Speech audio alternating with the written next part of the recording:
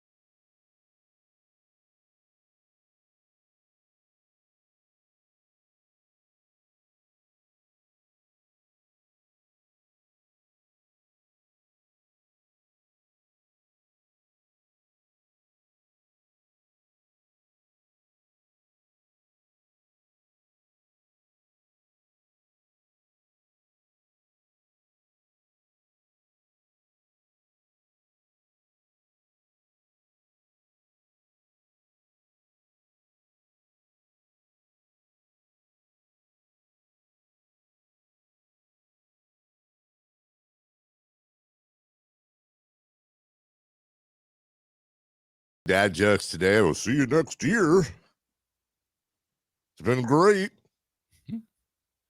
My parents left yesterday. Oh, Party's on.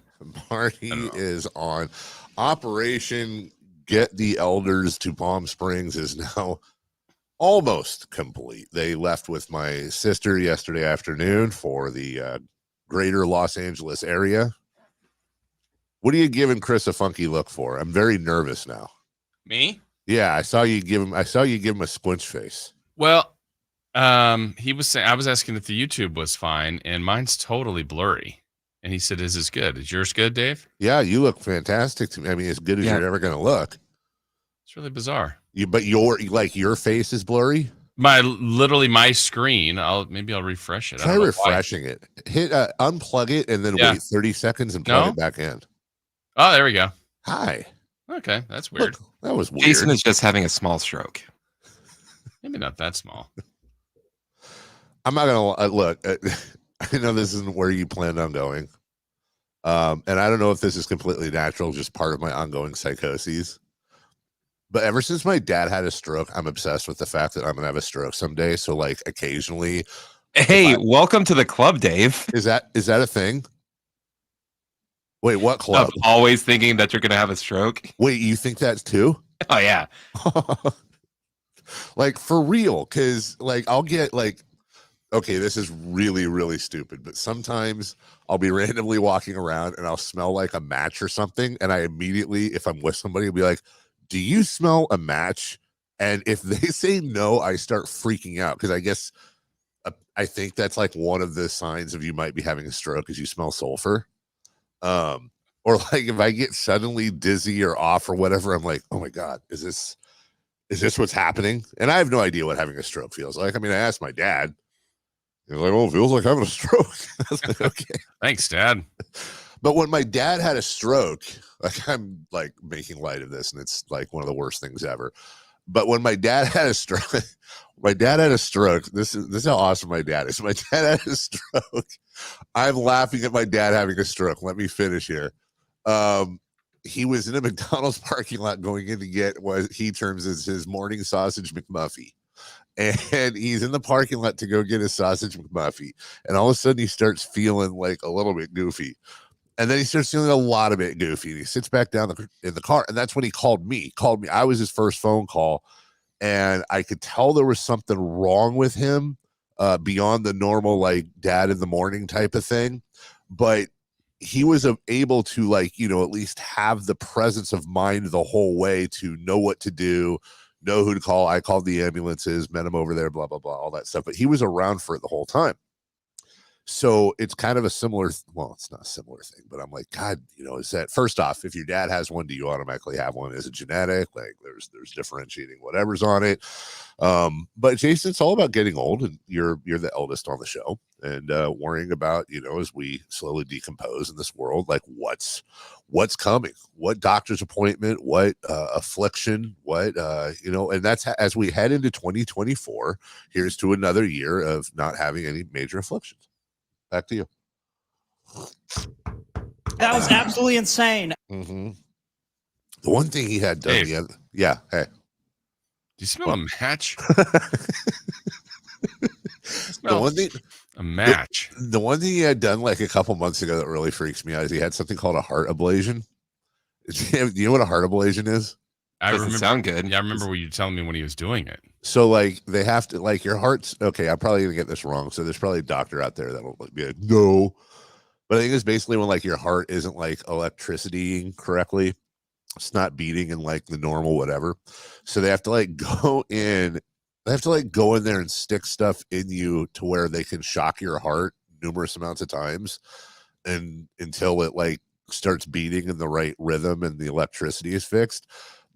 But you have to be awake for it, like the whole time. Like you have to be awake while they're shocking your heart repeatedly, while you're just chilling on your side on a hospital bed, having your heart repeatedly electrified. Like I don't want any part of that. So if scientists, doctors, everybody out there, I would just appreciate it if you could come up with a way to, like, I don't mind the fact that we can't all live forever, because then we'd have a population issue. But can we just do a thing where like we live until the day we die, but we don't have any afflictions, no diseases? That'd be wonderful. No disabilities, no, you end up in a walker or a wheelchair, any of that. Just simply, you just roll through life, and then bloop, that's it. I'd go for that, Jason. Do you think we'd benefit if we knew the day? I've thought so much about that. Like, if I'm sure you have. Okay, so like if you got visited by the ghost of Christmas future and they gave you the opportunity to know, they won't tell you how, because that's like super cheating. But like they give you the day, like you will die February 14th, 2040, or you will die February 14th, 2023. Like you don't know, but they'll tell you. And there's no changing it once they tell you. Like literally, you cannot change it. It will happen. Would you say, I want to know? It's interesting because, I mean, in your mind, you're going, what's weird is I think you automatically go, oh, if I knew it was happening whatever day, I would do everything I could. But why should we live any differently is the question. But it's a weird, if you know a finite end to something.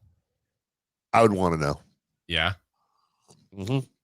I would want to know because first off, that's like a weird gift and curse, but it's something that obviously to our knowledge is never, I mean, I guess some people know the day they die, they plan it. I mean, not to get too crazy, but like, honestly, you don't know these things. But also I would want to know because I do feel like I would 100% live my life differently. Like, think about it. If you would know you test it? Like if you, again, let's do something extreme. Like you said, 20, whatever, 30 years, 40 years from now. So, you've got time. Yeah. You know it. And like, you've been guaranteed. You're like, all right, well, I'm going skydiving and see, like, or I'm going to do this because I know nothing's going to happen. Okay. I feel like, so it's going to be a Groundhog's Day situation. No, I feel like we got to step in with some rules in our fantasy here. Like you can't, because you can't extend your life, but you sure can die earlier. Like, then there's no point of then why would you know? Yeah. No, because here's the thing. If you found out you weren't going to die for like 30 more years, then you can't go out and be jump like off that roof. Right. Exactly. The thing was wrong. That's what I'm saying, though. That's not fair. You can't just like go out and like jump off of buildings and be like, they said I wasn't going to die. Like that's a completely different thing. But I think if they're like, as long as you don't do anything like, as long as you don't do anything that you know would normally kill you, this is how long you're going to live for. Isn't that so? That's like Chris's point. There's no advantage. That's life, right? Like, no, you don't think a car could hit all of us today? You know what I mean? Or, but I'm saying like, no, that's not going to like car will not randomly hit you. Wait, no. Rules happening. But here's the thing: car will not randomly hit you, but if you decide to like drive the opposite way in traffic at 80 miles an hour, you might you can't be stupid about it. Like you what gotta if you live. accidentally run a red light. Yeah, if it's an accident, then you don't. After accident, you don't die, and they'll know because they're the I accidentally jumped off that burning building. Because I think if you knew though, like first off, if I know I was going to die for 30 years, I mean, I'd be like, whatever, fine. But then, like, if I know it's coming up next year, well, let me ask you guys this: if you knew you were going to die in June, come on, man, these next few months are a little bit different for you. Of course, in a wonderfully horrible way. Like you're saying goodbye to everybody. You're checking off the bucket list. Jason, let me ask you this: if you found that out, would you quit your job and like devote your life to like checking everything off? Probably, yes. Yeah, me too. Yeah, not probably, yes. Yeah, for sure. And I feel like that's the good part of it. But then if you found out you were going to be alive for like another 40 years, and then you're like, well, I can be lazy for like 20. So what if you're told June 1st, 2024, you will die? You check off everything, and then that night you go to bed, final sleep, and you wake up on June 2nd. Are you feeling happy, or Yes. Are you a little upset? No. Well, here's the thing. There's one flaw in your logic. You said you go to bed, and then you wake up. Check it out, bro.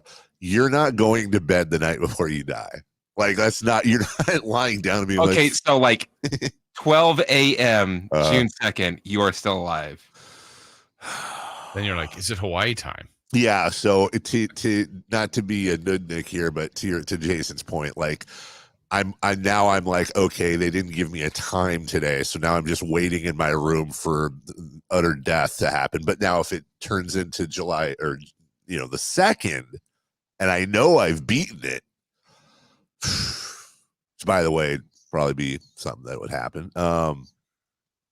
Yeah, I don't know. Would you go anywhere? So if you've checked all your boxes, you've done all the things that you had 6 months to do, you assume it's going to happen. Something like, okay, I'm not going anywhere. I'm with my family the night. You've made it through the night. It's the next morning.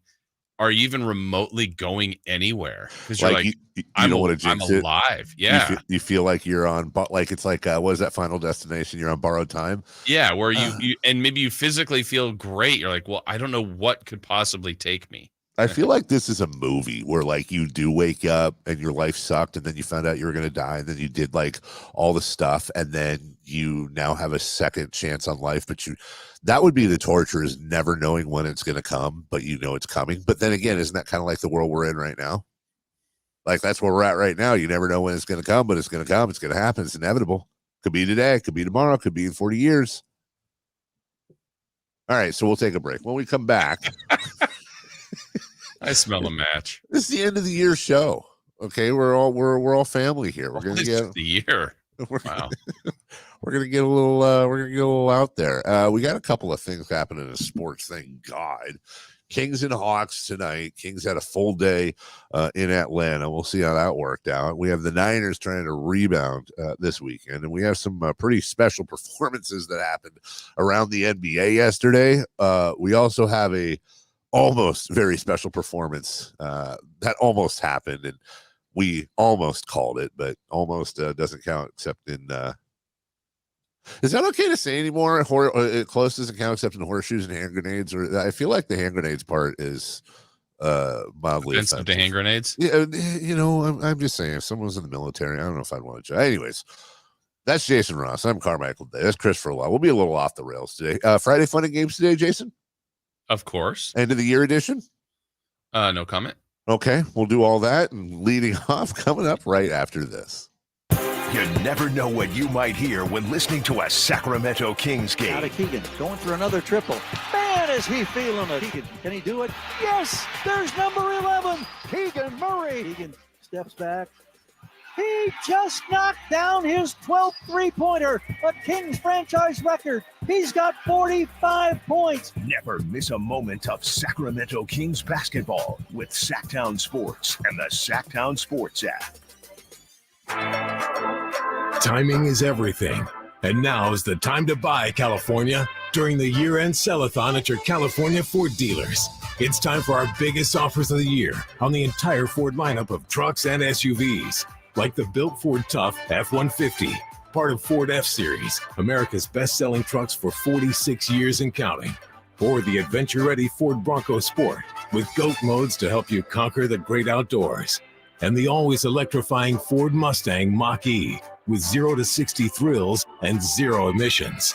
Now's the time to buy during the year-end sell-a-thon at your California Ford dealers with exclusive offers on your favorite Ford vehicles. And now is your time to get behind the wheel of the Ford truck or SUV you've always wanted. But time is running out. These offers absolutely end on January 2nd. Visit your California Ford dealer today, based on 1977 to 2022 calendar year total sales. Let's do it. Leading off, the 3 top stories in the morning. Huge news. This is very important. Here's cut number 1. Let's talk about what the expectations are for this year. As Grant talked about last year, you guys kind of took the NBA by storm. What's it like knowing that you have to be better as a team than your best was last year? You definitely feel the pressure, but for us as a team, we know what we got in this room. We know what we need to do to be better, and it's obviously to move forward in the playoffs. And we feel like we still have so much more room to be better, and we're working at it every day. Like you said, we're in practice today. That's Domantas Sabonis.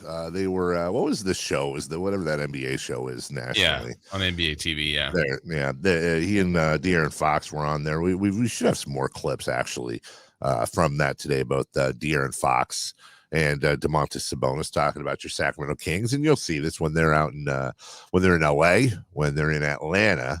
Which is kind of the NBA capital unofficially, and New York. They'll generally pop them up on the national shows because they can come in studio. And that was Domantas Sabonis talking about expectations, talking about where they go from here and feeling the pressure. And they'll get a chance, the 17-12 Sacramento Kings, to even their road record at 500. They're currently 6-7 against the Atlanta Hawks, the 12-18 Atlanta Hawks, who are just 4-8 at home. The Kings are favored by 1.5 in this one, guys, and it's going to be a fun battle of 2 of the best point guards in the NBA, De'Aaron Fox, Jason, and Trae Young. Yeah, I'm, to me, it's about the Kings again and how they respond to whatever that was the other night in Portland. The up and down the roller coaster that this team has been on. Again, that's the season for everybody generally, but this has been unique as far as the amount of large deficit losses. So that part's got to end in my mind. So be competitive, have yourself a chance to win. And Atlanta, for whatever reason, as we've said before, has been so difficult for them to win there before. I hope tonight's something new. Let's get going. Let's go into the new year with wins against Atlanta and wins against Memphis. And let's go, Dave. Let's go. Let's shoot the ball the right way. Yeah. Atlanta, needless to say, is 12-18, as I said. They have lost 3 in a row. They have lost 7 of 10. They are 12 out of the 1 seed and 4-8 at home. Although I think we're all learning this year that records and streaks and trends mean absolutely nothing with the Sacramento Kings. And you only have to go so far, Jason, is look at the scores from last night. And we're going to talk about this later, but just as kind of an offshoot of this story. I could not stop thinking about you while I was watching the Pistons Celtics second half with my son, because and I don't mean this in a disparaging way. I could hear your voice in my head saying on the show today, see, that's the NBA. You're the Boston Celtics. That's their worst loss of the year. And Boston came in. That's just the nature of the beast. And we're not going to say that Boston isn't a title contender now, and no one's talking about that, but which you would have been 100% right. And your point still isn't lost, even though the Celtics came back. But in watching a game like that last night, Jason, I honestly thought the Pistons were going to do it for a second. I know, especially, when they're up 19 and their largest halftime lead, the biggest point spread of the NBA, the whole season, and you're like, man, they're really going to beat the best team, that team that hasn't lost at home. Like, none of it made sense, and then the end result made sense, but boy, that was a journey getting there for the Celtics, needing overtime to win. And everybody was playing for Boston.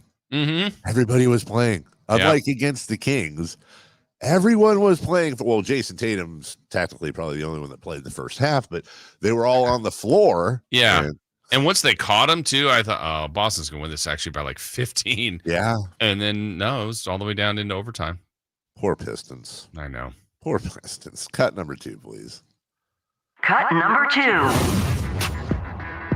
I think all teams are scary, but especially in that situation. I mean, when people have nothing to lose, everyone, first of all, always has things to lose, because usually when people say there's nothing to lose, there's a lot of guys playing for their jobs too, and those guys know that.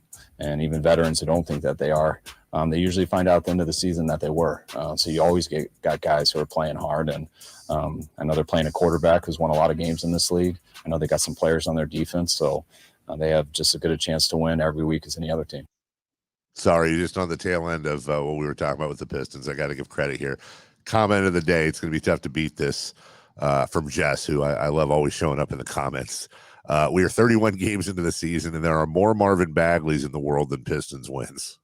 That's incredibly well done, Jess. Niners Commanders this weekend, and gives the 49ers an opportunity to rebound. I don't know what outcome I need other than obviously a win. We are still talking about the 1 seed. The 1 seed is not wrapped up. It is back in play now. And it's a chance for a lot of things to happen, Jason. I guess if I'm Kyle Shanahan, other than injuries, which is top of mind, what I maybe am worried about, and I'm worried about this a little bit as a fan, is the team feeling like they have to make up for last week's loss in the first quarter and pressing things. Just go out there, do your job as if you won last week and you're taking care of business. Yeah. I mean, the biggest picture is about winning and trying to get the 1 seed. That's the most important thing. I mean, the offshoot, like if they go and play well, like yesterday, we talked to Matt Barrows, and he's like, because of his preparation, because of his attitude, because of his approach, he believes Brock Purdy's going to bounce back and have a great game. I do too. So let's just, if you take care of the first part, the win, which is the most important thing. And if Purdy bounces back and has a, 3-4 touchdown day in an impressive performance, and the Dolphins beat the Ravens, honestly, Brock Purdy's right back in the MVP conversation. I mean, it's the way the league works. Everybody's just like, oh, it's Lamar Jackson's now. Well, 2 weeks ago, Dave, you and I think it was the right approach when it felt like it was Brock Purdy or Dak. I think we both agreed, like, look, if Dak wins out, he's going to win it. Well, they lost 2 games in a row, so it's not going to be Dak. Well, it's what's all the way up to the end here. And if the Niners finish with 2 wins and Purdy plays great and they're the 1 seed and they catch with just 1 more loss, the Ravens, it's a race. And so those things are still in play too. Let me ask you this before we go to break here. Let's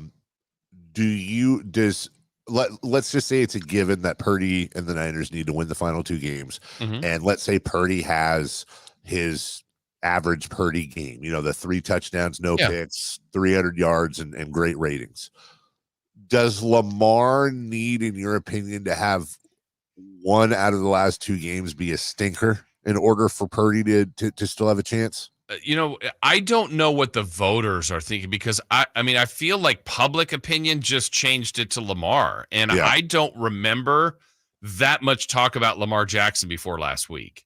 So it's really difficult to ignore the body of work. Now, Purdy's been mentioned, right or wrong. He's been mentioned for weeks. Dak's been mentioned for weeks. Hurts was up there. Tua was up there. McCaffrey.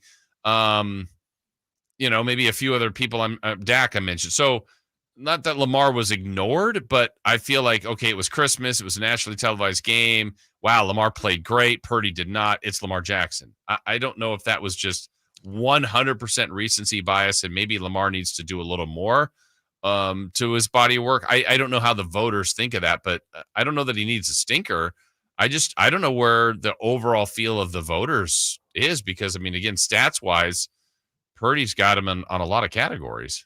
It sure seems if the MVP race is a horse race, that Lamar Jackson has become that horse on the outside that is just jamming down the stretch and has passed everyone. And you see if Purdy can look out of the corner and catch him back at the finish line. It's going to be a fun race, though. It's going to be a fun last couple of games of the year, and a lot of meaningful games still in the NFL, which is fantastic for viewers. We'll take a break.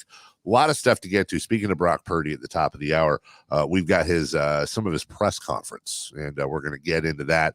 I really enjoy hearing him talk, so we'll have an opportunity to hear his words after that loss and after his terrible game. When we get back, though, as we continue the end of the year theme, we did most of that yesterday, but we're going to clean up some of the national top stories we didn't have time to get to. 3 stories that really hit the sports landscape over 2023, and then we'll get into some football last night. It's Carmichael Dave, Jason Ross, Christopher Laud. We're right back here on Sactown Sports. Count down the end of the year with us on Sactown Sports. Sunday, we close out 2023 and usher in 2024 with a big doubleheader. First, the San Francisco 49ers look to regroup as they battle the Commanders in D.C. Then it's the Kings and Grizzlies from Memphis. 49ers at 10, Kings at 5 on New Year's Eve. On your home of the 49ers and Kings, Sactown Sports. Sacramento weather is brought to you by Arnold Law Firm. I'm Eileen Javor in the KCRA3 Weather Center. Some patchy fog this morning. Otherwise, a mixture of clouds and sun throughout the day. Breezy, too. Highs will be in the 60s. Expect rain by late this afternoon and evening. Get the latest forecast in the KCRA3 News and the KCRA3 app. The recent storm has caused dangerous driving conditions for us. The Arnold Law Firm has seen how a collision can turn anyone's life upside down. Be alert and stay safe. The Arnold Law Firm, providing real justice for you since 1975. Call 916-777-7777. Carmichael Dave here for Jiffy Lube, your proud sponsor of the Drive of the Game. Now listen to every Kings game for Gary Gerald's Drive of the Game call, then listen to Jason and myself the next morning for a chance to win a $100 Jiffy Lube certificate, courtesy of all the Jiffy Lube locations in the greater Sacramento area. Get your vehicle ready for the holiday driving season at Jiffy Lube today. Oil changes, wiper blades, tire rotations, and more. For more information, go to jiffylube.com. With RT Painting, our name says it all. We are a reliable and trusted commercial and residential painting company serving the Sacramento area since 1998. Employee-owned, our attention to detail is second to none.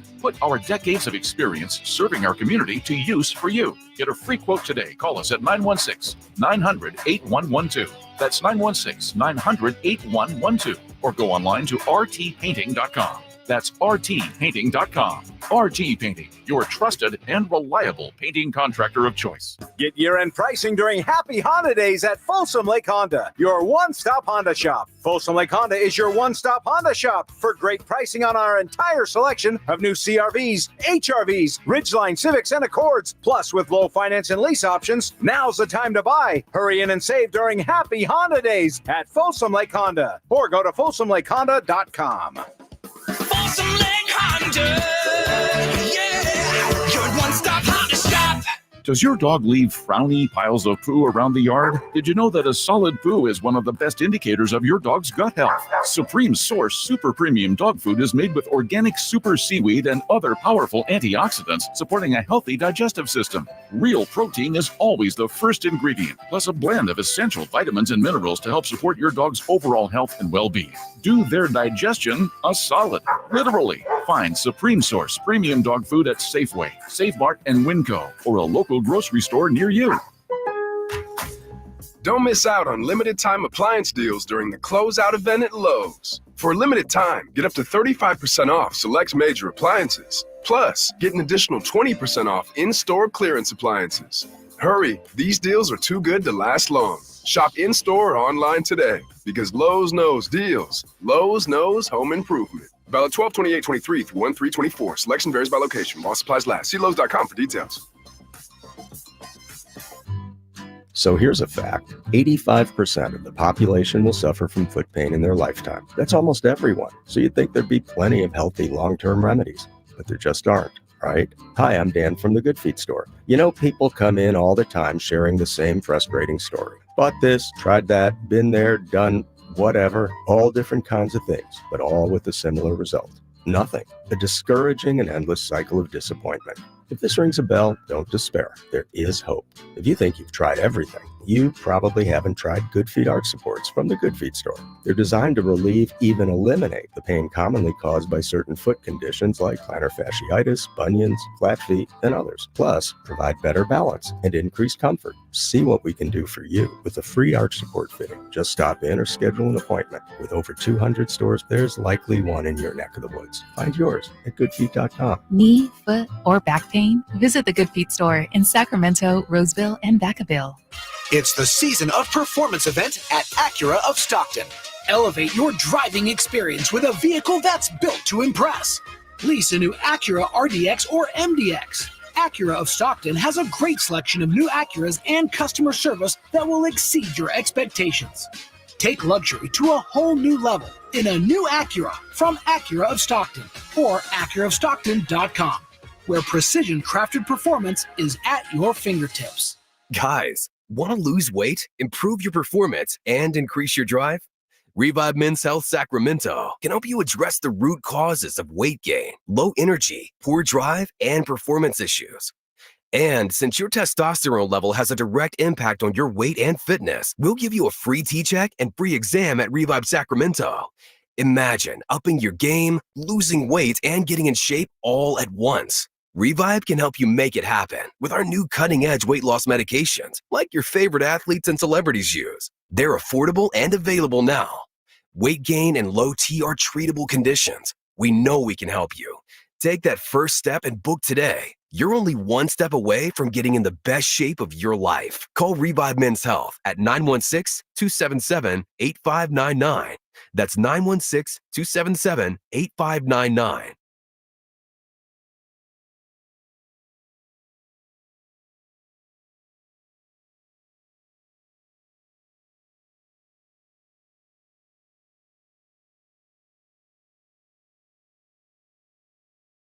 On 6339-1140. On Sactown Sports. Here's a New Year's resolution for you, Jason. You ready? I'm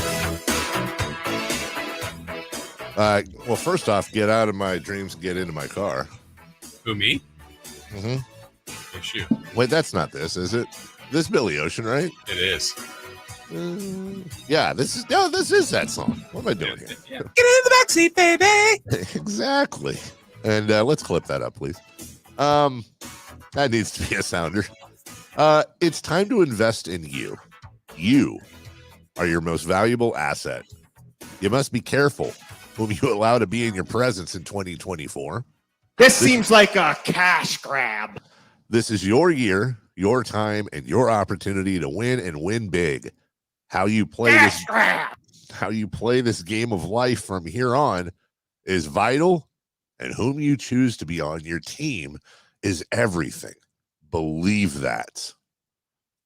That's from Coach Deion Sanders. Oh, I thought that was a fortune cookie. Cash grab. Anyone else on the show follow Deion Sanders on Twitter? He's actually a really good follow. I do not. He has motivational things every single morning. That's not bad. Is probably not surprising. You got to finish and finish strong. Shut up, Chris. Let's complete the assignment and win in the process. I don't care how tough it gets. You've got to finish. I don't care what they say about you. Finish. Finish whatever you start, and don't start nothing you ain't going to finish. Coach Prime. Right? Okay, weirdo. Party of one. All right, let's finish up the top sports stories nationally that we did not get to last year. Just a couple here, but enough to. Oh, sorry. that was me setting my phone on my board there and hitting the crickets. Let's start with baseball. Changing the rules a bit. Longtime baseball heads, you, me, really many of us, you worry because baseball is the most statistically heavy game there is. I would say records and stats mean more in baseball than really any other sport. It's what it's built around, and tradition and going back to the 1800s and all that stuff. And when you change something, it's one thing to add some postseason games, but when you're changing the actual rules of the game, if you will, adding adding a clock, putting somebody on second as they've done in the past in extra innings, doing different things. You worry a bit. And it's very fashionable for good reason to look at anything that Rob Manfred and baseball try to do and just trash it because generally they can't tell their head from a hole in the ground. But I think it was, I don't want to say universal, but pretty darn close to universal that the in-game changes baseball made last year especially were a resounding success. I think so. And I think it well, now for the sport it was, but I wonder, like we said, back to kind of the viewers and the attention for baseball. I wonder what it did overall, but I was one like, I don't think it needs to change, but I think it was better. It was noticeably better. It was noticeably better. I think that the games dropped significantly in time.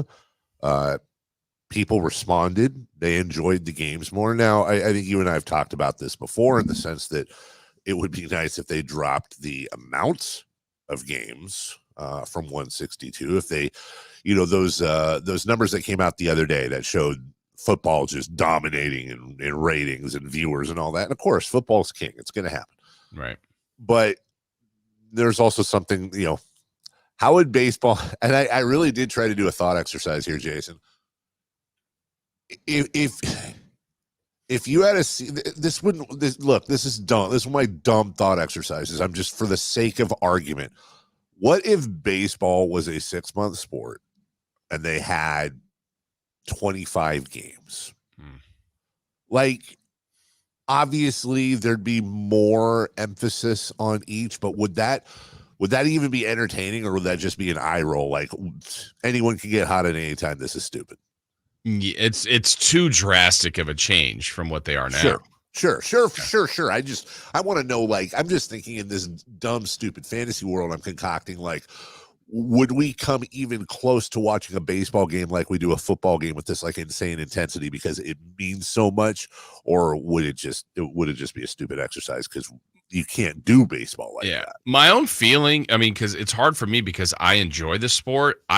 What my read is on people that don't, I don't think it's the number of games. I didn't get the feeling that many people that say it's the number of games then jumped in the postseason. I feel like they just don't like baseball anymore. Yeah, I think you're right. I do, because baseball has done things that baseball is kind of like baseball's kind of like Domino's Pizza in the sense that if you look at Domino's over the last like 5 years, I feel like they're really trying. Like, they're being innovative, they're doing their best, they have good attitudes, there's great specials, but in the end, it's Domino's. Like, it's kind of the same thing with baseball. I do feel like they're trying and they're aware that there's an issue, but in the end, I think a lot of baseball's issues have to do with the way our society is evolving, in the sense that we're very, you need it now, instant gratification, 2-minute attention spans, YouTube and TikTok, et cetera, et cetera. Yeah, and it's weird because not everywhere, but I mean, a lot of places baseball had great attendance. I mean, it's very regionalized. So, like, I think it would happen again. Like, the Giants had that run in the 10, 12, and 14 where they won like, people were crazy for Giants baseball. Sure. Not so much now. And maybe it's a front runner thing too. But is it different in Arlington though right now? Like, in Arlington, if we're doing sports radio, if we're Sean Salisbury doing it, well, that's Houston, but you get my point. But he still would, like, sometimes we call him and, like, oh, he's like, he would bring up the Astros right away. You're like, oh, I wasn't even really thinking about the Astros, but it's a big deal there. Okay, weirdo, party of one. I mean, it is what it is. Yeah. Let's kick it. Yeah. Let's kick it. Thank you, Sean. College football has imploded. I would like to think, Jason, you and I are, of course, very big college football fans. I know college football isn't the end-all be-all in this section of the country, but you and I love college football. We've loved it our whole life.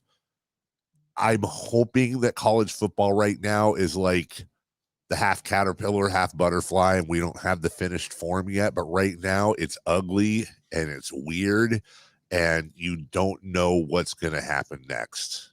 Kind of like my love life, but it's very like I'm looking forward to next season, but part of me, Jason, I'm not going to lie, I'm looking forward to it because I'm interested to see how big of a car crash it's going to be.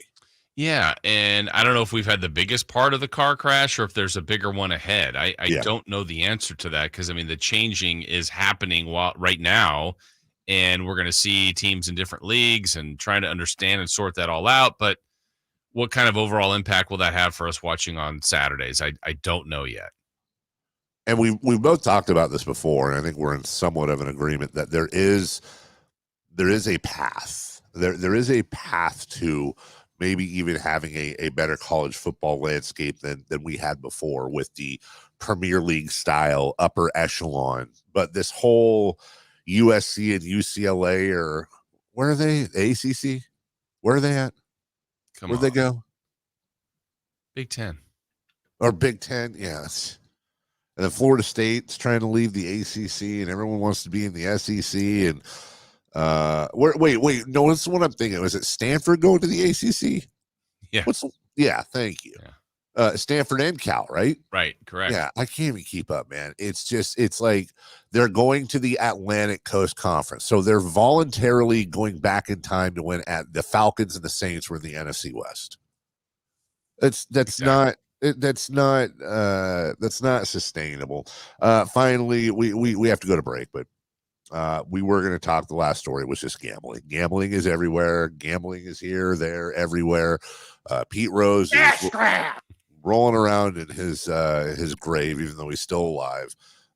Shoeless Joe Jackson is 100% rolling around in his grave, and we continue on with gambling, with name, image, likeness, with college athletes making $2-3 million. I don't know if it's good. I don't know if it's bad. My guess is, Jason, it's all somewhere in the middle with good and bad associated with it, and half of it we don't even realize what the consequences are yet. Yeah, I'm still waiting to see all that, and that's also ever changing too. We'll take a break. When we come back, there was one football game in the NFL last night. I know for you fantasy players that are generally, if you're still playing, probably in your championships, I hope your championship is not the final week of the season, whether it's this week, whether it's next week. We did have a game last night, and it piqued my interest, Jason. It wasn't necessarily about the game. It's about something we're not talking enough about. We'll tell you all about that right here on your home of the 49ers, Sactown Sports. The 49ers' final road game of the regular season is Sunday in D.C. And here's Purdy going to throw one deep, wide for Debo. Made the catch on the back shoulder. Touchdown! San Francisco! And a back shoulder banger for Debo Samuel. San Francisco continues its quest for the NFC's top seed. 49ers and Commanders, Sunday at 10 on Sactown Sports. Boost Mobile is giving families the holiday gift they really want. When you switch to Boost, you get an iPhone 11 for only $49.99 or a free Samsung Galaxy A23. You get amazing service too, because only Boost switches between the top networks to give you the best service. So stop by a Boost Mobile store and give the gift of Boost. That's an iPhone 11 for $49.99 or a free Samsung Galaxy A23. Get yours at a Boost Mobile store today. Visit boostmobile.com for details. New customers and in-store only. Requires auto pay and ID verification. Other restrictions apply. See participating dealers for details. O'Reilly. Did you know 1 in 4 car batteries is weak and needs to be replaced? O'Reilly Auto Parts will test your battery for free. If your battery needs to be replaced, our professional parts people can help you find the right Super Start battery for your vehicle and budget. Don't wait. Get your battery tested for free today at your local O'Reilly Auto Parts. O'Reilly Auto Parts.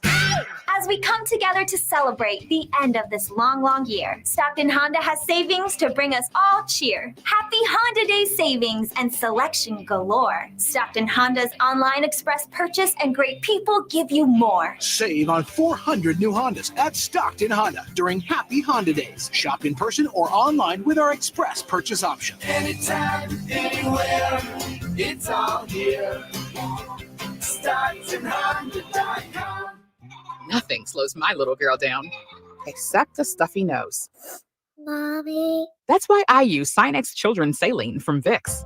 Sinex instantly clears mucus in everyday stuffy little noses with a gentle, ultra-fine mist designed for kids. Just Sinex? Breathe. Her stuffy nose is gone for now. And so is she. Sinex Children's Saline. Sinex, breathe. Use as directed, keep out of reach of children. You took the first step and quit smoking, but even former smokers may still be at risk for lung cancer. That's why SaveByTheScan.org wants you to know about a new low-dose CT scan that can detect lung cancer early. It takes only 60 seconds and could save your life. You took the first step, now take the next. Visit SaveByTheScan.org for a simple quiz to see if you're eligible and talk to your doctor about screening. SaveByTheScan.org is brought to you by the American Lung Association's Lung Force Initiative and the Ad Council. The new year is upon us with promises of new beginnings and new adventures, but don't let 2023 slip away without savoring the memories of all you enjoyed with family and friends. Hi, this is Frank LaRosa with a word about Naturewood Home Furnishings. Of course, looking forward with anticipation is exciting, but I have a lot to appreciate in this past year, and much of that revolves around time with family and more good time spent around my Naturewood dining table. Watching my grandson get messy with his birthday cake is priceless, and it reminds me that new life is the perfect balance between yesterday and today. Greet the new year with a visit to Naturewood Home Furnishings. See all the fine furniture and accessories on sale with Naturewood's New Year sale. Find that perfect piece of furniture that's new today and filled with memories for tomorrow. The memories you make with your family will be with you forever. Naturewood Home Furnishings, off Highway 50 at Hazel. Look for the water wheel. Hey, what's up, everybody? It's your boy Drapes, Kyle Draper. Now, if you've been on the fence about buying your first electric luxury car, then go see my good friends at Mercedes-Benz of Stockton. It's love at first drive. Heck, for me, it was love at first sight. My new Mercedes-Benz EQ is out there in the parking lot right now. So you can go see my friends at Mercedes-Benz of Stockton. Drive one of these? I dare you. It's a Drapes challenge. Just 45 minutes from Sacramento, right off of I-5 or online at mbofstockton.com.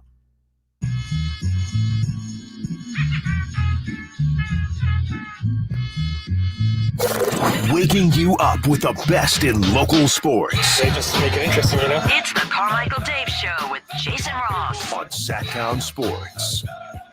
Slam. Do. Good morning. Carmichael Dave, Jason Ross. Just a few minutes left in this first hour. Hey, Jason, it's the final show of the new year. How about that? It's flying by. Year, of the old year. Oh, yeah, that's a good point. Of the old year. That's right. We aren't even in the new year. 2024, if you will. I know, right? Do you remember when it went from 99 to 2000, like the whole Y2K thing? Yes. Yeah. I was like, party over. It's out of time. I remember barely that Prince's song, Party Like It's 1999. You were like, what? Like, we're supposed to have flying cars by now. I used to have this. That was 2015. Where we had flying cars. Remember, we used to. I used to have this computer game on my old TRS-80 from Radio Shack, the old Tandy computer, when I was a little kid. And it was like some time game. It was supposed to teach you history. Like you're trying to chase. It's kind of like an early Carmen Sandiego. You're trying to chase down this guy, this professor, this nutty professor. And it'll say like he's in the Magna Carta age or whatever, and you have to go back and try to figure out when the Magna Carta was, try to catch him. You do all that, but you could also go in the future. And I'll never forget, like it would only go up to 2000, and you had flying cars, you had inflatable houses. You had like all this crazy stuff, and I'm trying to think, like, it's an interesting thought exercise, guys, to really sit back and go, okay, let's go back to 1985, 1990, that range. Like what exists now where you'd be like, oh my God. Like I can tell you right now, one would be having your entire music collection in your phone that you could play wirelessly to your car or anywhere, having not having to write down addresses or directions, having a map. Just I think the phone itself, that's it. That would be the biggest thing where you're like, you're a wizard, Harry. Like, what is that all about? I mean, there was a time, and we're dating ourselves here, but like literally I would know I would know people's phone numbers just because you have to dial it and like you remember it and you don't look it up because hey, it's blah, blah, blah, blah, blah, blah, blah. And then now it's like, just punch up Carmichael Dave and I'll call you.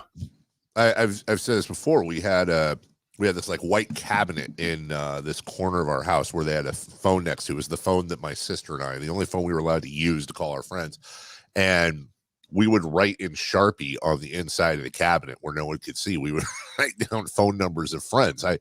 And we'd have this whole address book, a list of, anytime you're going to somebody's house, okay, how do I get there? Okay, turn left on Fair Oaks Boulevard. Then you want to take a right on Julie Lane. And, you're writing the little R with the circle and the whole thing. And then you have this like map that you wrote down. And now it's just, and I'm a guy who gets lost in Carmichael. Like I have no sense of direction whatsoever. That's no joke. So thank goodness. Thank you, Steve Jobs and friends. And yeah. All that stuff. Remember when the information superhighway was upon us in the Clinton years, Jason?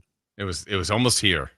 It was almost here. The my mom told me when I was learning how to drive that, hey, you need to pay attention to where you're going because you're not going to be able to have a map in front of you all the time and you're going to need to know directions everywhere.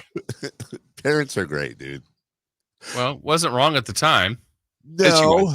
Well, I have never not had MapQuest. Right. You have this map on your phone. I will say that I did have to print them out back in the day. I had to learn how to drive on a stick shift because my dad insisted I would be a better driver that it would come in handy to drive a stick. And I also had to learn before I was allowed to drive the very first time on my own. I had to be he tested me. I had to go outside. We had all this stuff and I had to change my own oil because you got to know how to change your oil. You have to know how to drive a stick. Oh, and you have to know how to change your tire. I had to do all three of those before I could pass the test and be able to drive. And it's not like it's a bad thing to know those things, but that's what Jiffy Lube's for. That's what the roadside assistance is for. Like, I'm changing my stupid tire, says the guy that's about to get a flat tire in the middle of nowhere and forget how to change it. The Jets lost to the Browns last night, 37-20. And Amari Cooper fans are sad if you're in fantasy because he did not play. Breece Hall fans are probably pretty darn happy. He had a nice game. David Njoku had 6 catches and 134 yards. But it kind of caught me, Jason. Why are we not talking about the Cleveland Browns more as a country? Why are we not talking about, other than the Lions, or maybe along with the Lions, the biggest lovable losers, a team that lost Deshaun Watson, a team that lost Nick Chubb to that horrific injury, a team that is starting a guy that was eating Fritos on the couch a few weeks ago in Joe Flacco, who happens to be a former Super Bowl champion, who has come in and just in the year of Baker Mayfield's being successful has come in and just lit that world on fire. 3 touchdowns, 309 yards last night. Supreme middle-aged dad performance. I don't know if you saw him getting hugs after the game from everybody, but I think I counted 3. Oh, there he is, when he was greeting other people, which is 100% middle-aged dad. Why are we not talking about this team that is 11-5 and 8-1?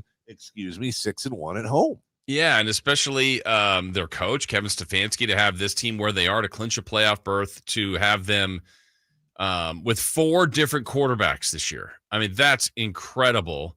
In the toughest division, they're right there with the Ravens, and they've hung with the Steelers and Bengals. I mean, that division's brutal, and they've got good wins, right? We know they beat the Niners earlier this year, just all the way through here. And I don't know, it was the team that for years was the lovable losers. They had those winless years and those 1-win years. And then they got all that hype for like about a 2-year stretch. Like, this is the year the Browns could win the Super Bowl. And like, whoa, what's going on here? Mm-hmm. And now they've just kind of settled back in. And I think this is maybe everybody's kind of forgotten about them. That's the thing. Speaking of being old enough, we're old enough to remember when, Bud Light released all these fridges full of beer when the Browns got their first win. Speaking of Baker Mayfield, who led them to, the year where they were able to make the playoffs. And I apologize, I read it wrong because I'm used to there being 16 games. The Browns are 8-1 at home this year. They're 11-5. And Jason, they have obviously a chance not just to go 12-5. Their last game is at Cincinnati, a game they will most likely be favored in. When you look at the playoff picture in the AFC, especially, they are right there, Jason. They're currently the 5 seed, and that's just because of divisions. They have the 3rd best record in the AFC behind the Dolphins and Ravens. And it's I think it's one of the better NFL stories that we're weirdly not spending a ton of time on. Yeah, if you go, like, I always like to look at, like, win resume. So who have you beaten in this stretch? Well, they got to win against the Bengals, the Niners, the Ravens, the Steelers, the Jags. They could get the season sweep of the Bengals if they win the final game. So, look, they've taken care of a pretty tough schedule. I don't know how far they could go in the postseason, but they're there, and that's what's important. We'll take a break. Speaking of the Niners, Brock Purdy had the stinker a lot of people were waiting on. That happened last week. His press conference yesterday, I thought, was quite illuminating when you talk about the individual himself. We got a handful of clips of those, and then if we have an opportunity, we'll get to some of the rest of the local top stories. Don't forget, by the way, Dave Richards going to join us at 7:27. Brendan Nunes, Kings Insider, will join us at 8. And then, of course, Greg Papa, the voice of the Niners, to break everything down in a long segment at 9 a.m. It's Carmichael Dave, Jason Ross, Christopher Love. Right back with Brock Purdy next. The Sacramento Kings road trip continues Friday in Atlanta. The Sabonis backdoor cut. Keegan off the bounce with a two-hand flush. Catch the Kings and the Hawks Friday at 4:30 on your home of the Kings, Sactown Sports. Every 40 seconds, a child is reported missing. That's 2,000 children every single day. It's a heart-wrenching reality that we can no longer ignore. Find the Children is a non-profit organization dedicated to helping find missing kids. You can be a part of their mission by donating your unwanted vehicle, running or not. Call 1-800-775-5622. We guarantee that you will receive the maximum tax deduction. We provide fast, free pickup with 24-hour response. Call 1-800-775-5622. Find the Children provides crucial resources to help find missing children and educational materials to teach kids how to recognize and avoid predators. Our recovery programs have a proven track record of reuniting kids with their families. It's time to act. Donate your unwanted or unused car. Help us build a world where every child is safe. Pick up the phone and call 1-800-775-5622. Together, we can bring these kids home safely. This advertisement was paid for by Cars R Us and Find the Children. Sacramento weather is brought to you by Bonnie. I'm Eileen Javor in the KCRA 3 Weather Center. Some patchy fog this morning. Otherwise, a mixture of clouds and sun throughout the day. Breezy, too. Highs will be in the 60s. Expect rain by late this afternoon and evening. Get the latest forecast in the KCRA 3 News and the KCRA 3 app. Winter's coming, so let's kick off the cold season right and get your heater all tuned up. Now, just $79. No matter how cold it gets outside, you'll always be warm and toasty inside. Plumbing, sewer, electrical, heating, and air. Bonnie.com. I'm Craig Ashton of the injury law firm of Ashton and Price. Whether you've been injured on a bicycle, as a pedestrian in a slip and fall, auto, Uber, Lyft, or big rig accident, you need Ashton and Price in your corner. When you call Ashton and Price, there's no chatbot telling you to hit 3 for accounting. You're greeted by a real live person who will immediately transfer you to an experienced attorney. The consultation's free, and there's never a fee until you win. Remember, for the best advice, don't think twice. Call Ashton and Price. If you or someone you know is having thoughts of suicide or experiencing a mental health or substance use crisis, 988 provides 24/7 compassionate support and connection to trained counselors. When you call, text, or chat 988, you'll be quickly connected to trained counselors who will listen to your concerns, provide support, and connect you to additional resources if needed. There is hope. The Lifeline works. You are not alone. For 24/7 support, just call, text, or chat 988. Red Hawk Resort Casino is the best place to go all in and all out. Go all in at our table games, then go all out to win on the area's only 3-story indoor kart track. Or go all in for our famous award-winning buffet. Then go all out at our state-of-the-art 18-lane bowling center. And now with a world-class sports bar and beautiful resort hotel, you can go all in for fun and all out for comfort. We're Red Hawk Resort Casino, official casino partner of the Sacramento Kings. What's up? We're talking to Chad Hoblet of Hoblet Dodge, Chrysler, Jeep, Ram, and Woodland. Chad, what's happening for Chrysler's Wrap Up the Year sales event? This month, you can save up to $16,500 off MSRP on 2023 Ram 1500 crew cabs. With over 600 new Ram trucks available, your perfect new truck is waiting for you at the Hoblet Ram Truck Center. Plus, no payments for 90 days. Okay, but what about the last of the Dodge Chargers and the Challengers? This month, save up to $5,000 off MSRP and get 0% financing for 72 months on the 2023 Dodge Charger Challenger SXTs and Challenger GTs with no payments for 90 days. The savings and financing won't last long. Search, select, and save at HobletDodge.com. Unbeatable prices, unbeatable selection. Nobody beats Hoblet, period. 16,500 total net savings after 10,261 factor rebates and 6,239 dealer discount. Sample VIN 699991. Rebates include 1,000 case equipment cash. Must have purchased qualifying case equipment from authorized dealer and 500 first responder cash for members of eligible First Responder Association only. No payments for 90 days on approved credit through Chrysler Capital. 5,000 total net savings after 5,000 dealer discount. Plus 0% financing for 72 months on approved credit through Chrysler Capital. Equals $13.89 per thousand borrowed. 10 of this net savings. See dealer for details. Hello, Sacramento. I'm Emran Plati, owner of True Sports Cards and Collectible Store here in Rockland, California, and the host of the True Sports Cards Show that airs right here on Sactown Sports 1140 every Saturday from 10 to 11 a.m., where we discuss the latest trends, hottest products, and deliver exclusive interviews with other industry leaders. And don't forget to visit our shop, True Sports Cards, at 6661 Stanford Ranch Road in Rockland and see what we have for all your sports card and memorabilia needs. The sewer system. It's probably the last thing on your mind, and that's okay. Because at the Sacramento Area Sewer District, it's our first priority. As the region's largest sewer utility, we own and maintain thousands of miles of sewer pipe. And our job is to get to your sewer problem before it interrupts your life. So whether you've got a slow drain or a backup, call us first, day or night. The Sacramento Area Sewer District. It's a dirty job, but we're happy to do it. So here's a fact. 85% of the population will suffer from foot pain in their lifetime. That's almost everyone. So you'd think there'd be plenty of healthy long-term remedies, but there just aren't, right? Hi, I'm Dan from the Good Feet store. You know, people come in all the time sharing the same frustrating story. Bought this, tried that, been there, done whatever, all different kinds of things, but all with a similar result. Nothing. A discouraging and endless cycle of disappointment. If this rings a bell, don't despair. There is hope. If you think you've tried everything, you probably haven't tried Good Feet Arch Supports from the Good Feet store. They're designed to relieve, even eliminate, the pain commonly caused by certain foot conditions like plantar fasciitis, bunions, flat feet, and others. Plus, provide better balance and increased comfort. See what we can do for you with a free arch support fitting. Just stop in or schedule an appointment. With over 200 stores, there's likely one in your neck of the woods. Find yours at goodfeet.com. Knee, foot, or back pain?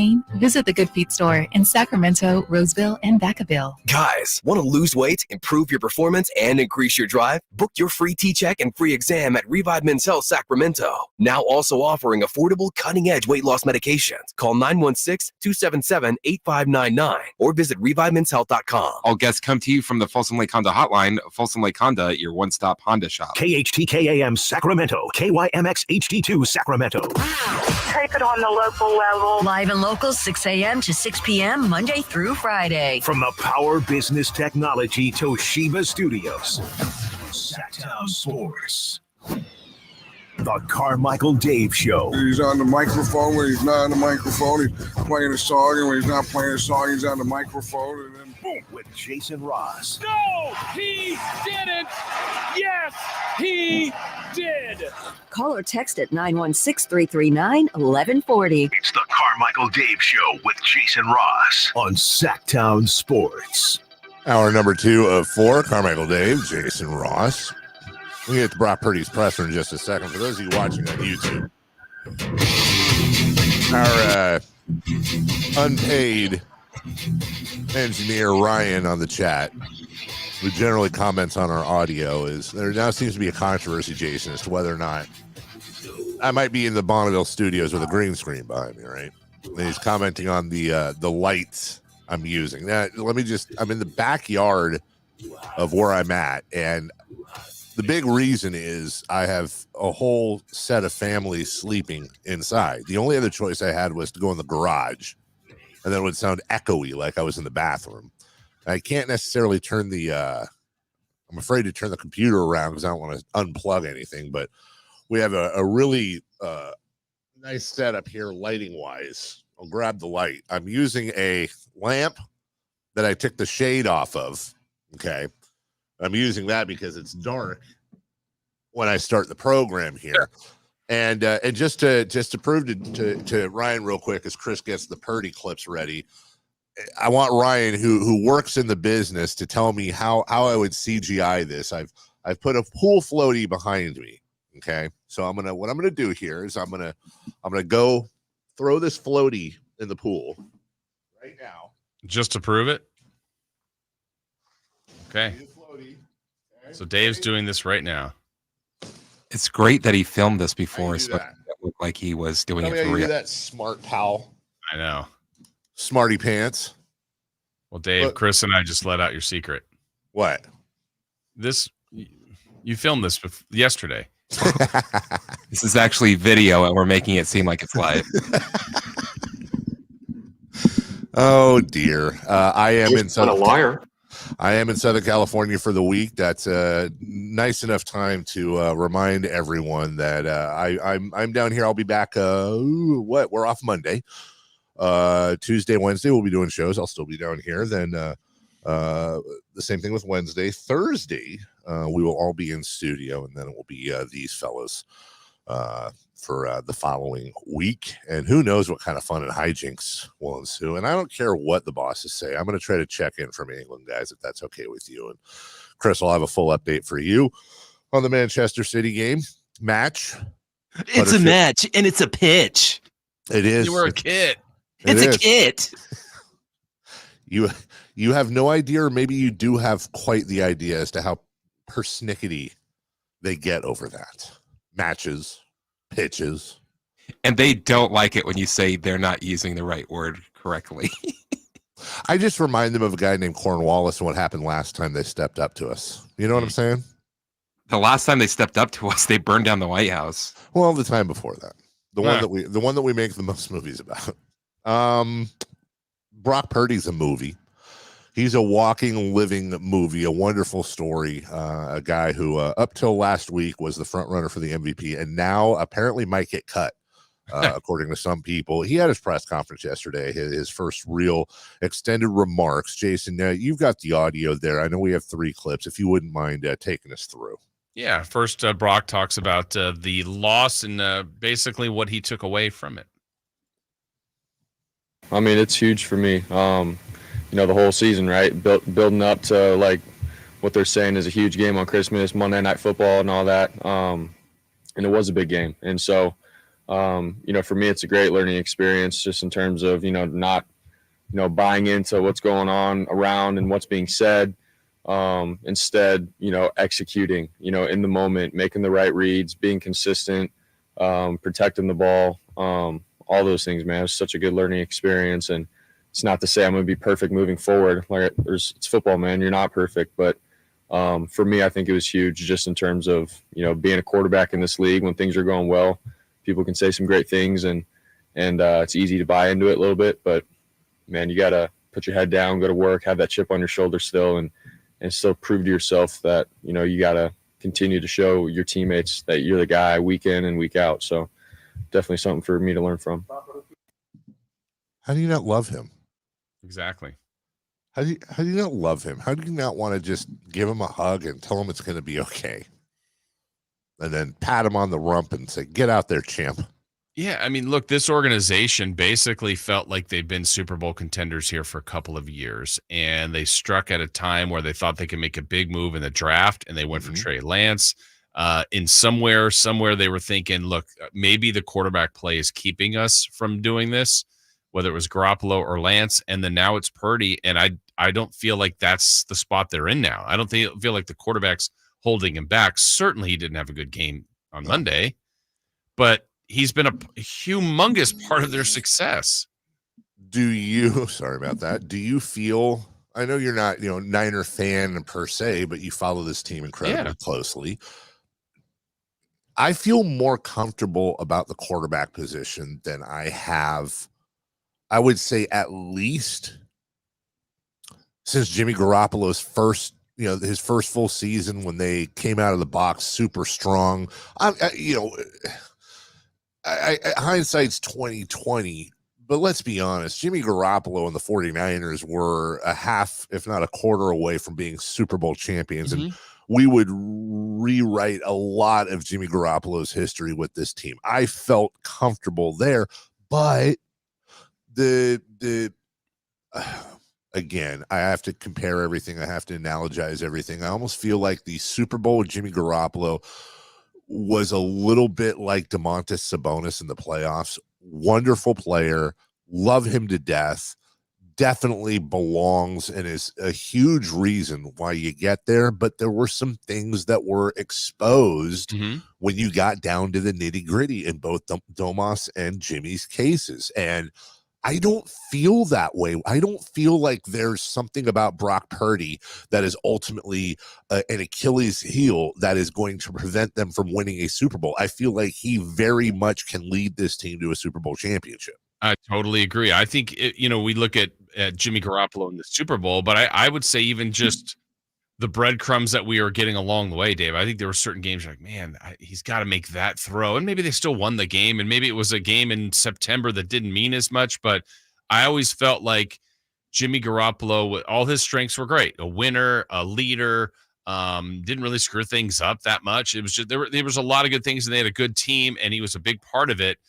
But I felt like, man, if they're down, and could he lead them down to a score? And he did before, but I didn't trust it. Let's put it that way. Right. Where now, I don't look at anything that Brock Purdy does where I say he is limiting their chances. Now, I think if they get into the playoffs and he doesn't perform well, those questions will come up. But he has consistently performed well this year, been more times than not. He's had a handful of bad games, maybe a really small, maybe 1 to 2.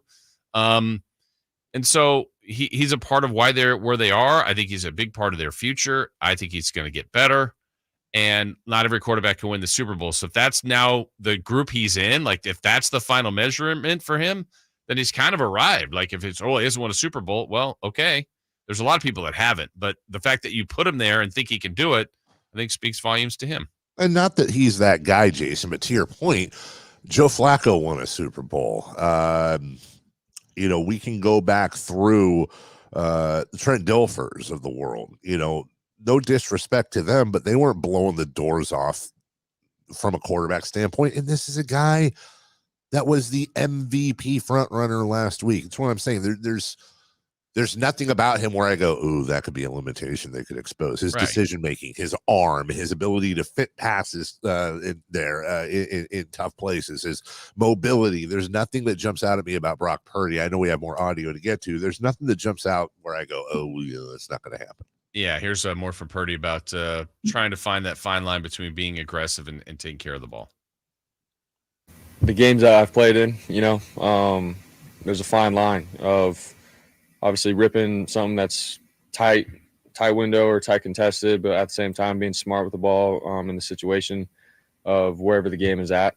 And so for myself, like I've played in enough games where I think I understand when and where I can be aggressive and take a chance, take a shot, and when I should progress, check it down, throw it away, those kinds of things. Like I said, it's sort of just, it's a situational kind of thing. And football is a game of situations. And so that's where I have to grow and continue to bank on experiences that I've gone through. But at the same time, being a quarterback in the NFL, you got to be able to take some chances and some risks and some windows at the right time.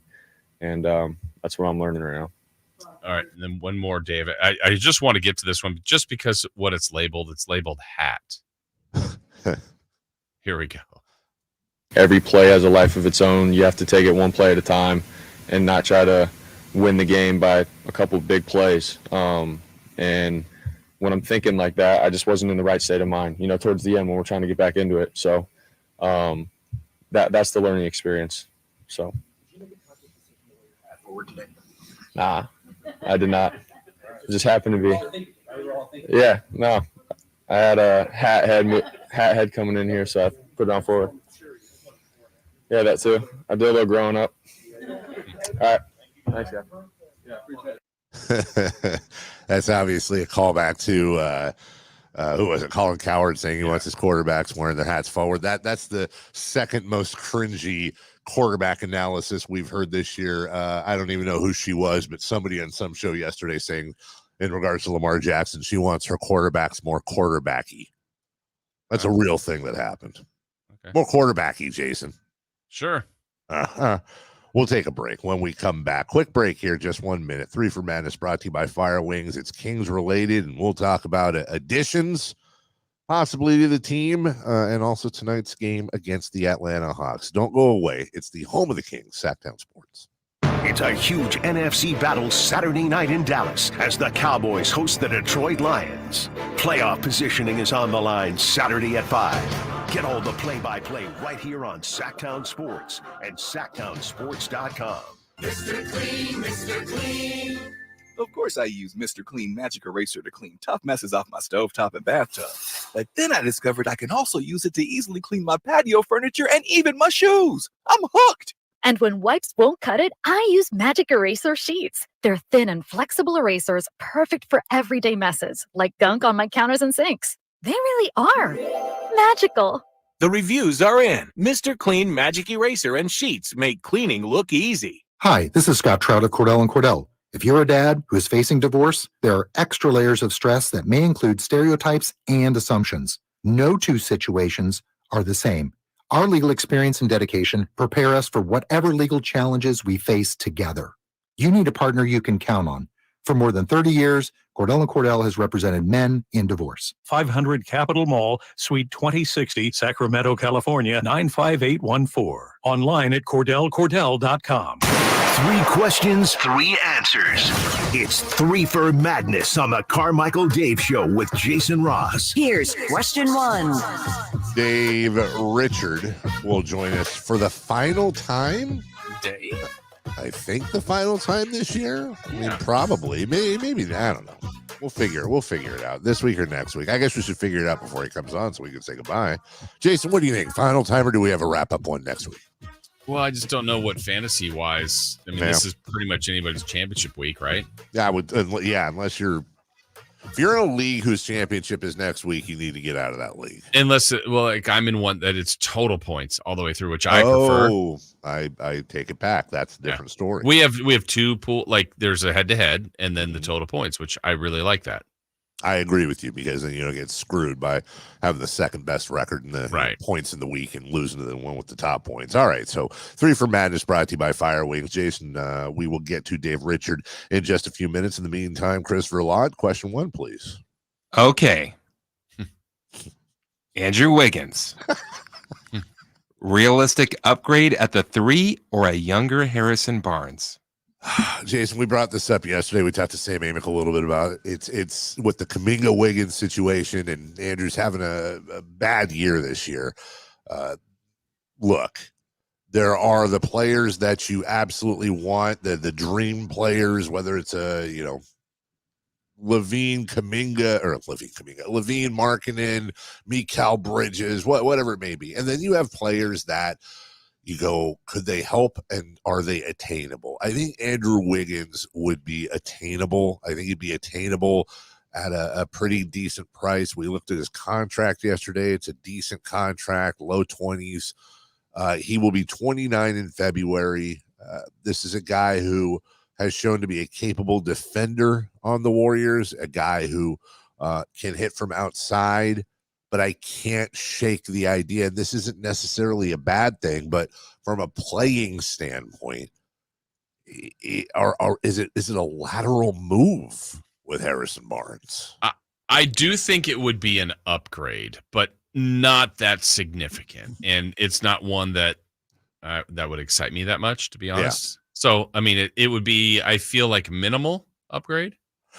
Yeah, and then would that minimal upgrade justify whatever you would have to, I don't, look, if they would do Harrison Barnes for Andrew Wiggins straight up, I think we'd probably do that, but I think you and I both know that's not going to be the case, and then will that prevent you from another upgrade? You look at guys like Matisse Thybulle with Portland, that's a name I've liked for years and years, who gives you next to nothing offensively, but plays, all first, all second team defense each and every year. Again, there's the dream fun conversations, and then there's the boring but perhaps effective conversations, and I think this falls in the latter. Question 2, please. Question 2. Is there any part of you that believes Amani staying pat on the roster is the way to go? Instinctively, no. But this goes back to the New Year's resolution from yesterday. Monty hasn't been perfect. Of course he hasn't been perfect. But he's been pretty damn good. He's been pretty darn close. And even his most controversial move, Halliburton and Sabonis, as we've talked about ad nauseum, worked out for both teams.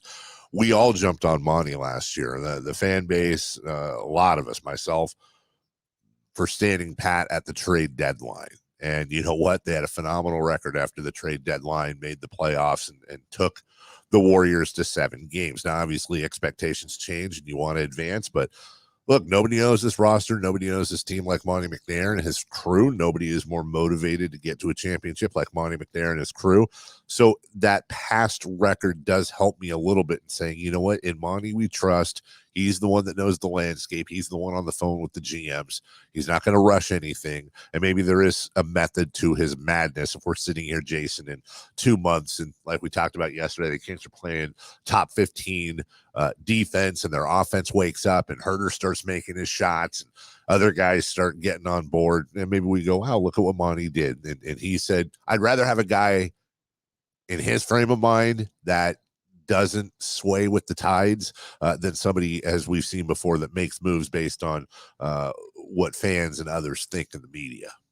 Yeah, I think my first thought is no. I think I don't feel good about them standing pat, but I have to remind myself, and I think we all need to remind ourselves, that this really does go in cycles and in different stretches. So the answer right now is no to me. But I'm go back, Dave, to, let me see when this was, November 8th through November 19th, just a little over a month and a half ago. Kings were 2-4 after 2 losses to Houston, beat Portland, OKC, Cleveland, LA, San Antonio, smashed Dallas. They're 8-4 winners of 6 in a row. And we're going, man, Trey Lyles is still out. They've been banged up a little bit. Wait till they're healthy. Like this, here we go.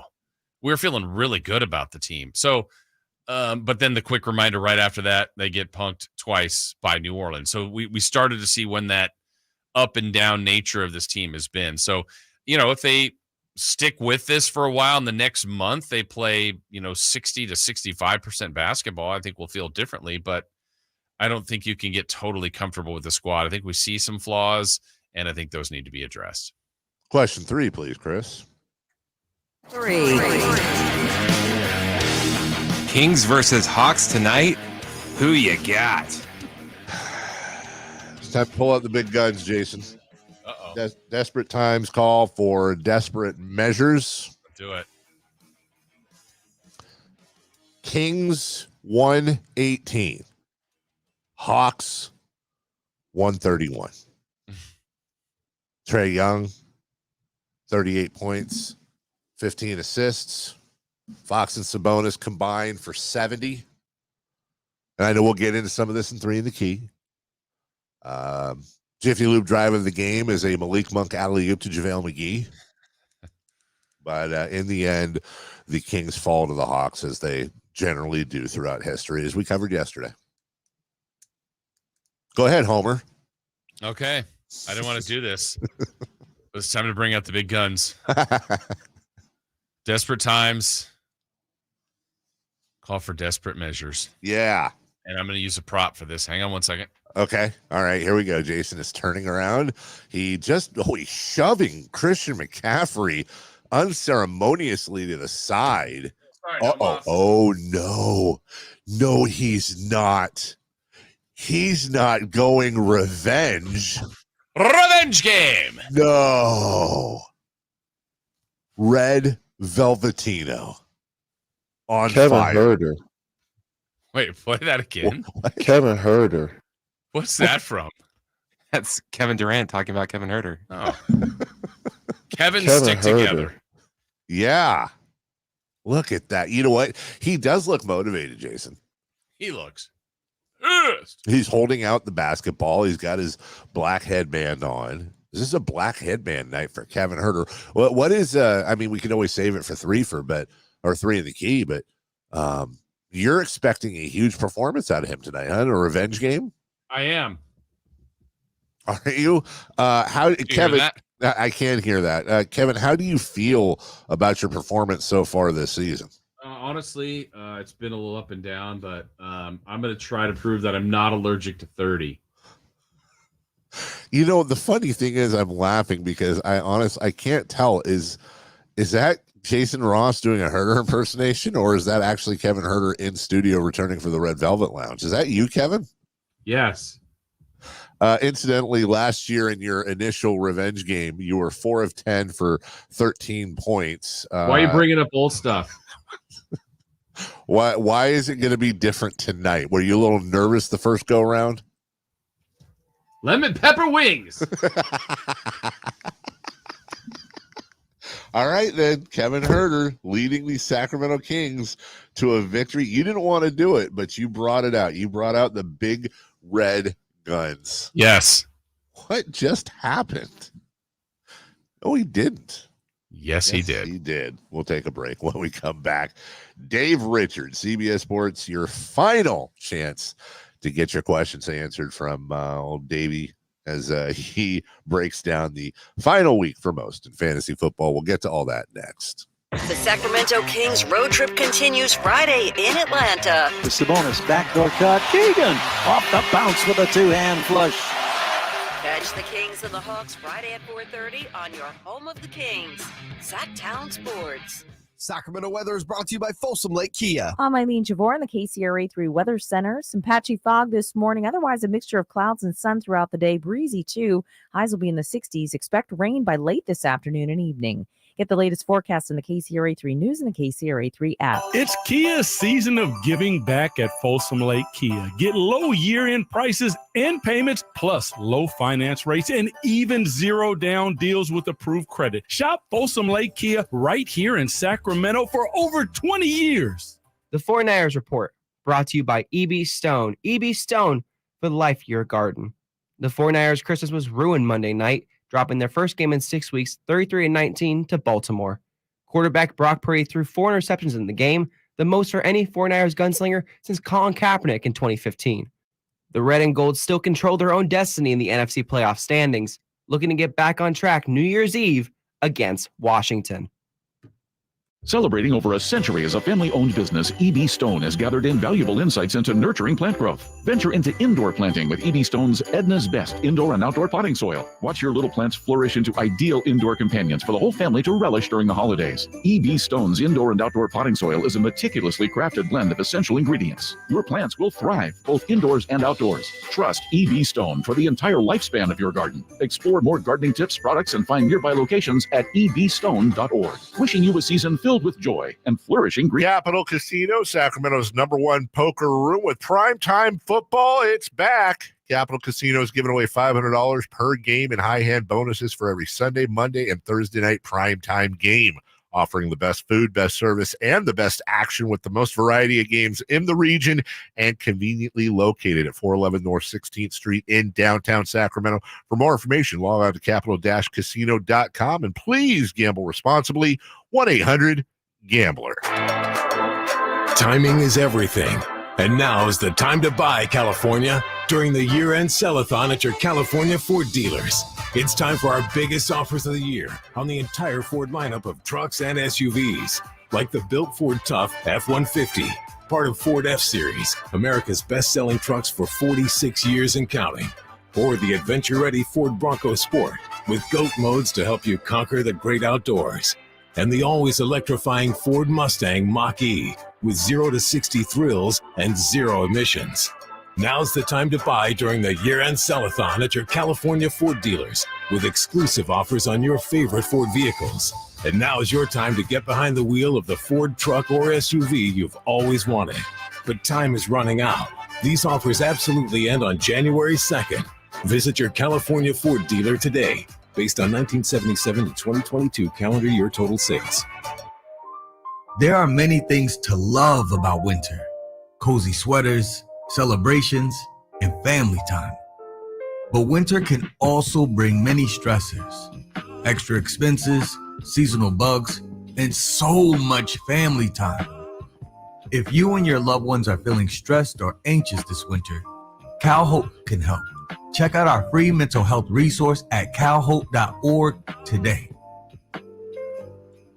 All guests come to you from the Folsom Lake Honda hotline. Folsom Lake Honda, your one-stop Honda shop.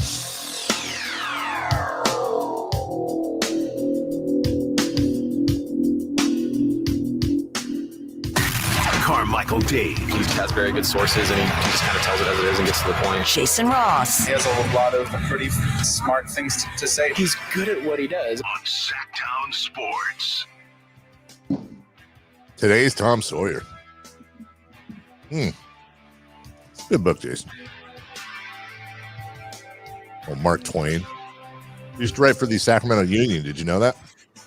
I did not. Yeah, Mark Twain. That is not a joke. Back when he lived on Jackass Hill. Also not a joke. Well, Sam Clemens, no relation to Roger. Welcome back in.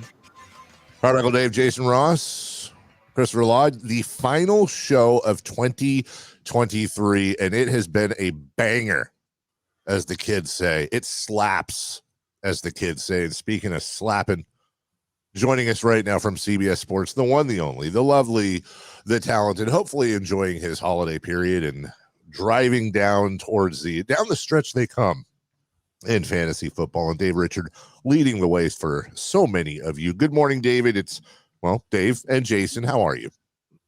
I'm doing all right. It's great to talk to Jason, leader of the show, and Dave, of course, you, a Sacramento legend, a Kings icon, broadcasting career, doing great. I mean, there's so many things that they could just put on your tombstone someday. Oh, and when they do it, it would be a Carmichael engraved when it's done. That's just... I did it. Yeah, I did it. Perfect year.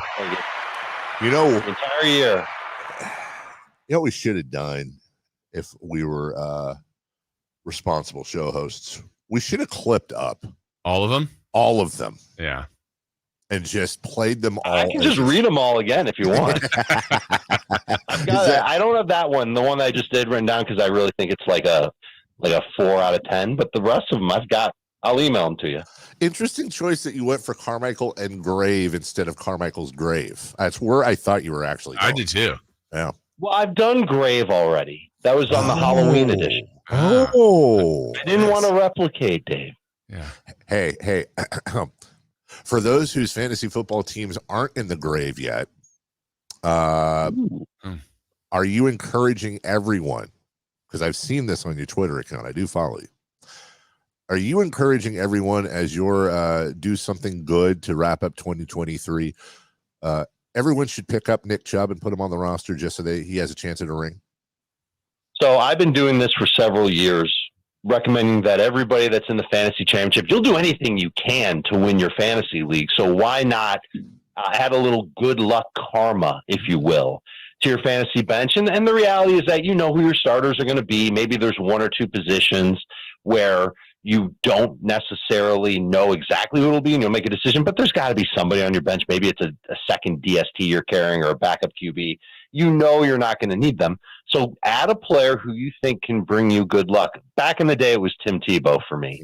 And we've run through a bunch of other players. John Mechie was that guy last year. Remember, he was battling cancer. Marquise Goodwin had a family tragedy. Yes. We wanted to win a fantasy championship with him. And this year was Nick Chubb. But here's the problem, Dave and Jay. I don't think you can add Nick Chubb because his team played on Thursday. So we need to find another player that people can put on their bench for good luck. Here are my suggestions.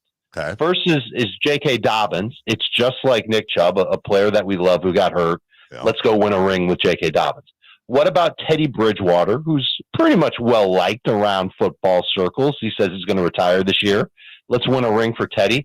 And this one's kind of obvious, and we used the same guy last year, but if you're in a league that starts individual defensive players, IDPs, DeMar Hamlin, why not use him? Of course. Yeah, of course. See, I mean, if you're looking for ring success, would it be out of pocket to add someone that's not even in the league, like Tom Brady?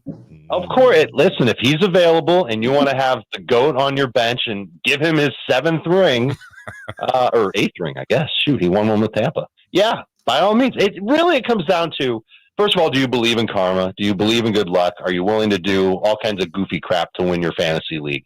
If the answer is yes, and it should be yes, then why not just have a little bit more fun with it? Make it fun. I added Barry Sanders, by the way. Still available. I don't know how you can. He's available in your league. Yeah, there's still that one guy, Dave, that thinks he's going to come back. This is the year. This is the year. We all know that guy. I think we're past that now. Let's see. Just some quick questions for you in general. Chris Olave and Mike Evans are on my guy's team. He says, should he start Carr or Mayfield for the stack? I like Mayfield more than Carr. I just think he's a little safer. I think both these quarterbacks have been playing really well lately. The secret to each of them is as follows. With Baker, it's been involving Chris Godwin more. We've seen Godwin getting a ton of targets, but Evans' numbers have been great too. So I think that's really helped Baker Mayfield. And for Carr, it's not having to leave the field for Taysom Hill as much as he did earlier in the year. Hill isn't at 100%. This is a difficult matchup for any of the Saints players to run on. So I can't imagine Taysom Hill is going to be on the field a lot.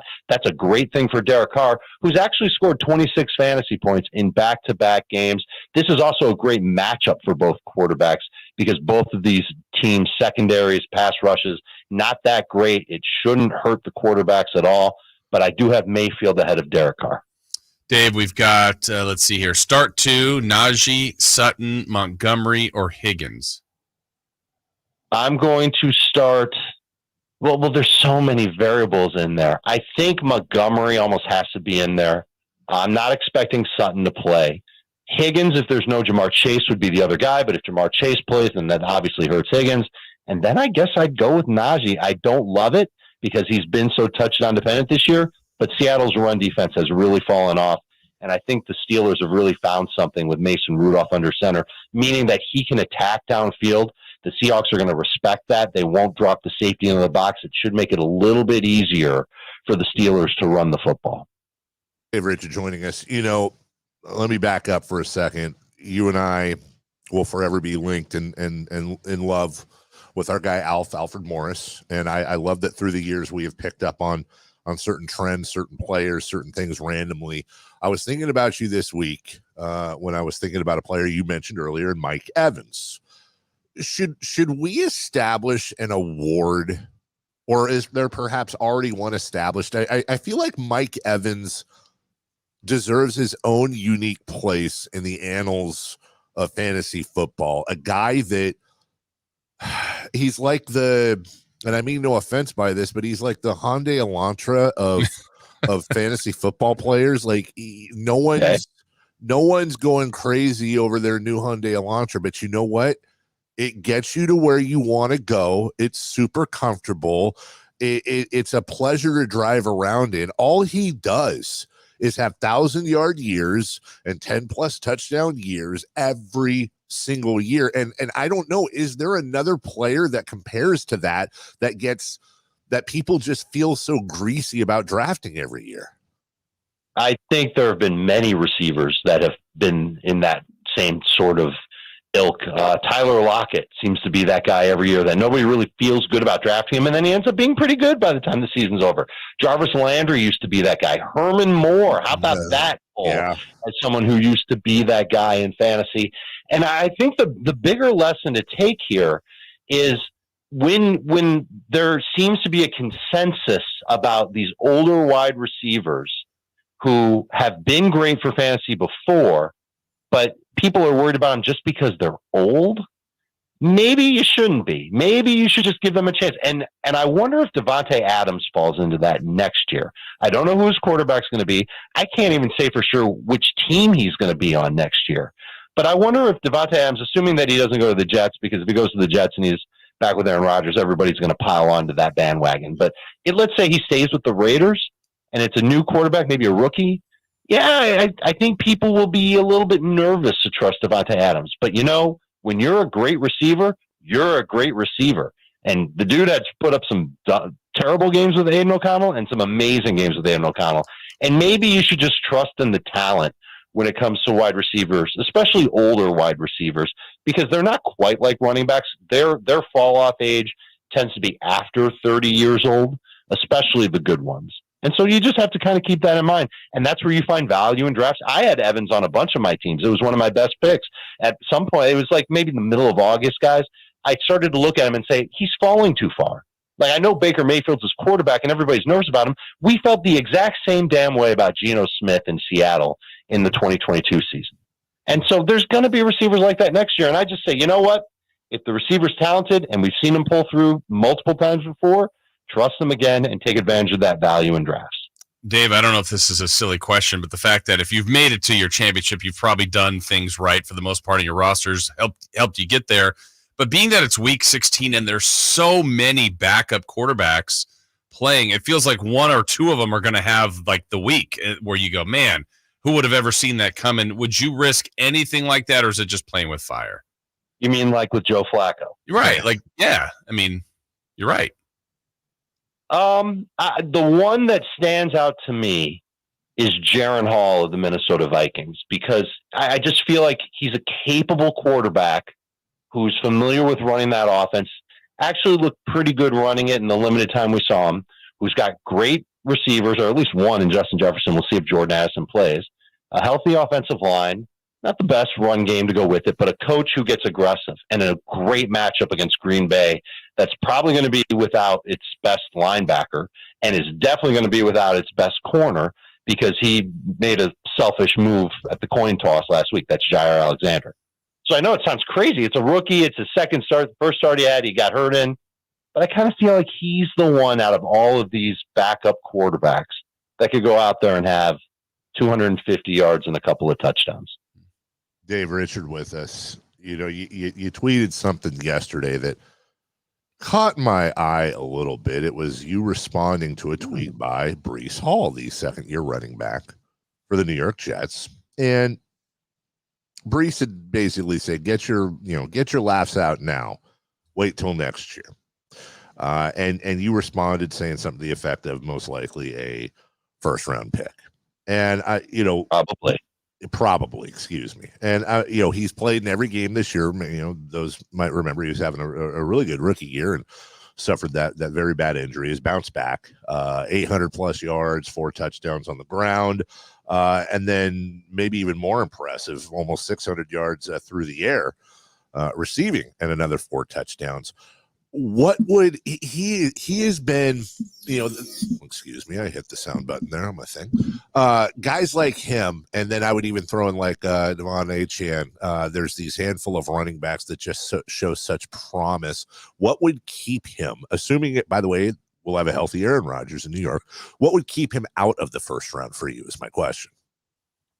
I think if the Jets make a move at running back and bring in another player to try and take some work off him, kind of like what Seattle did when they drafted Zach Charbonnet, that would make me nervous. Adding Devontae Adams, adding a big piece at wide receiver would make me nervous. If their defense, I don't know, maybe even if their defense doesn't get worse, I don't know if that would mean anything. And if something happens with Aaron Rodgers where he somehow does not play next year, that would also throw Breece Hall's status into question. But I was the guy telling you to draft him. I know that running backs coming off of an ACL, usually they underperform in the year after. And I just thought that Breece Hall was a different type of cat. I liked that he was working hard in practice. I kind of got a little tip that he was going to be utilized and his role would grow, and that absolutely happened. And he hasn't been the perfect fantasy running back. He's had a couple of dud weeks. But I thought he was worth that late round 4 into round 5 pick because of his talent, because of what he could do in the passing game. And I'm sure glad I had him on a bunch of my teams, Dave, because a lot of those teams are playing for a championship this week. It's going to be very important for us to look for that next guy in 2024. And Nick Chubb makes sense as being that player. J.K. Dobbins probably less so. But Chubb, coming back from the ACL, kind of an older running back. He's going to be 20. He just turned 28, but he's on a team that does like to run the football, and we'll use him. He's going to be an interesting guy. We had a debate on our podcast this morning about where we would draft Nick Chubb next year. I'm going to ask you guys first. Where would you take Nick Chubb next year coming off the ACL at 28 years of age? First round. Wow. Jason? Yeah. I'd be a little bit later. I'd be reserved because I feel like there's other guys that pick ahead of him. So third round, third round. Okay, so I said round 3. My colleague Jamie Eisenberg said not even round 5. Wow. Way late. So he's going to be out on Nick Chubb. And I get it, but once July comes around and that dude's flying around at Browns practice and he's going to be the main guy who's going to get all the high value touches, it's going to be hard to resist him. It's going to be easy to resist him in round 1 and round 2, which is where he was going these past few years. But I think round 3. I think Jason's right. I think that's where I would expect to see Nick Chubb next year. We're talking about it, by the way, and this is what y'all are missing, and this is why I said round 1, because I would put the over-under at about 7.5. The amount of Instagram videos we're going to see of Nick Chubb with a Ford Escort on his shoulders, squatting it as he comes back. 2.5 motivational videos of him working out, and we're talking about a guy. Let me just throw it out there, fellers. His last 4 years, he's been in the league. 6? His last 4 years, 1,500, 1,300, 1,000. And 1,500 yards on the ground. That 1,000, by the way, he played in just 12 games. Nick Chubb is about as close to, we talked about the Hyundai Elantra and Mike Evans. Nick Chubb's a guy that you can, unless he gets hurt, and by the way, you'll remember, you're a college football guy. He got hurt at Georgia. This is a guy that's shown he can bounce back from injury. And this is a guy that is, you can pretty much put in the bank 1,200 yards and 8 touchdowns every year. All the more reason to take the value on him if it happens that way in drafts. You take the value on him. All right, that's Dave Richard. Got him. Dave, I'm sad because this is our final week. And, you've served with us for so many, many years. And I know that every year I tell Jason all the time, because I hate summer. I dislike baseball. I think it's all boring, that there are certain harbingers of the future that tell me that summer is on the way. The winter solstice a few days ago was one of them. The NFL having games on Saturday is one of them. Saying goodbye to Dave Richard is one of the things that tells me that before I know it, it's going to be 108 and sticky in Sacramento. So it's a bittersweet day because we say goodbye. Also thank you for all of your fun and hijinks and one-liners at the beginning of the shows. Sure. Well, listen, it's sad for me too, because I always enjoy talking to you guys. And Dave, I know how it is. Like, you would absolutely have me on during the off season, but Jason probably not. And you know what? That's Jason loss. That is. Oh, wow. I mean, well done. It's just out with a bang. Yeah. Out with a bang. Hey, real quick, Dave, since we like to trade fun stories, did you know that you can, you're only allowed to laugh so loud in Hawaii? There's actually a law against laughing loud in Hawaii. Did you know that? Yeah, it's aloha. And then you're going to do mahalo next, right? Yeah, you did this last time we talked. All right. I have to work on Let's do the Madalam joke. We're going to release the Dave Richard best of here in the next few days. In the meantime, where can people see here and watch you? Not just now, but let's go with the off season as well. Yeah, I mean, we just wrapped on our podcast. I talked about it. We're already starting to look at 2024 fantasy. So if you're not playing for a fantasy championship this year, our podcast and our YouTube live streams will be there 3 days a week at minimum during the off season. Tons of dynasty fantasy football content, tons of reactions to all the NFL news. And we believe that it is a true secret to winning at fantasy football, paying attention during the offseason. Don't be the loser that runs to the convenience store, grabs a fantasy magazine on their way to their fantasy football draft. Pay attention all offseason long.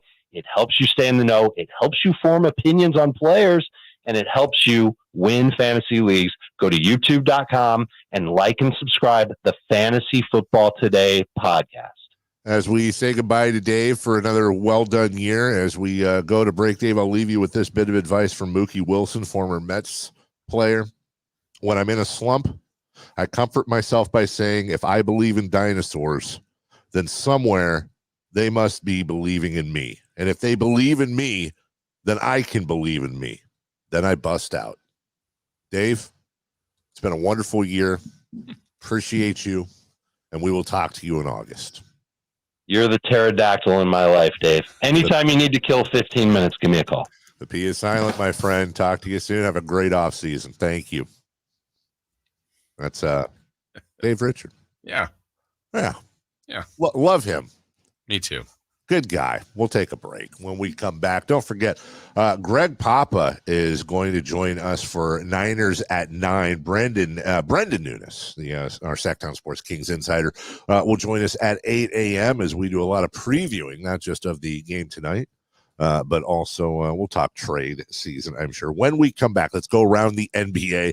A couple of absolutely breathtaking performances. And one that almost was with your Detroit Pistons. We'll get to all that next. Trying to find out where to catch your favorite team's games? Are you a fan of the Kings, Niners, and the NFL? Well, Sactown Sports has you covered. Touchdown! San Francisco! It's all on his shoulders. Cox rocks. He fires for the win. He's got the triple. Catch all your Kings, Niners, and NFL games all year long on Sactown Sports and SactownSports.com. So here's a fact. 85% of the population will suffer from foot pain in their lifetime. That's almost everyone. So you'd think there'd be plenty of healthy long-term remedies, but there just aren't, right? Hi, I'm Dan from the Good Feet store. You know, people come in all the time sharing the same frustrating story. Bought this, tried that, been there, done whatever, all different kinds of things, but all with a similar result. Nothing. A discouraging and endless cycle of disappointment. If this rings a bell, don't despair. There is hope. If you think you've tried everything, you probably haven't tried Good Feet arch supports from the Good Feet store. They're designed to relieve, even eliminate, the pain commonly caused by certain foot conditions like plantar fasciitis, bunions, flat feet, and others. Plus, provide better balance and increased comfort. See what we can do for you with a free arch support fitting. Just stop in or schedule an appointment. With over 200 stores, there's likely one in your neck of the woods. Find yours at goodfeet.com. Knee, foot, or back pain? Visit the Good Feet store in Sacramento, Roseville, and Vacaville. I've always gotten tons of UTIs. Cranberry products never worked for me, and I was desperate for a way to be proactive. I'm Jenna Ryan, CEO and founder of Eucora. We've worked with doctors to develop effective urinary tract health products. Just mix a packet of Eucora with water and drink it when you need support, like right after intimacy. Eucora is helping over 100,000 women stay healthy. Ready to join them? Get 30% off at eucora.com/radio. That's UQORA.com/radio. Guys, want to lose weight, improve your performance, and increase your drive? Revive Men's Health can help you make it happen with our new cutting-edge weight loss medications like your favorite athletes and celebrities use. They're affordable and available now. And since your testosterone level has a direct impact on your weight and fitness, get a free T-check and free exam. Book your appointment today at Revive Sacramento. We know we can help you. Call 916-277-8599. That's 916-277-8599. Or visit ReviveMen'sHealth.com. This holiday season, Elk Grove Kia is here to make your dreams come true. With over 100 years of combined experience, our expert financing team is ready to help you get a new ride in 2024. You have repos, late payments, or even faced bankruptcy? No problem. At Elk Grove Kia, we believe everyone deserves a sleigh full of joy, and we're here to make it happen. And the gifts just keep coming. Purchase any new Kia today, and you won't make a single payment until next year. That's right, no payments until 2024. Now that's how you close out the year in a new ride from Elk Grove Kia. Plus, with Elk Grove Kia, there's no need to tighten your belt this holiday season because we're offering no money down. You heard that right. No money down and no payments until 2024. Santa may have his reindeer, but we've got the horsepower. Visit Elk Grove Kia today and let us make this holiday season the merriest one yet. So no matter your credit history, drive into the holidays with a smile and a new Kia from Elk Grove Kia in the Elk Grove Auto Mall. Or visit us at elkgrovekia.com today. And happy holidays from Elk Grove Kia. At Ashton & Price, over the last 25 years, we've won just about every injury case you can think of. Slip and fall, falling merchandise, fell through rotted decking, we won those. Dangerous stairs, falls into holes, dog bites, won them. Injured while pedestrian or on a bicycle, auto, motorcycle, big rig, company vehicle, Uber, or Lyft accident, we've won them all. And the best news is there's no fee until you win.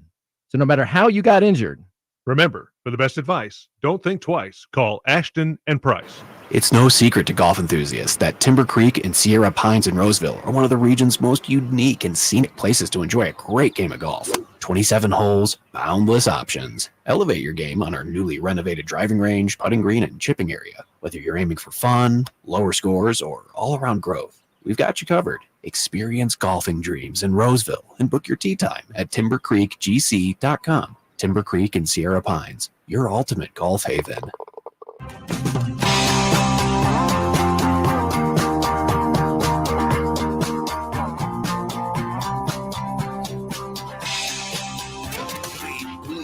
Black and purple.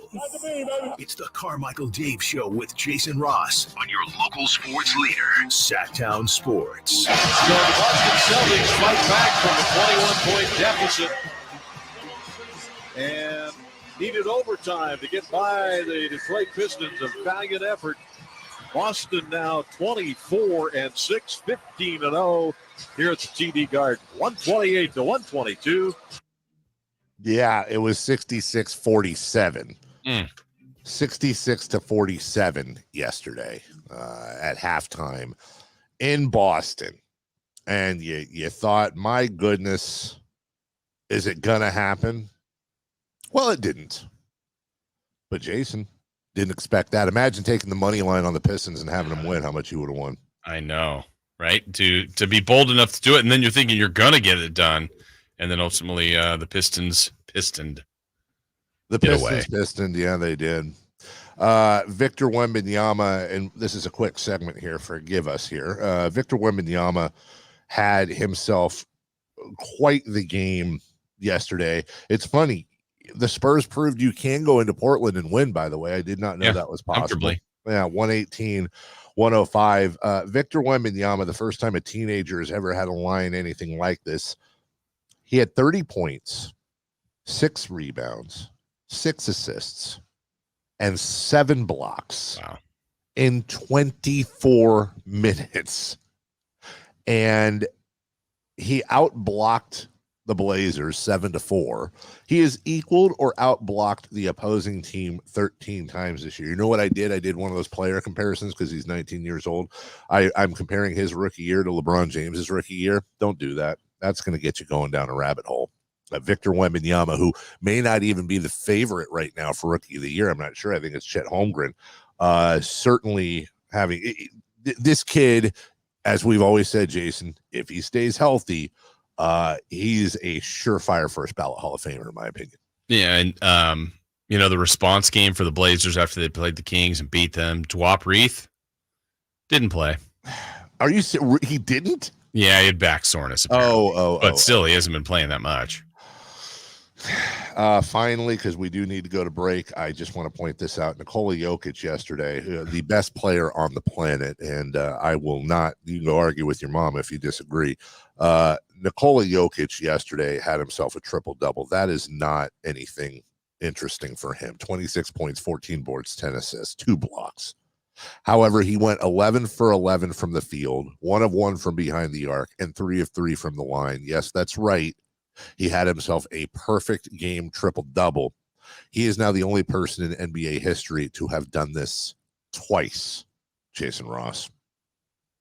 By the way, he was 18 of 18 from the free throw line the game before. He didn't do it once. He did it twice. The game of basketball. Yeah. We'll take a break. When we come back, we will talk the game of basketball with our good friend Brendan Nunes, who is our Sactown Sports, one of our Sactown Sports Kings insiders. We will look ahead to tonight, and we'll also talk about the Kings as a whole. Take a break. We'll come back on your home of the Kings, Sactown Sports. The 49ers have secured their playoff berth, and now they chase the NFC's top seed. Purdy out of the shotgun, looks left, throws end zone. Caught! George Kittle in the back of the end zone. Touchdown! San Francisco! Check out all the 49ers games with Greg Papa and Tim Ryan. On your home for the playoff-bound 49ers. Sactown Sports and SactownSports.com. Every 40 seconds, a child is reported missing. That's 2,000 children every single day. It's a heart-wrenching reality that we can no longer ignore.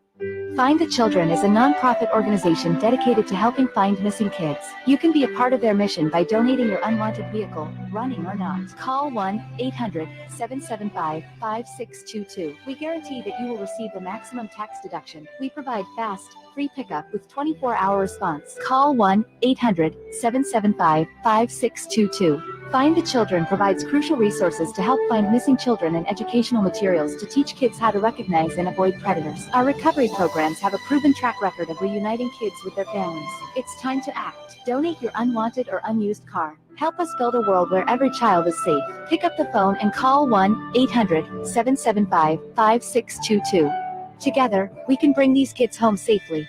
This advertisement was paid for by Cars R Us and Find the Children. Sacramento weather is brought to you by Elk Grove Honda. I'm Eileen Javor in the KCRA 3 Weather Center. Some patchy fog this morning. Otherwise, a mixture of clouds and sun throughout the day. Breezy, too.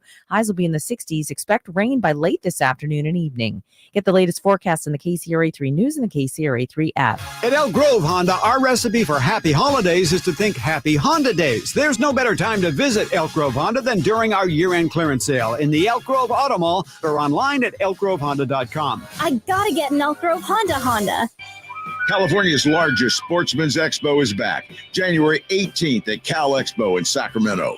Bring the family and discover your next adventure. Buy the latest gear, find the best destinations, learn from the experts in fishing and hunting. On the weekend, visit the Giant Youth Fair, free entry for youth 15 and under. Your life outdoors at the International Sportsman's Expo, January 18th through 21st at Cal Expo in Sacramento. More info at sportsexpos.com. The Arnold Law Firm has seen how an injury can turn anyone's life upside down.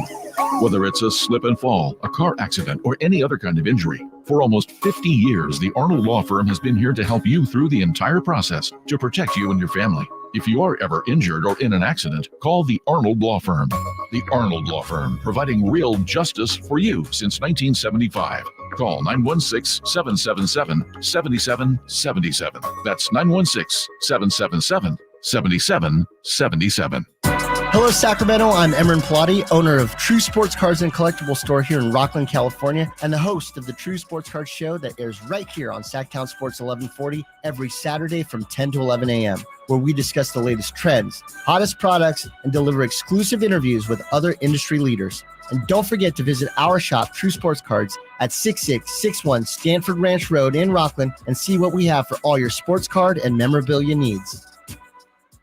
Hello, I'm Frank Cocker with Retirement Security Centers with Weekly Economic Update. As we put the finishing touches on 2023, it is common to dream about the future. According to Investopedia, the price tag of what is considered the American dream, listed for some as marriage, 2 kids, healthcare, cars, home purchase, and college, is $3.4 million, while the average lifetime earnings of all Americans across various education levels is $2.3 million. With the large items such as raising children, home purchase, and healthcare, assuming 39 years of family premiums until age 65, taking up so much of the need, where does the $715,000 retirement income need come from? Some of this will come from Social Security and company pensions, but the rest is up to you to value yourself enough to pay yourself first. With signs showing 54% of Americans have stopped or reduced their retirement savings due to inflation, maybe it's time to flip that around and focus on you in 2024 and start making your dream a reality. How might this affect you or your family? Please go to frankontheradio.com to schedule an appointment, watch videos, and receive market updates. I'm ready to help you start your journey so you can define your future. Frank Cockrell is a registered representative of Lincoln Financial Advisors Corporation, a broker-dealer member SIPC and registered investment advisor. Retirement Security Centers is not an affiliate of Lincoln Financial Advisors. It's the season of performance event at Acura of Stockton. Elevate your driving experience with a vehicle that's built to impress. Lease a new Acura RDX or MDX. Acura of Stockton has a great selection of new Acuras and customer service that will exceed your expectations. Take luxury to a whole new level in a new Acura from Acura of Stockton or AcuraofStockton.com, where precision-crafted performance is at your fingertips. KHTKAM Sacramento, KYMX HD2 Sacramento. From the Power Business Technology Toshiba Studios, your flagship station for the Beam Team. Should we light the beam? Light the beam, baby. Sactown Sports. The Carmichael Dave Show. He's on the microphone when he's not on the microphone. He's playing a song, and when he's not playing a song, he's on the microphone, and then boom. With Jason Ross. No, he didn't. Yes, he did.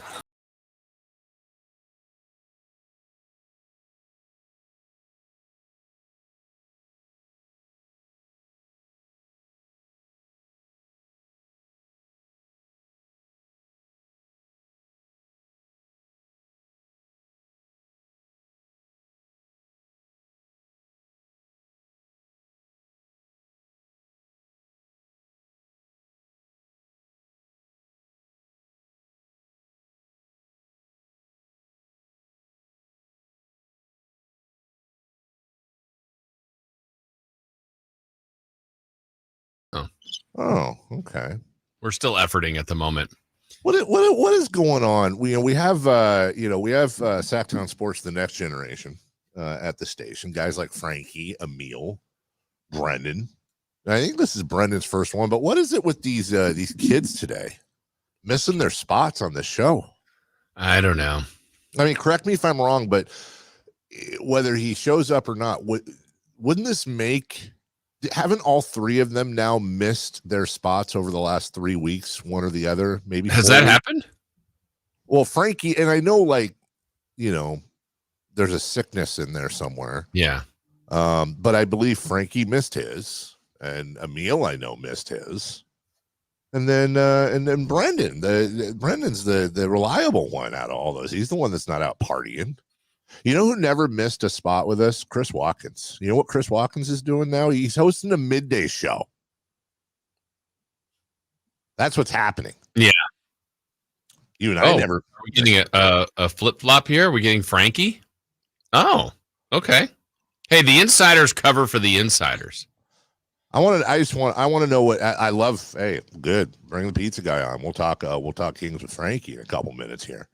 I want to know what happened with Brendan. And if it's something serious or whatever, then, apologies in advance. But if it's sleepy time, then we got to give him some crap about that, don't we? Well, remember, I think Brendan filled in one time for Frankie. So, they're covering for each other. Then in that case, before we get into Kings, as we wait on Frankie, I've got a couple, I gather these factoids, Jason, for you. And I've got a couple of fun ones. Here's one baseball. If you went, Jason, in your career 2 for 5 with a home run and a single every day of an entire baseball season, and you played every game, you would finish with 162 home runs, 324 hits, and 810 total bases. I would say that would be a pretty good year. Would you agree? That would be the best year. Guess what? It wouldn't technically, because you'd still end up with a lower OPS than Barry Bonds had in 2004. That's crazy. That is bananas, dude. That is just absolutely, for those who didn't get to watch that stretch of Barry Bonds, which is why he should be in the Hall of Fame. I don't care if he drank clear through his eyelid and rubbed cream on his butt cheeks. I do not care. Tyrese Halliburton last night, 21 points, 20 assists, 6 threes, 0 turnovers, the first player in NBA history to reach these numbers in a game. Hey, did the Kings trade the wrong point guard? Not that again. Hey, Frankie's with us now. Frankie, we bring on Sactown Sports Kings insider, or should I say you know what? Like Deion Sanders does with his kids, I'm doing weekly Sactown Sports Kings insider rankings, and Frankie has just been promoted to number 1. He is the number 1 senior Kings insider for Sactown Sports. Frankie Cardicelli, good morning. Good morning, fellas. I have no idea what you were talking about before I came on. The first thing I hear is something about, cheeks. I'm not really sure what is happening, but pleasure to be on with you, as always. I would say cheeks is a way to describe Brendan Nunez's punctuality. It's cheeks. But hey, Brendan, he is not an early riser. He's a guy. He's not a morning guy. Let's not go too hard on the guy. Oh, if I find out that he slept through this, I assure you, this is the whole pizza guy thing with you. That's playtime. I agree. He does know that this is his spot every week, but in his defense, it's a game day, so he usually does not log on until 10 a.m. on game days. So we can't hold it all the way against him, but yeah, he does know he has this spot. So I would say this, and then we'll move on. Jason, we don't have a program director, but golly, if we did, I would submit this. I think if you miss your, it's kind of like playing for a team. You miss practice, there's a repercussion. I think if you miss your radio spot and you're not doing the fundamentals, I don't think Brendan should be allowed to go to the game tonight. He should have to sit out a game. He should have to stay home. Oh man, he's not going to be able to go to the game in Atlanta tonight. That's a great point. You got him, Dave. Yeah, nailed him. maybe we'll make him run, like you said. Like if it was a practice, he'd Line have drills. to run. You know what? Run, If he was drills. in Atlanta right now, he probably would have been up because it's 11 o'clock over there. That's a great point right there. We need to send these guys on the road with the team. Exactly. Did Brendan Nunez go out you. with the team? Did he go out with the team in Atlanta last night and get hammered? And now he's hungover. Either way, we hope that didn't happen with the Sacramento Kings as I seamlessly transition to actual Kings talk here. Frankie, we've been talking about it all week, and we've kind of been pausing and waiting for you or Brendan to come on because you are the Sactown Sports Kings insiders, and the audience does rely on you for answers because you have access that they don't. So I will ask you this, whether it's Portland, whether it's the Clippers or Boston at home, whether it's New Orleans, we're looking for you to answer the question, why are the Kings so inconsistent? Go. I mean, well, honestly, at a certain point, it comes down to personnel, and I think that this franchise is really trying to dig deep and get the most that they can out of these players on the defensive end. And as we've seen, early on in the year, there was some improvements. But we're 25, 26, I think actually at the 30-game mark tonight, games in, and that backslide starting to happen. We're starting to see them kind of fall short on the defensive end like last year. I mean, the 130-plus points to Washington, obviously a season high in points to Portland. Those are not formidable opponents by any means either. Portland and Washington are both near the bottom of the standings. So this is kind of what we saw from last year and kind of one of the fears going into this year when there wasn't that much of a roster turnover. Those fears are being validated a little bit right now because the Kings are unable to just simply get stops on the defensive end and against a Portland team that ranked near the bottom of the league. I think they're 29th in scoring, especially in a game where the Kings had it was the first game all year with a fully healthy roster. Just not a good look. Just not a good look by any means. And it kind of makes you wonder. I think we've talked about it with you guys and with Alan and Chris and Whitey, Draper. We've talked about it with everybody. When will it be time for the Kings to say, okay, maybe it's time to make a trade? I mean, I'm not going to say right now it's time to hit the panic button, but if these kind of losses keep happening into February, yeah, I think that push is going to come to shove and there's going to have to be a little bit of changes because this roster is just not able to put together consistent defensive efforts. Frankie, on that end, if they were to make a deal, I don't know even plugging in a player, but let's just assume the player is labeled a defensive player, whether that's backcourt, wing, interior, one player, maybe even two addressing that. Is that how much of a tangible difference do you think that would make for a team that really hasn't defended that well for a couple of years? Yeah, it's hard to say how much if they were to trade for a Dorian Finney-Smith or someone to that extent. Or even if it was someone more significant, it's hard to know if you just throw them into rotation how much things are really going to change. But all I know is that the Kings just have a lack of players like that. I think Brendan Nunez wrote a nice post last night about some trade targets, and a lot of them are those kind of 3-and-D type players that the Kings really do need. I mean, Keegan Murray has been the Kings' best defender this year, and he's really taken a step forward in that end. But there hasn't really been anybody else taking a significant step forward. So by adding even one more impact defender, I do think it makes somewhat of a difference. And if not, it just kind of goes back to maybe it takes more. Again, this group is really tight. They've been together since the beginning of last year. And I think that the front office knows that. I think that the whole entire franchise knows that this group really wants to make it work. And, I just wonder if at some point, whether it be February or this upcoming offseason, they take a swing at things. But I do think one player at least could make a difference depending on how much they can bring to the table defensively, how many positions they can defend, whether it be someone who can defend a 1-3-3 or 3-5 on that end. But they need more versatility for sure. When you look at the margins, we've all talked about players, Levine, Markkanen, Mikal Bridges, these names that are being thrown out that in most cases will almost certainly, if even acquirable, need to involve Keegan Murray plus. And then you look at, we'll just call them the non-Keegan players that you probably could get without messing with your core three or even your core four with Malik Monk. Andrew Wiggins has popped up over the last couple days. Matisse Thybulle is a name that has popped up quite a bit. And by the way, I assure you at some point very soon, the $40 million expiring contract of Tobias Harris is going to pop up. Do any of those names or other names, and I'm talking about non-Keegan acquisitions, boat your float? To me, and this is my opinion, this is no sourced information. Like, this is just my opinion. I think if moves are made, it's going to be kind of like Matisse Thybulle, again, like Dorian Finney-Smith. It seems like Caruso is going to be more of an expensive player that teams are going to be trying to call about with Chicago, but I think it'd be something kind of like last year, maybe a little more. But when last year Monty McNair made the trade for Kessler Edwards, and that was kind of it. I would be surprised if a larger deal happened personally, just because it doesn't seem like that's Monty McNair's. I mean, obviously with the Sabonis, but with different circumstances, they were a team on the way out of the season. They were already, I think, 20 games under 500. I think if this team is still there right now, which is 6, 7, 8, 9 plus games over 500, it'll be a move like bringing in Matisse Thybulle, who could plug some holes defensively, and the Kings could use more defensive guards, especially with Davion Mitchell out of the rotation right now. I think if you're to see a trade for a Kuzma or Zach LaVine, anything like that, it would surprise me personally, just because I just don't see that being a solution this year. But especially with the protection still on that upcoming draft pick, I think Monty McNair would be more apt to make a trade with future picks this summer when most of those protections are off. But I do think a move like a Thybulle is intriguing. I think a move like a Dorian Finney-Smith is intriguing. I think there have been some things I've read, and I do think it'd be a good move to look into Daniel Gafford in Washington.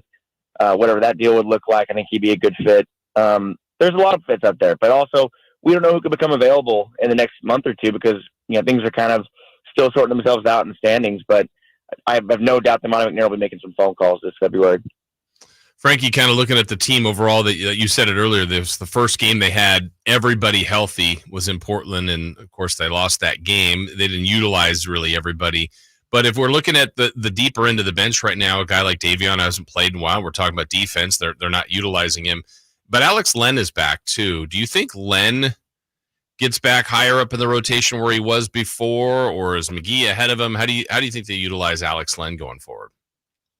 I think he's been out for a while, obviously out for 2 months. I think that maybe he'll work his way back in slowly, but I do think that Alex Len has found a way back into this rotation just by any means. I mean, last year we saw him emerge at the end of the season, play in the playoffs. This year wasn't in the rotation for the first week, and then he did come out and play that backup center position. So I think when you look at what the Kings have from an option standpoint, he's the more intriguing option because of the physicality he can bring, very physical presence down low, solid rebounder.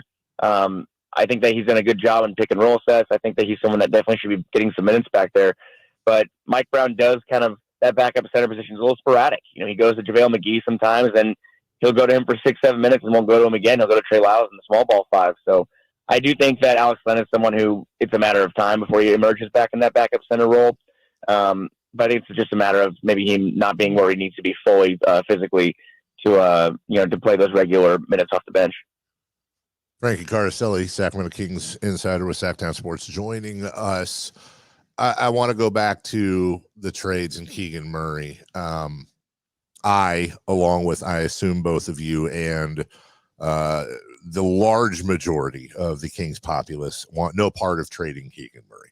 No part of trading, unless, within reason. Jokic, Giannis, and guys like that, and maybe even a step below. But I love Keegan Murray, and I think he's a future star. Are we discounting, though, the idea that Monty McNair does not care? Not only does not care what we think, but as we've seen him illustrate, he at least once upon a time was more than capable of letting go one of his babies, one of his draft picks, somebody who is a future star, if he believes it's going to seriously upgrade the team. In other words, since trade talks and trade proposals are really just fodder for message boards and sports talk radio, give us something to talk about there. We can all admit it's fairly meaningless conversation for content. It's not like we're affecting change here. Should we be thinking more about possibilities involving Keegan, not because we want it, but because we should acknowledge that with Monty McNair and his crew, it's a legitimate possibility? Oh, absolutely. I think we all can acknowledge that. Is it likely that the Sacramento Kings will trade Keegan Murray? No, I don't think it's likely. Is it impossible? No. I mean, I think one of the more memorable quotes in the George Karl tenure, which really got a lot of backlash at the time, and it did seem like he was poking a bear at the time anyway, but when he said that no player is untradeable in reference to DeMarcus Cousins, there was a lot of truth to that. I think that there's really not many players in sports that are untradeable. I mean, if it comes down to a certain point, like you said, where you need to make a certain situation better, and that's the holdup. We've seen it happen before. The Kings did not want to trade Tyrese Haliburton. They didn't. But they had to make a decision to upgrade the roster because this situation was just not working. And I think that these situations are a lot different as far as the Kings are a good team. And I think there is a lot of potential to make this roster better by keeping Keegan and building around that core of De'Aaron Fox, Domantas Sabonis, and Keegan Murray. I think that's a very likely scenario. But we don't know what's going to happen in the next couple of months, or even if this happens over the next year or year plus. We don't know what's going to happen and what the roster is going to look like or how things are going to unfold. But I think I don't think it's very wise to say that a player like that is untradeable. But I think it's very, very valid to say that it's very unlikely he will get moved. It just seems like that's not going to happen. But nobody's untradeable, and that is a lesson that old pal George Karl taught us a while back. Yeah, and Frankie, I think along the same lines, we talked to Sam Amick yesterday. I think another one that would actually be coveted from this roster on other teams is Malik Monk. I don't think the Kings have real plans to deal him, but being in the final year, being that they'd have to pay him next year, which I think they would be more than comfortable doing, but I feel like he could help fetch something. I feel like he's in that Keegan group that you're talking about, but you got to look at it from other sides. Don't you think Monk would be a guy on this roster that other teams would want? Oh, definitely. Absolutely. I think that the expiring contract aspect of it does kind of muddy things up for both sides. I think the Kings feel confident they can retain Malik Monk, as they should. I think Malik Monk loves it in Sacramento, and he'll still get a modest pay bump, even if other teams come for more. But I do think that's a connection that should, revisit this offseason. I feel optimistic personally that the Kings would retain him. But I think that's not going to stop teams from knocking on the door and saying if he's available, especially if the Kings start struggling into January and February. But again, that's a move that when you look at and people talk about chemistry, I think trading Malik Monk would be a huge hit, just what the Kings have built and how they operate. But again, we don't know what's going to happen. No one's untradeable, but I do feel like Malik Monk and Keegan Murray are on right now, the really don't want to trade list. If that's a thing, they're on the really don't want to trade list.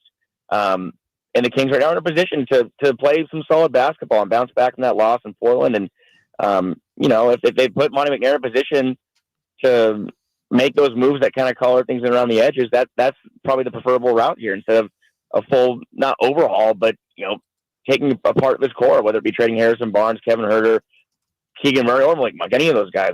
I think that this team really does not want to do that. They want to keep it intact and find that success and advance into a second round of the postseason. I think to me, that's how I view the season. What's the success? I think it's winning the playoff series. And I think if they do that, they're going to feel a lot better about the future and where things are going.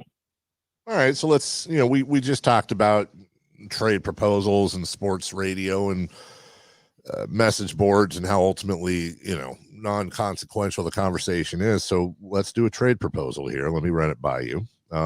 Just to I like doing this just to kind of give an idea of the pain that would happen. And you mentioned Malik Monk, and I think, again, we all want Malik to stay, but if at some point there's an opportunity, if some point that maybe they feel like he's going to be too expensive, I don't know what goes on there. I keep looking at the Zach LaVine situation because he seems gettable, but again, doesn't address necessarily, he doesn't address the defense, that's for sure. The only way that a move with the Bulls could work, where I think I'd look at it, Frankie, and I want your opinion, is if Caruso was coming back. You mentioned he's going to be a bit expensive. But if the Kings were to put something out there like Huerter, Monk, Barnes, Mitchell, and Duarte plus a pick. Yeah, I know. That's about the only way the money works on getting both LaVine and Alex Caruso back. It's just about the only way the money works, where you still manage to hold on to your core three. You keep Keegan Murray, obviously Fox and Sabonis.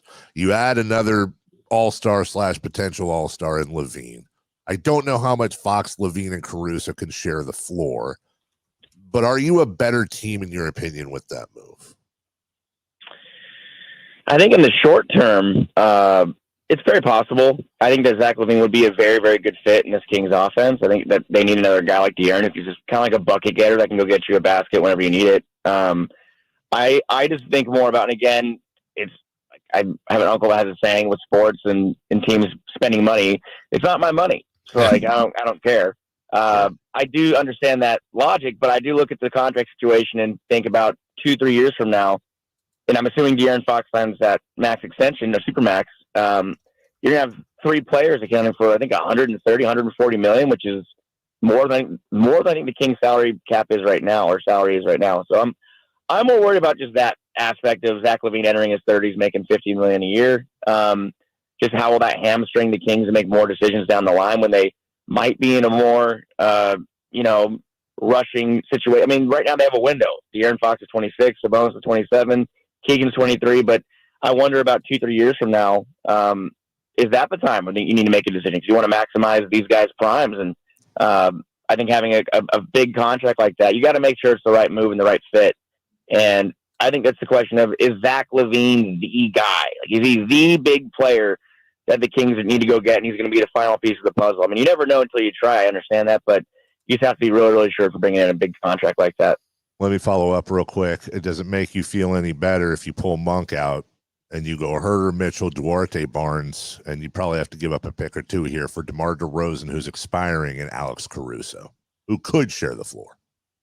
Yeah, I think I'm more open to like that idea. Yeah, I think DeRozan would be a pretty interesting fit as well. He might cost a little less because of age and contract and in length, but that to me seems a little better just because of the longevity of the contract and all that comes into account. But yeah, I think you're a little closer there. I think we're a little closer to a deal. How about tonight, Frankie? Your thoughts on getting back on track with the Hawks? They also have trouble like they did in Portland with the Blazers historically. They've had a lot of trouble with Atlanta historically. How do the Kings make sure they get back on track tonight? Yeah, offense. I mean, Atlanta's offense has definitely got some firepower. They have Trae Young, obviously. Bogdanovic has been having a great season. I think that there could be a conversation down the line about him and Malik Monk for Sixth Man of the Year. So another team the Kings can't take lightly. I think the record's a little deceiving that I think the Hawks are 5-6 games under 500. That's a little deceiving because they do have a very good offense. And like you said, Jason, they do struggle in Atlanta. I think that they haven't won a game in Atlanta for 2-3 years now. Maybe going back even further. I think Fox had a triple-double when it was 2018, 2019. So it's definitely been a house of horrors for the Kings. And we've seen them respond to adversity a lot over the years. They limit these losing streaks. We saw it even in the postseason when they really needed to win on the road. They got it when they needed it. I think that this is a chance for the Kings to kind of silence some of those doubts again. And they seem to do it every year, or since last year, I guess at least. But when they drop a couple, they always answer with the win. And if tonight they can turn around and get that done, it's going to silence some of those doubts. But got to see it happen on the floor. That's senior Kings insider Frankie Cardicelli joining us on your home of the Kings, Sactown Sports. Frankie, appreciate you. Another year in the books. Thank you for living up to your responsibilities, and we will talk to you in about a week, my friend.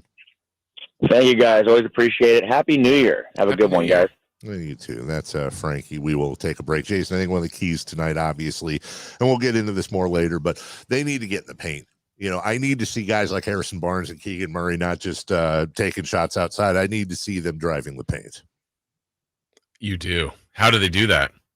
Well, I would suggest in a brand new Hoblet vehicle, you can right now enjoy the wrap up the year sales event, saving up to $16,500 off MSRP on new 2023 Ram 1500 crew cabs with no payments for 90 days.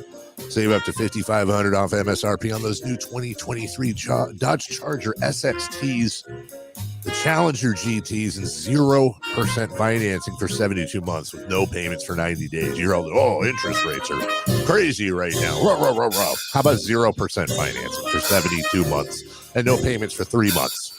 You can lease a new 2024 Dodge Hornet plug-in hybrid. That's an SUV you can get for $199 a month or 27 months with over $5,500 in savings. It's a brand new vehicle. It's an SUV. It's a plug-in hybrid.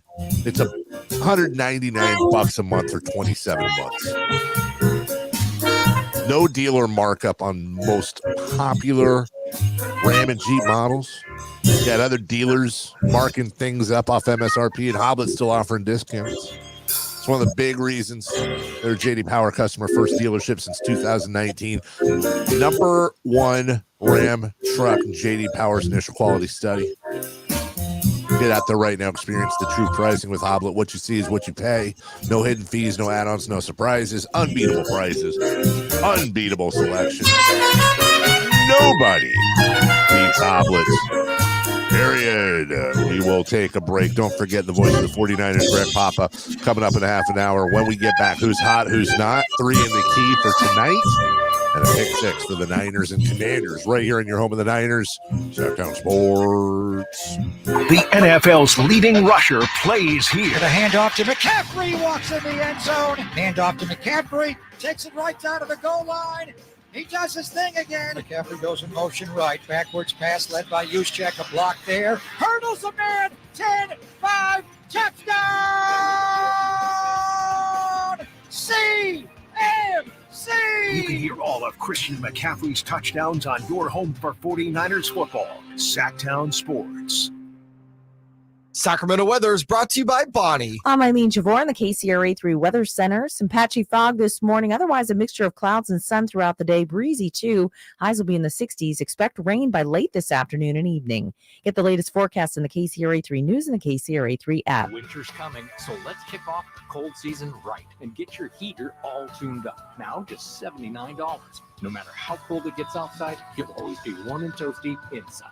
Plumbing, sewer, electrical, heating, and air, Bonnie.com. Patrick was way behind on his IRS taxes. I was in way over my head. The total amount ended up being somewhere just over $30,000. $30,000.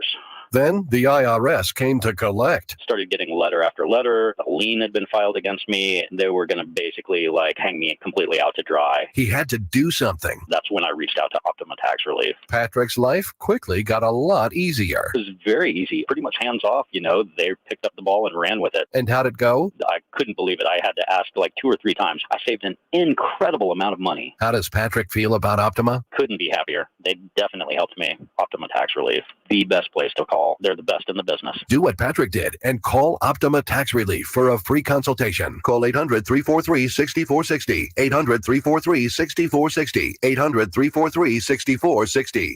Optima Tax Relief. Testimonial from an actual client. Some restrictions apply. For complete details, please visit OptimaTaxRelief.com. It's my favorite time of the year. Folsom Lake Ford's year-end sell-a-thon with the low finance rates, special year-end savings, and zero down deals with approved credit. Hurry to Folsom Lake Ford, your truck headquarters for over 30 years. Kevin Lewis of National Garage Door. Whether you need to repair a broken spring, install a new opener, or buy a quality Rainer door, National Garage Door is here for you. Call us today to see how we can transform your house with a new garage door. 638-4554 National Garage Door. You own a truck because you want to get the job done right. Truck Smart is your work truck headquarters. For over 35 years, they've been outfitting trucks for leading construction firms, service providers, and municipalities in the region. Truck racks, toolboxes, lighting, commercial shells, rhino lining, they've got it all. And their expert installers will get it done right the first time. So visit the truck experts at Truck Smart today with locations in Rockland and Auburn. They'll make your truck your favorite tool. Trucksmart.com.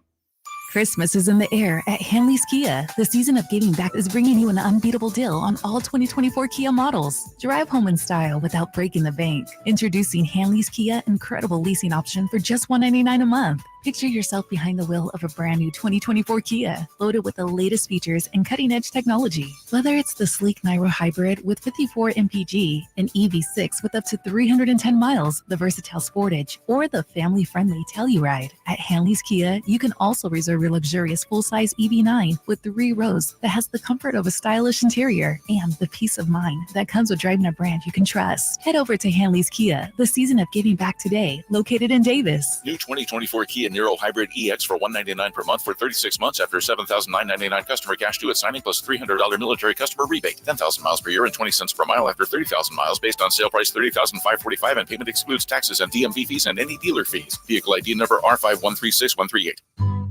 So here's a fact. 85% of the population will suffer from foot pain in their lifetime. That's almost everyone. So you'd think there'd be plenty of healthy long-term remedies, but there just aren't. Right? Hi, I'm Dan from the Good Feet store. People come in all the time sharing the same frustrating story. Bought this, tried that, been there, done whatever, all different kinds of things, but all with a similar result. Nothing. A discouraging and endless cycle of disappointment.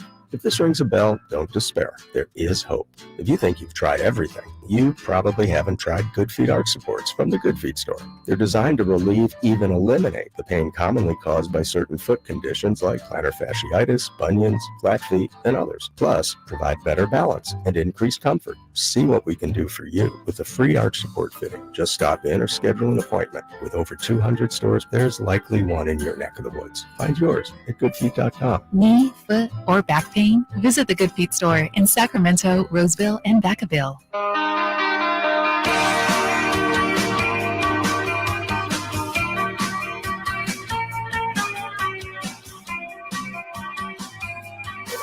Waking you up with the best in local sports. It's the Carmichael Dave Show with Jason Ross on Sactown Sports. Hey, just real quick, I don't know if you guys have seen with all the weather, these videos of the ocean waves hitting, south of the bay. I saw one in Pacifica, and they're causing damage. Like, there's some scary things. I just want to send out a reminder to everyone. Mother Nature's undefeated, man. Don't screw around. Be safe, whether it's there, whether it's when it's raining and you're driving and you're late somewhere. It is the last show of the year. We're going into the new year, and as we often say, Jason, we want you back. Yeah. So sure. Just don't be a dingle dong. That's the motto I have. No more dingle dongs. Oh, no more dingle dongs. Don't be dingle donging. By the way, we ever find out what happened to Brendan? No. Okay. All right. Well, right now, what do I want to do here? We're down territory time. Yeah, didn't I? You know what confused me? Because I did the whole 3 in the key promotion thing. Bad hosting. That's coming up in the next segment. Greg Pop at the top of the hour. Right now, 4 down territory. Christopher Lott is the host. And we'll get right now to the first down. What is your lock of the week in the NFL? Oh boy, I want to do it, but I'm not gonna because I don't want to jinx anything. And yeah, I am absolutely tempted to bring my San Francisco 49ers into the game, but not gonna do it. Give me the Bills and Patriots as the Bills beat Bill in Buffalo. They are favored by 13 points. I think that might be low. Patriots defense doesn't suck, but I think the Bills are a very, very, very scary team right now. And I'm going to go with Buffalo as New England's looking for a pick here. Okay, I'll go with the it's another high spread, but we'll stay away from the Niners. I'll take the Eagles at home against the Cardinals. I know they've had some close games. They generally flirt with close games, but I still like them as definitely winning this game. So give me the Eagles as the lock.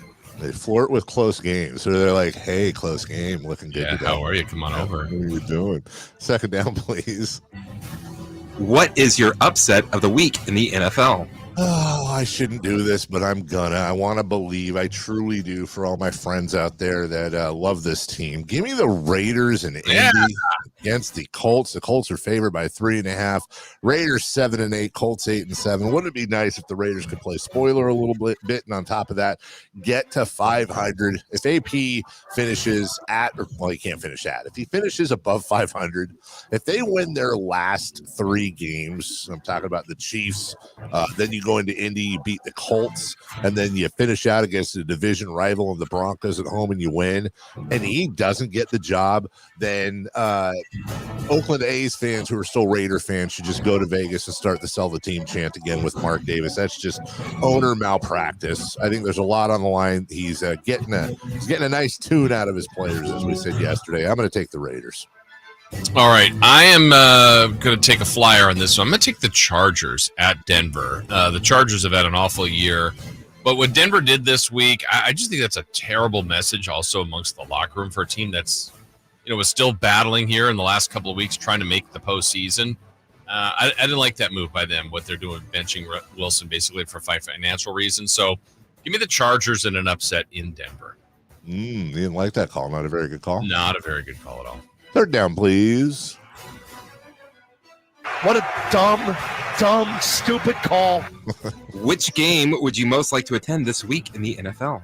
There's a couple of really good games this weekend, and I got to say maybe the game of the week. There's 2 possibilities.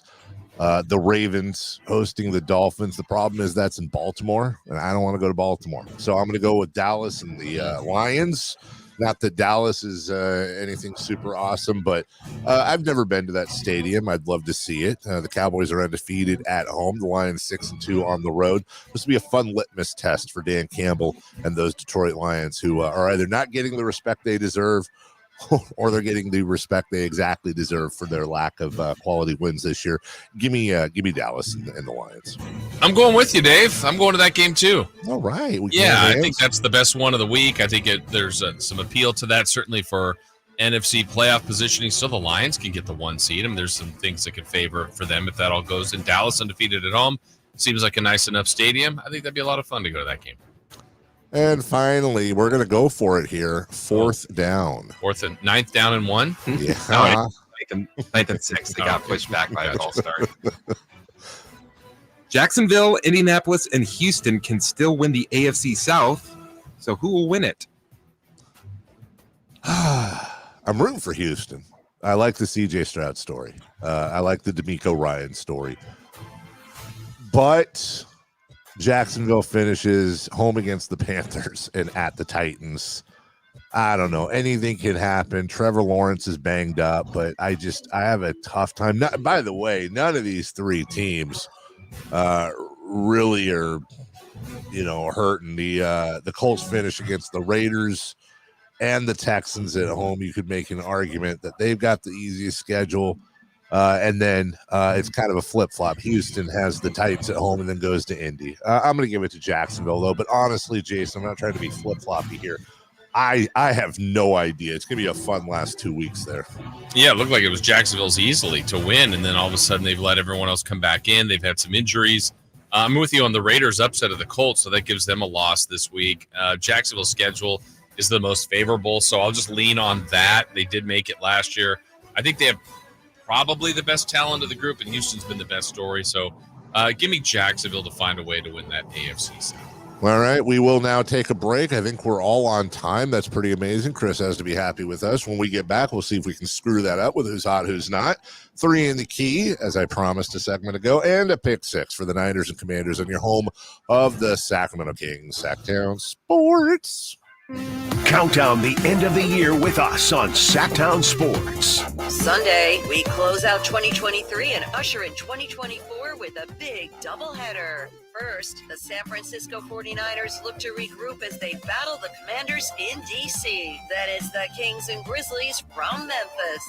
49ers at 10, Kings at 5 on New Year's Eve. On your home of the 49ers and Kings, Sactown Sports. The 49ers Report, brought to you by E.B. Stone. E.B. Stone for the life of your garden. The 49ers Christmas was ruined Monday night, dropping their first game in 6 weeks, 33-19 to Baltimore. Quarterback Brock Purdy threw 4 interceptions in the game, the most for any 49ers gunslinger since Colin Kaepernick in 2015. The Red and Gold still control their own destiny in the NFC playoff standings, looking to get back on track New Year's Eve against Washington. Celebrating over a century as a family-owned business, E.B. Stone has gathered invaluable insights into nurturing plant growth. Venture into indoor planting with E.B. Stone's Edna's Best indoor and outdoor potting soil. Watch your little plants flourish into ideal indoor companions for the whole family to relish during the holidays. E.B. Stone's indoor and outdoor potting soil is a meticulously crafted blend of essential ingredients. Your plants will thrive, both indoors and outdoors. Trust E.B. Stone for the entire lifespan of your garden. Explore more gardening tips, products, and find nearby locations at ebstone.org. Wishing you a season filled with joy and flourishing green. Hey, what's up, everybody? It's your boy Drapes, Kyle Draper. You know, the last couple of years I've driven an electric car, but I tell you what, since visiting the fine people at Mercedes-Benz of Stockton, my eyes are wide open. They've shown me what a true fully electric luxury car is all about. I'm driving the Mercedes-Benz EQ, and I love it. Right now, you can get a select new Mercedes-Benz EV for $0 down, plus you get 2 years of free maintenance and 2 years of free fast charging. What are you waiting for? It's just a short ride down I-5 or online at mbofstockton.com. The new year is upon us with promises of new beginnings and new adventures, but don't let 2023 slip away without savoring the memories of all you enjoyed with family and friends. Hi, this is Frank LaRosa with a word about Naturewood Home Furnishings. Of course, looking forward with anticipation is exciting, but I have a lot to appreciate in this past year, and much of that revolves around time with family and more good time spent around my Naturewood dining table. Watching my grandson get messy with his birthday cake is priceless, and it reminds me that new life is the perfect balance between yesterday and today. Greet the new year with a visit to Naturewood Home Furnishings. See all the fine furniture and accessories on sale with Naturewood's New Year sale. Find that perfect piece of furniture that's new today and filled with memories for tomorrow. The memories you make with your family will be with you forever. Naturewood Home Furnishings, off Highway 50 at Hazel. Look for the water wheel. Guys, want to lose weight, improve your performance, and increase your drive? Revive Men's Health can help you make it happen with our new cutting-edge weight loss medications like your favorite athletes and celebrities use. They're affordable and available now. And since your testosterone level has a direct impact on your weight and fitness, get a free T-check and free exam. Book your appointment today at Revive Sacramento. We know we can help you. Call 916-277-8599. That's 916-277-8599. Or visit ReviveMen'sHealth.com. This holiday season, Elk Grove Kia is here to make your dreams come true. With over 100 years of combined experience, our expert financing team is ready to help you get a new ride in 2024. You have repos, late payments, or even faced bankruptcy? No problem. At Elk Grove Kia, we believe everyone deserves a sleigh full of joy, and we're here to make it happen. And the gifts just keep coming. Purchase any new Kia today, and you won't make a single payment until next year. That's right, no payments until 2024. Now that's how you close out the year in a new ride from Elk Grove Kia. Plus, with Elk Grove Kia, there's no need to tighten your belt this holiday season because we're offering no money down. You heard that right. No money down and no payments until 2024. Santa may have his reindeer, but we've got the horsepower. Visit Elk Grove Kia today and let us make this holiday season the merriest one yet. So no matter your credit history, drive into the holidays with a smile and a new Kia from Elk Grove Kia in the Elk Grove Auto Mall, or visit us at elkgrovekia.com today. And happy holidays from Elk Grove Kia. What's hot? Yeah, hot. Real hot. And what's not? It's not good. Brought to you by American Energy Heating and Air, Sacramento's complete heating and cooling company, and second opinion partner. Who, pray tell, is hot? Joe Flacco. Hey. Joe Flacco last night threw for 309 yards and 3 touchdowns. It's his 4th game in a row with 300 yards or more, and he has thrown 13 touchdowns in 5 games so far. Joe Flacco. Joe Flacco. Didn't even see it coming. No. I love Joe. I love that story. I'm all in on the Browns. I am officially announcing my Browns bandwagoning for AFC champion. I've decided I'm there. What So Niners Browns. Yep. What do you do? What's Dave do then? Niners Browns? Yeah. No, screw the Browns. But I'm just saying, if it's Browns, you know, fan you are. I got to be honest with you. There's no team I want to win the Super Bowl more than the Niners, of course. But I fully admit, how great would a Lions-Browns Super Bowl be? How great would that be? Be pretty good, right? It was okay. Yeah. Okay. Who's not? I'm going to let you take a stab at this, Dave. Let's see. Is it something in the Midwest? Yes. Maybe near the Great Lakes? Yes. The Michigan football program? No, not them. Oh, how about the Detroit basketball program? Good job. Hey. The Detroit Pistons have lost their 28th game in a row. They tie the 76ers for the most consecutive losses in NBA history. And they play the Raptors tomorrow. But good news, this was the first time that they actually took a team to overtime. So, hey, maybe they got a chance. Hey. You know it's coming. You guys know what's coming, right? Nope. You 100% know it, and you just don't want to verbalize it. Why? Jason's going to end up like that guy running away from the wave. The Detroit Pistons are obviously going to break their streak against the Sacramento Kings. And Draymond Green's going to return against the Kings as well. Of course it's going to happen, guys. Let me ask you this. Which one's more likely? Pistons. You think the Pistons beating the Kings is more likely than Draymond returning against the Kings? Draymond will be back before then. Yeah. All right. I don't even want. I'm already getting preemptively mad at the Kings. It's already ruining your day a little bit. Already ticking me off. Let's get to it. 3 in the key. Kings, Hawks.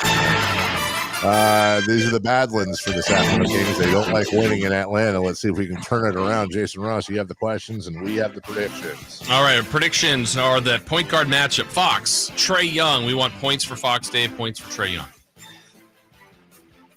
Give me 38 for De'Aaron. Give me 41 for Trae Young. Okay, I have 39 and 31. Chris? 36 and 22. They lock him up. All right.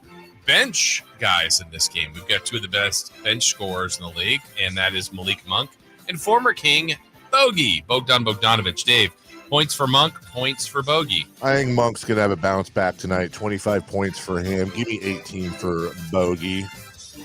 Okay, I have 16 for Monk and 22 for Bogey. 15 for Monk, 15 for Bogey. Random stat. Carmichael Dave.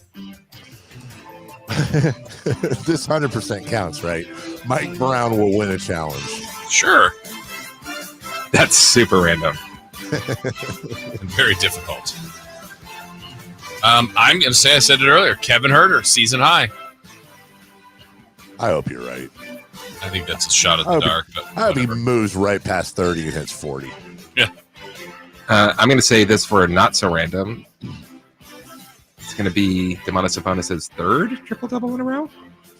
He missed one, but it was 3rd in 4 games? Yeah. 4 games? Maybe in February. Okay. You got it? Got it? Got it. All set? All set. Do we have time to do a whatever the thing is for the football? Ample time? Yeah. Let's get to it. Pick 6, Niners and Commanders. We simply switch music beds. Jason Ross, lead us through the pick 6. All right. We always ask this question. It's the first one we ask on the 49ers Commanders game. Dave, who was the first 49er to score? Jake Moody. Or didn't have to be a touchdown. Moody. Okay. Do you pick him more times than not? Yeah, because, broken clock, right, twice a day type of thing. Okay. I'm going to go with the CMC. Chris? I'm also taking CMC. Okay. And that's going to come into factor in my random stat. Just to be clear, are you talking about Chad McConnell? Yes. Or Christian McCaffrey? That's why we're smart. We have 2 choices. Yeah, I see what you're doing there with both of you saying CMC. Pack of dirty cheaters. Dave, receiving yards leader. Who will have the most yards receiving for the 49ers? I'm going to stick with George Kittle. He's been hot lately. Give me 81 for old Georgie. All right. I have Debo. Is it Debo? Debo Samuel? Debo Samuel. 88 for Debo. Chris? I'm going to say Ayuk. 93. Ayuk is on fire. All right. Dave, we are looking for Chase Young, his return to DC. How many sacks for Chase Young? I think he's going to get one. I'll give him one sack. Okay. One big fat sack. Wow. I will say 0. Chris? I'll say 1.5 sacks. Wow. Yeah, we got it covered. Carmichael Dave, we are looking for, is it a bounce back game or not for Brock Purdy? His touchdown to interception ratio. What's he got? TD and INT. I'm going to go out on a limb here with Brock Purdy and say 3-0. Okay. I'm going to say 2-1. Chris? I'm going to say 2-0. 2-0. All right. What will the halftime score be, Carmichael Dave? I'm going to say 14-10 Niners. 10 SF. I have 21-6 SF. 24-7 Niners. Okay. Okay. And then random stat, Carmichael Dave. Kyle, you sent us, baby! He's got to get me one, man. Yeah. I have that Brock Purdy fumbles twice. Oh, come on, Jason. What? What are you doing? Oh. I have Christian McCaffrey will have 3 touchdowns or more. Nice. Ooh. MVP. MVC. most valuable. Okay, never mind. All right, so there's your pick six. There you go. Brought to you by Nobody Yet. Yes. There is a rumored sponsor as the NFL season ends. We have it for the big game.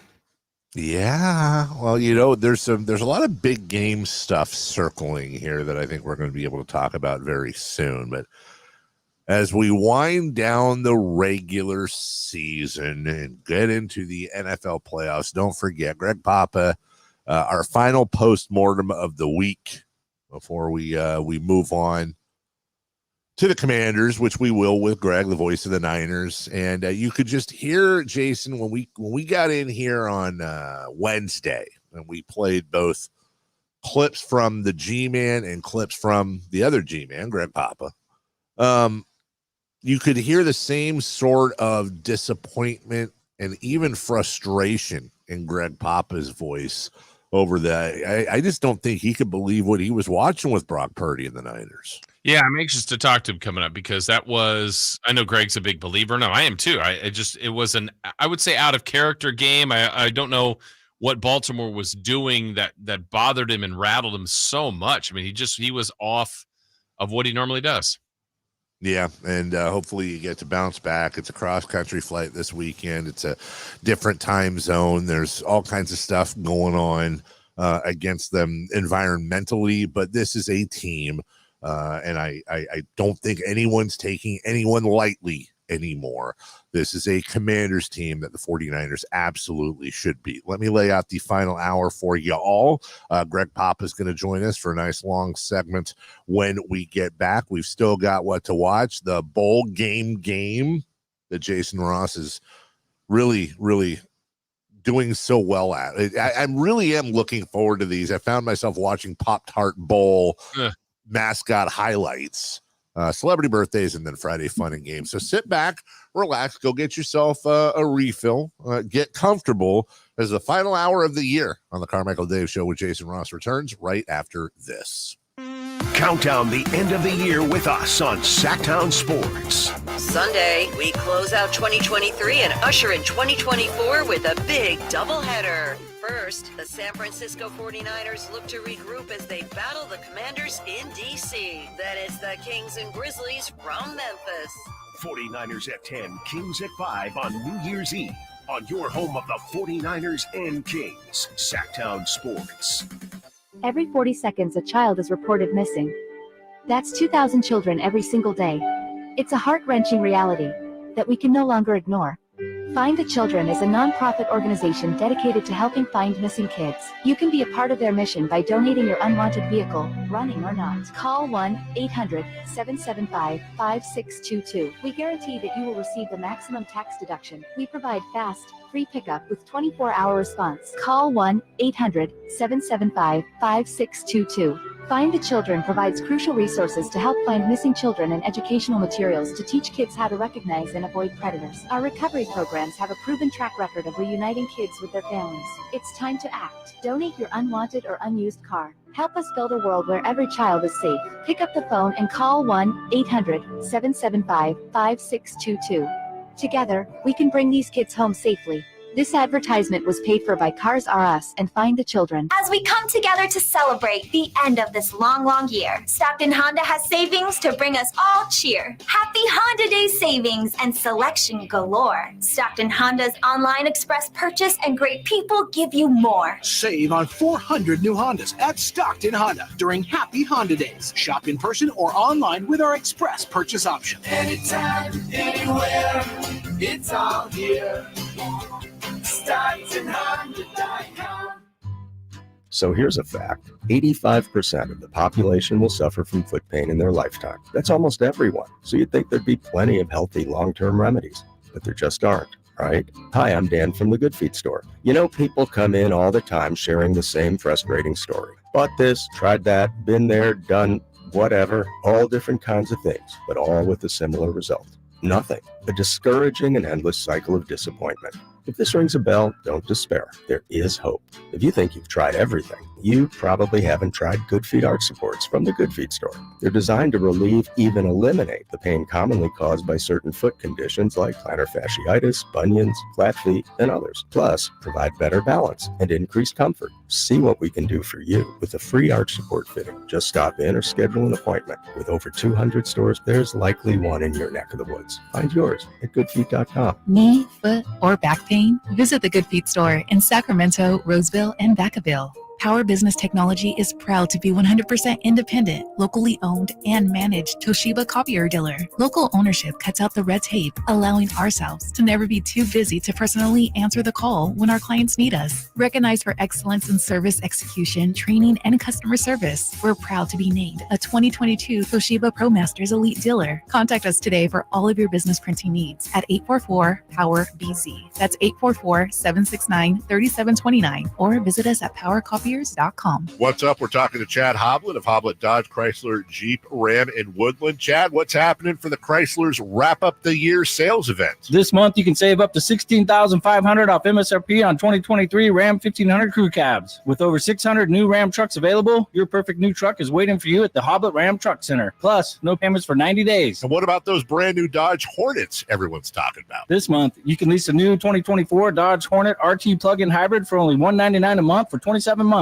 That's over $5,500 in total savings. Now's the best time to get the vehicle you need at Hoblet. Search, select, and save at HobletDodge.com. Unbeatable prices, unbeatable selection. Nobody beats Hoblet, period. 16,500 total net savings after 10,261 factory rebates and 6,239 dealer discount. Sample VIN 699991. Rebates include 1,000 case equipment cash. Must have purchased qualifying case equipment from authorized dealer and 500 first responder cash for members of eligible first responder association only. No payment for 90 days on approved credit through Chrysler Capital. 5,500 total net savings after 2,000 factory rebates and 3,500 dealer discount. 27-month lease with 3,995 due at signing plus tax and license fees on approved credit through Ally Financial. 7,500 max miles per year, 25 cents per mile for excess miles. 20 of each net savings.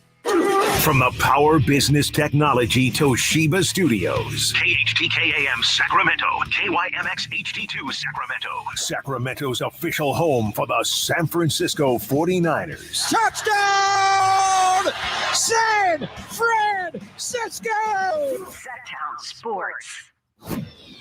The Carmichael Dave Show. He's on the microphone when he's not on the microphone. He's playing a song, and when he's not playing a song, he's on the microphone. And then boom, with Jason Ross. No, he didn't. Yes, he did. Call or text at 916-339-1140. It's the Carmichael Dave Show with Jason Ross on Sactown Sports. Well, the voice you heard was the voice of the 49ers, is the voice of the 49ers, Mr. Greg Papa. And as we just remarked before the break, my least favorite Greg Papa to hear is disappointed Greg Papa, surprised Greg Papa. I can't believe what I'm seeing in front of my eyes, Greg Papa. And he converted an emotion that we all felt while we were watching that game at Levi Stadium and ending our Christmases on a bag of cold note. But he joins us right now, the voice of the Niners, as he does each and every week, good or bad. Greg Papa, good morning, sir. Hope your Christmas was great. Otherwise, how are you? Well, the Coochie Daddy cookies were still delicious, and my sister sent an extra box this year, so I'm going to have some when we get back from Washington after we celebrate the New Year. So, you sound down, Dave. You got your jobber down a little bit, so I'm gonna pick it up. Okay. Here's what I would say. I know that loss was disappointing on Christmas night. May see this team again in the Super Bowl, may not. If they can get there, if we can get there, but it's all right in front of the Niners. They win these last two games. They are 13-4, same record they had last year. And last year, 13-4 wasn't good enough. Philadelphia went 14-3. You missed out by one game. So this year, Philadelphia's got 4 losses. So if you win this game Sunday in Washington, and it's a hard reality. My biggest fear of the Christmas game was you lose the game, you get injured, and you wake up and it's Tuesday. And you're like, whoa, we got to fly to Washington like a couple days later. So all those things happen. The injuries, I think, are manageable. They'll have to move some people around in the secondary for Jair Brown's knee injury. Logan Ryan's played a lot of football. And so if they go there and beat Washington, then it's going to come down to beat LA.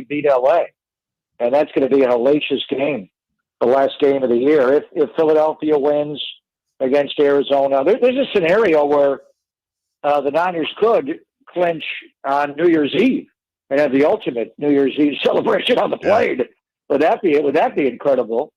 If Detroit loses to Dallas on Saturday night and Philadelphia loses to Arizona, which seems unlikely, but Arizona's head coach is Jonathan Gannon, who was Philadelphia's defensive coordinator. So he knows how to stop that offense, and he has obviously theories on their defense and how to score. So if they can pull that upset off and the Niners win, then it won't go down to the last game of the year. But like a couple of years ago in 2021, when they had to go to L.A. to merely make the playoffs, I think we'd have a beat L.A. scenario to be the number one seed, quite possibly. And then you wonder, when are we going to play that game? Would it be flexed to Sunday Night Football as a standalone game? Would it be moved to Saturday? Right now, it's an either or. It could be Saturday or it could be Sunday. I'm talking about that first weekend in January.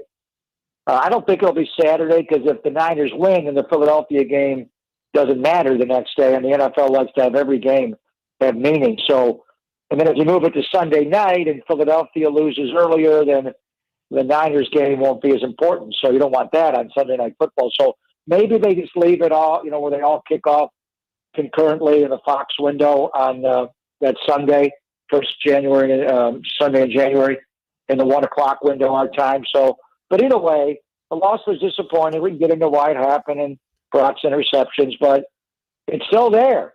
Win these last two, go 13-4, and you're the number one seed. That's the goal. When you start the year, is to be the number one seed. It's all right there. Just win these last two, beat LA. There he goes. We're talking with Greg Papa here. Greg, let's ask about Brock, because he's been so good. The guy's, we've talked about him every week. All the things are still there for him too. I still think the MVP can happen for him if the finish is good. But what was it about Baltimore? He's a timing guy, throws guys open, reads things faster than everybody. What did they do that just kind of boggled him up a little bit? I think they got him excited on the first series. Niners go right down the field. George Kittle got some man coverage against their safety, Marcus Williams, who George knows well from New Orleans. They had an epic matchup on a 4th and 2 when Jimmy was the quarterback in 2019 in New Orleans, that 48-45 shootout. He beat Marcus Williams. And he got matched in man, and he beat him on a 3rd down, beat her for 58 yards. He took it down to the low red zone, and Brock was excited. And he came out of the next play, and at first down, they went into a quarters coverage, and Kyle Hamilton was just sitting there. And the Niners really didn't do anything, Chase, to move him off that hash. He was kind of sitting there, and he just intercepted the ball. He saw Debo flash across, and he made a mistake. And that took you out of the low red zone. The other ones were more Niners scheme. To me, the third one was really bad for Brock, I think, when the flags were on the field. Christian was called for a chop block. He said he did see the flags, and he read the body language of the linemen, the Niners offensive linemen. So he had to know that the penalty was against the Niners. The play was going to come back. So no matter what you pick up here, they're going to take the penalty. So just ground the ball. And he tried to throw across his body. Ball got tipped up, and again, Kyle Hamilton intercepted. The second one was a really unconventional blitz, where they sent both outside corners. You hardly ever see that. They sent Braden Stevens from Brock's left and Marlon Humphrey from his right, and the ball went. It was a laser screen to Debo going out left, and they kept the ball up in the air. Stevens got tight, and Marlon Humphrey picked it. The last one, he got hit, and the ball went right to Patrick Queen. But to me, obviously it's on Brock's ledger statistically, the interceptions. That's what happens. You throw the ball, the other team takes it, it's your interception. But it's not that simple. And I think the Niners got to look at what Baltimore did really was play tendencies with the Niners. They like to show a lot of illusion of pressure with those two inside linebackers, Roquan Smith and Patrick Queen. They're always jumping in the A-gap like they're going to blitz, so you have to count for them. But what they did, they brought him some. Queen did blitz. But I think he blitzed the first play of the game, and they got burned by George, and they backed out of it, is they had those two inside linebackers get to their landmarks and take away the hooks, the curls. They were droppers, and they choked off the middle of the field. Where if you think of the Niner offense, what do you think of? You think of Kittle over the middle, the Debo dig, and Ayuk slant on McCaffrey Texas route where he cuts inside. It's all that in-breaking stuff. They just choked that off, and they brought pressure from the outside. And then conversely, the quarterback, and that's why he wasn't a high draft pick. He's 6 feet, 5'8", 7 inch tall. He's not 6'5". So balls get tipped. They'll go back to the Cincinnati game when Jermaine Pratt tipped the ball. Now, he was right on top of Brock, and this play where Brandon Stevens tipped the ball. He's had some balls tipped here and there. Not a huge number of tips, but some.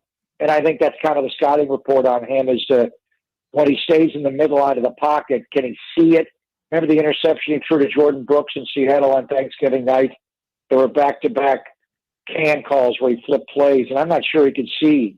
The first one almost got intercepted, and the second one did for a pick six to Brooks going to McCaffrey, and we kind of thought, can he see in there?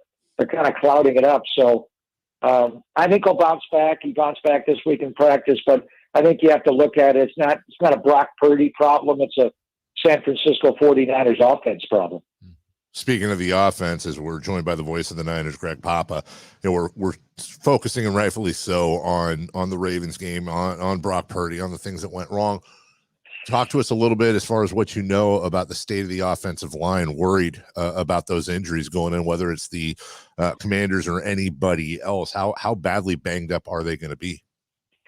Well, it got ridiculous the other night. I mean, you're playing Spencer Burford at right tackle and McKivitz at left tackle, and I don't even know what they were doing. Ben Barch got in the game. I was confused. Brendel was the one constant, and the other constant is John Feliciano. I think he might be the most underrated 49er this year. I mean, he's just filled in. A guy who played with the Raiders, didn't play much there, was a backup, went to Buffalo and started a lot of games. Last year he was the New York Giants, and they were a playoff team last year. He was their starting center every game, plus the two in the playoffs. And Feliciano's ability to jump in at left guard for Aaron Banks or right guard for Spencer Burford.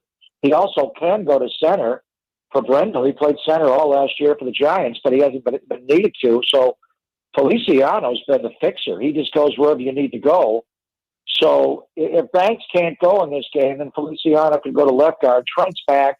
He practiced yesterday and Wednesday. I think he'll practice today, and then we're going to fly to Washington this afternoon. So I expect Trent to be able to play. So you'd have Williams at left tackle and Feliciano at left guard, Brendel at center, Burford at right guard, and Colton McKivitz at right tackle. So you'd be fine. You just don't have a lot of room as far as the backups because of the injury. If Banks can't be up for the game and he has to be down, but you do have, Barch mixing in and Pryor and Jalen Moore. So they got some backups. But I think the other area, Dave, where the concern is this Jair Brown knee injury. And sounds like he may be out for a while. So you may see Logan Ryan. And he played a handful of snaps, so we're number 33. Play a lot in this game next to Sean Gibson. Guys played a lot of football with New England, won Super Bowls there, Tennessee, and we saw him with Tampa Bay last year and play really well against the Niners. So, but I think with Feliciano and his ability to move from guard to guard so easily has been a godsend for this team, and specifically against these Washington Commanders, the strength of their team. They traded Chase Young. They traded Montez Sweat to Chicago. They kept the two inside guys, number 93 and number 94, Jonathan Allen and Deron Payne, are the strength of their team, and they play D-tackle. So they'll be right over the middle of that line, Brendel and Feliciano and Burford. And so John's got to play well. But he knows the Giants. He knows the Commanders well, being a Giant. Last year, he's blocked these guys quite a bit. So I think that'll be the key to the game. But everything I'm talking about that Baltimore did with Brock and tipping balls and getting in his face and being a shorter quarterback, if they're going to be a problem in this game on Sunday, it's going to be those two tackles collapsing the pocket and causing trouble for the run game. And then you can always run wide, though. And then, do you have to move Brock out of the midline to give him a clear path to be able to throw the ball? Greg, I'd be curious your thought on just watching Lamar Jackson play, too. Because, look, the Niners defense is good. They were in some tough spots because of short fields, but in turnovers that the offense committed. But I thought they were doing a good job on him. But the fact that he can just make a play on his own, how much did that, demoralize maybe the defense that, to me, was getting some pressures and some hurries on him? He is the best running quarterback of all time. And we've seen some good ones, Going back to the early 70s, the Bears had a lefty quarterback, Bobby Douglas, that ran for almost 1,000 yards. But he was big and strong with that backfield. They had Gil Sayers back then. But Michael Vick probably on pure speed and running ability. Randall Cunningham was terrific. Steve Young. Russell Wilson is a scrambler. I mean, a lot of guys can run the ball. And more so now, Justin Fields is really good. But Lamar is just different. Those other guys are more straight line speed. Or Colin Kaepernick, when Kaepernick got a lane, he could run it all the way to the house. Terrell Pryor with the Raiders could run. But this guy, he's a running back. The way he sets up blocks, the way he slips and slides, the way it's not just straight line speed, Jason. I don't know if he's ever been timed in a 40. But what do you think he is? 4.4 or something? But it's the change of direction. It's the 360 spin. He looks like Charlie Garner, the old Niner and Raider running back, Eagles running back, where he just goes like he's playing on hockey skates. He just slips and slides, and you can't get him down. And he has no problem spinning around and not looking at the line of scrimmage and coming out of it. And he's just, I don't know what to do with him.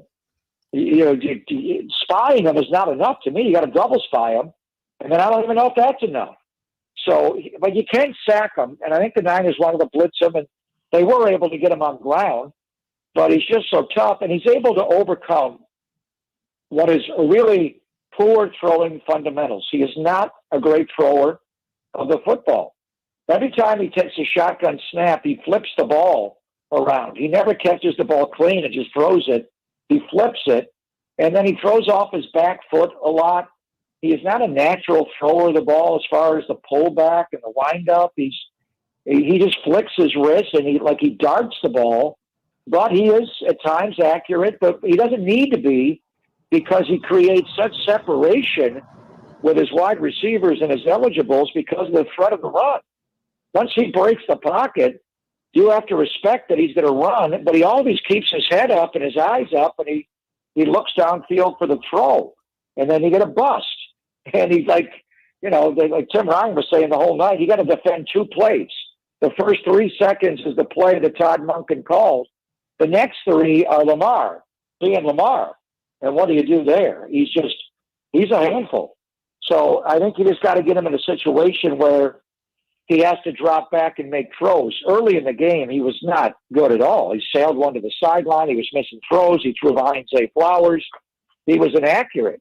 But once he's able to get out of the pocket and threaten you both as a runner and a thrower as he presses the line of scrimmage, he is difficult to deal with. And that's not going away.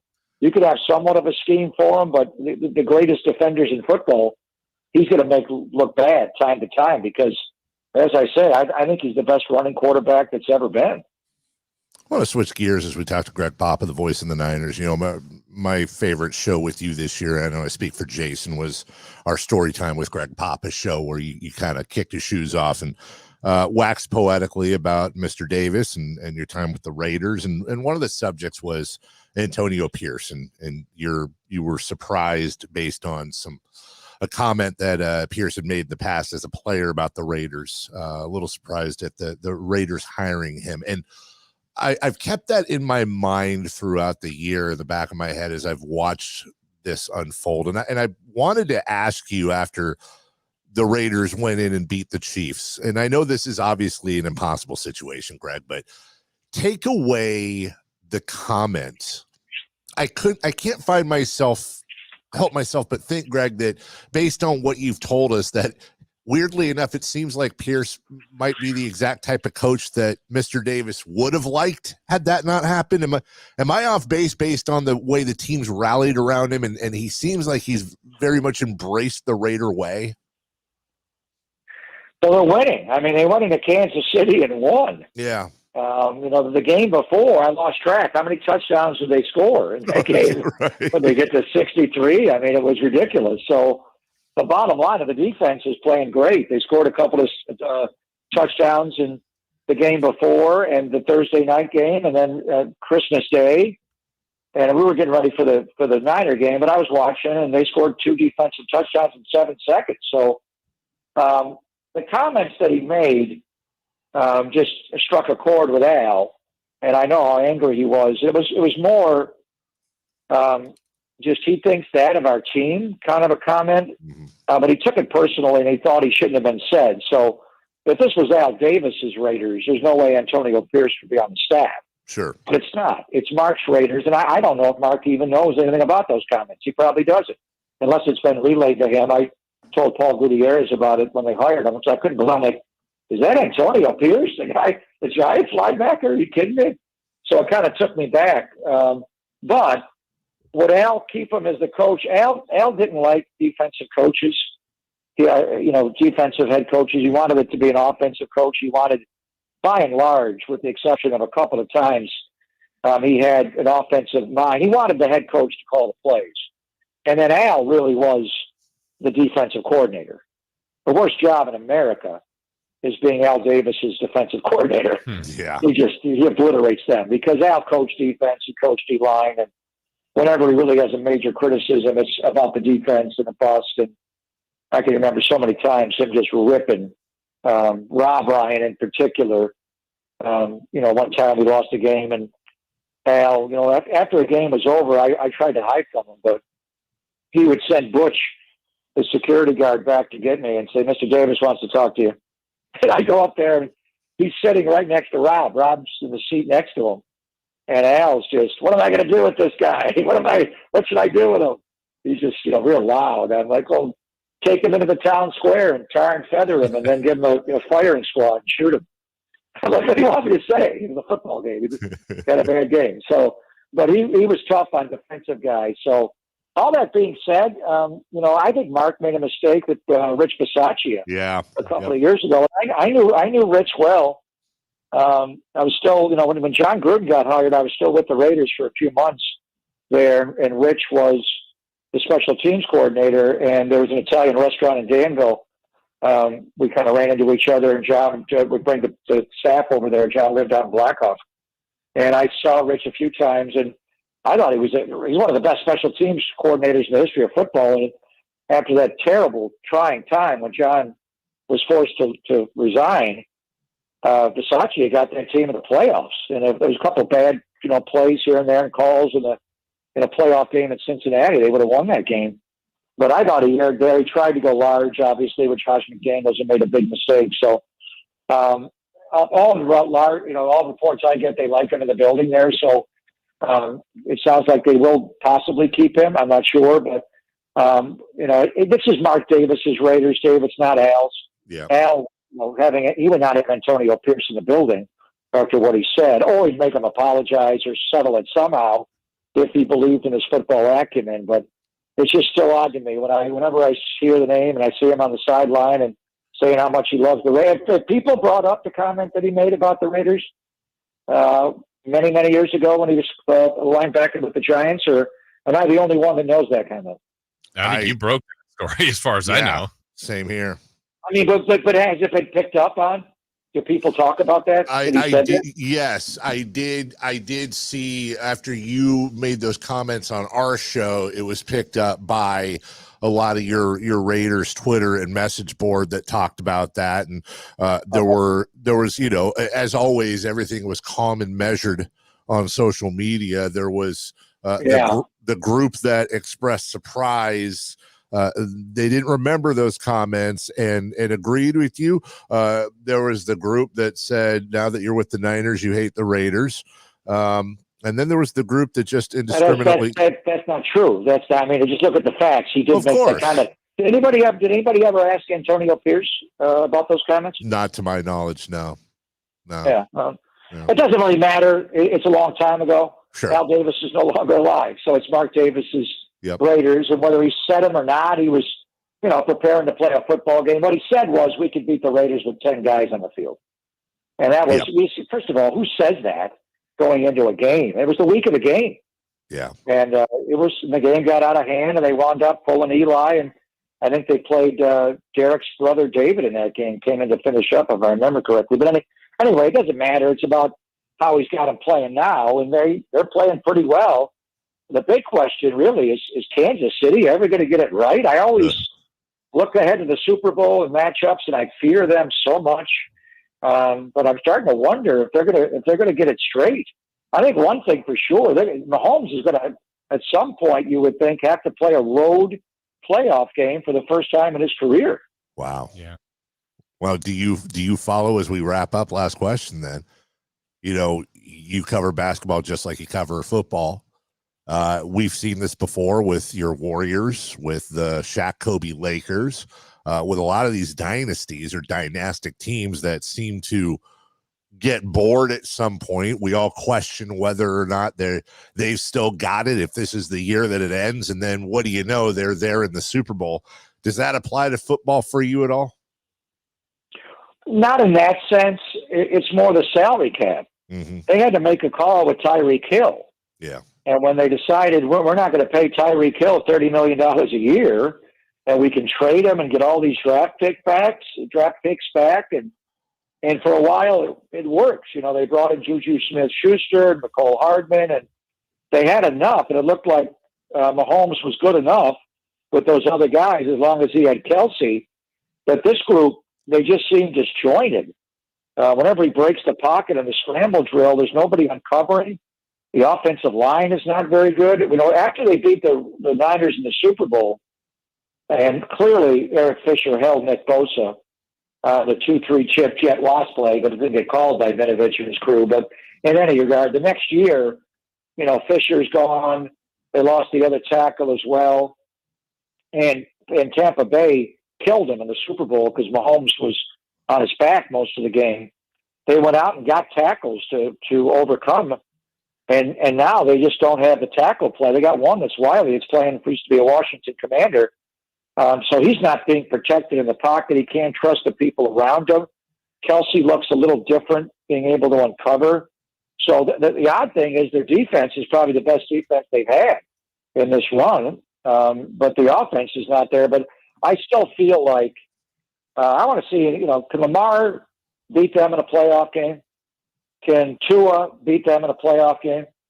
You know, Cleveland looks like, is Flacco going to be able to do this the whole way through? I mean, he looked so amazing last night to start, and then it almost looked like he got tired at the end of the game. His whole neck is throwing the ball like every play. They had a good running game last night. They got it going a little bit, but I don't know. The AFC in Buffalo, could Josh Allen run the table from whenever Buffalo gets in if they win the AFC East and they're going to play Miami the last week of the year? I mean, the NFC, we kind of know who the teams are. There's a group of 4 at the top that are pretty dominant.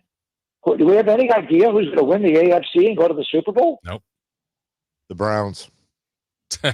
You think so? I would be. What a story that would be, a Flacco. They got a great defense. That defense is great. You know, what's great, your visits with us each week. And as we say goodbye for the final show of the year, hopefully next week, we are celebrating lots of Ayuk's on fires, lots of touchdown CMCs, and lots of an excited Greg and Tim enjoying the resurgence of Brock Purdy after a tough game. So we appreciate you, friend. Enjoy the flights. May old acquaintances be forgotten. I never quite understood that. Do you have any idea what that means exactly? Never quite got that one. Oh, there's something about following. Why should we forget old acquaintances? I don't get that. I'm going to remember them. That's kind of weird. You're the best, buddy. Enjoy the cookies, and we'll talk to you next week. Take All care. right, happy New Year. We'll talk next week, man. All right, thanks, Greg. Bye-bye. That is Greg Bappa. We will take a break. When we come back, listen, we got a ton of stuff. Friday Fun of Games, the bowl game, what to watch, celebrity birthdays. Don't go away. We're right back. Sactown Sports. The 49ers' final road game of the regular season is Sunday in D.C. And here's Purdy going to throw one deep, wide for Debo. Made the catch on the back shoulder. Touchdown! San Francisco! And a back shoulder banger for Debo Samuel. San Francisco continues its quest for the NFC's top seed. 49ers and Commanders. Sunday at 10 on Sactown Sports. My brother-in-law died suddenly, and now my sister and her kids have to sell their home. That's why I told my husband we could not put off getting life insurance any longer. An agent offered us a 10-year, $500,000 policy for nearly $50 a month. Then we called SelectQuote. SelectQuote found us identical coverage for only $19 a month, a savings of $369 a year. Whether you need a $500,000 policy or a $5 million policy, SelectQuote could save you more than 50% on term life insurance. For your free quote, call SelectQuote at 1-800-737-9944. That's 1-800-737-9944. Or go to SelectQuote.com. 1-800-737-9944. That's 1-800-737-9944. SelectQuote. We shop, you save. Full details on example policies at selectquote.com/commercials. Sunday, we close out 2023 and usher in 2024 with a big doubleheader. First, the San Francisco 49ers look to regroup as they battle the Commanders in D.C. Then it's the Kings and Grizzlies from Memphis. 49ers at 10, Kings at 5 on New Year's Eve on your home of the 49ers and Kings, Sactown Sports. Sacramento weather is brought to you by Elk Grove Honda. I'm Eileen Javor in the KCRA3 Weather Center. Some patchy fog this morning. Otherwise, a mixture of clouds and sun throughout the day. Breezy, too. Highs will be in the 60s. Expect rain by late this afternoon and evening. Get the latest forecast in the KCRA3 News and the KCRA3 app. At Elk Grove Honda, our recipe for happy holidays is to think Happy Honda Days. There's no better time to visit Elk Grove Honda than during our year-end clearance sale in the Elk Grove Auto Mall or online at elkgrovehonda.com. I gotta get an Elk Grove Honda. Guys, want to lose weight, improve your performance, and increase your drive? Revive Men's Health can help you make it happen with our new cutting-edge weight loss medications, like your favorite athletes and celebrities use. They're affordable and available now. And since your testosterone level has a direct impact on your weight and fitness, get a free T-check and free exam. Book your appointment today at Revive Sacramento. We know we can help you. Call 916-277-8599. That's 916-277-8599. Or visit ReviveMen'sHealth.com. Get year-end pricing during Happy Honda Days at Folsom Lake Honda, your one-stop Honda shop. Folsom Lake Honda is your one-stop Honda shop for great pricing on our entire selection of new CRVs, HRVs, Ridgeline Civics, and Accords. Plus, with low finance and lease options, now's the time to buy. Hurry in and save during Happy Honda Days at Folsom Lake Honda. Or go to FolsomLakeHonda.com. Folsom Lake Honda, yeah, your one-stop Honda shop. California's largest sportsman's expo is back, January 18th at Cal Expo in Sacramento. Find the best selection of boats, side-by-sides, campers, and accessories, all at special prices. And get to your next adventure in style. See Toyota's all-new Tacoma. Your life outdoors at the International Sportsman's Expo, January 18th through 21st at Cal Expo in Sacramento. More info at sportsexpos.com. This holiday season, Elk Grove Kia is here to make your dreams come true. With over 100 years of combined experience, our expert financing team is ready to help you get a new ride in 2024. You have repos, late payments, or even faced bankruptcy? No problem. At Elk Grove Kia, we believe everyone deserves a sleigh full of joy, and we're here to make it happen. And the gifts just keep coming. Purchase any new Kia today, and you won't make a single payment until next year. That's right, no payments until 2024. Now that's how you close out the year in a new ride from Elk Grove Kia. Plus, with Elk Grove Kia, there's no need to tighten your belt this holiday season because we're offering no money down. You heard that right. No money down and no payments until 2024. Santa may have his reindeer, but we've got the horsepower. Visit Elk Grove Kia today and let us make this holiday season the merriest one yet. So no matter your credit history, drive into the holidays with a smile and a new Kia from Elk Grove Kia in the Elk Grove Auto Mall, or visit us at elkgrovekia.com today. And happy holidays from Elk Grove Kia. Sacramento's premier music festival, Country in the Park, is back. 2 big ol' nights, May 17th and 18th at Cal Expo with Brantley Gilbert, Dustin Lynch, Walker Hayes, and more. 2-day GA tickets are on sale now, starting at $85, or upgrade your experience with VIP or pit passes. Country in the Park, May 17th and 18th at Cal Expo. For more information, visit CITPfest.com. Brought to you by Bonnie Plumbing, Electric Heating and Air. Hey, what's up, everybody? It's your boy Drapes, Kyle Draper. I got to tell you about the owners of Mercedes-Benz of Stockton. They believe that when you buy the finest car in the world, you deserve the best car buying experience you'll ever have. And trust me, I know. I'm a customer, and you can see why their customers come back year after year, generation after generation. I'm now rolling in the finest ride I've ever had. Mercedes-Benz of Stockton. It's just 45 minutes from Sacramento, right off I-5. So what are you waiting for? Or you can head online at mbofstockton.com. Hello, Sacramento. I'm Emron Pilati, owner of True Sports Cards and Collectible Store here in Rockland, California, and the host of the True Sports Cards Show that airs right here on Sactown Sports 1140 every Saturday from 10 to 11 a.m., where we discuss the latest trends, hottest products, and deliver exclusive interviews with other industry leaders. And don't forget to visit our shop, True Sports Cards, at 6661 Stanford Ranch Road in Rockland and see what we have for all your sports card and memorabilia needs. The 49ers Report, brought to you by E.B. Stone. E.B. Stone for the life of your garden. The 49ers Christmas was ruined Monday night, dropping their first game in 6 weeks, 33-19 to Baltimore. Quarterback Brock Purdy threw 4 interceptions in the game, the most for any 49ers gunslinger since Colin Kaepernick in 2015. The Red and Gold still control their own destiny in the NFC playoff standings, looking to get back on track New Year's Eve against Washington. Celebrating over a century as a family-owned business, E.B. Stone has gathered invaluable insights into nurturing plant growth. Venture into indoor planting with E.B. Stone's Edna's Best indoor and outdoor potting soil. Watch your little plants flourish into ideal indoor companions for the whole family to relish during the holidays. E.B. Stone's indoor and outdoor potting soil is a meticulously crafted blend of essential ingredients. Your plants will thrive both indoors and outdoors. Trust E.B. Stone for the entire lifespan of your garden. Explore more gardening tips, products, and find nearby locations at ebstone.org. Wishing you a season filled with joy and flourishing green.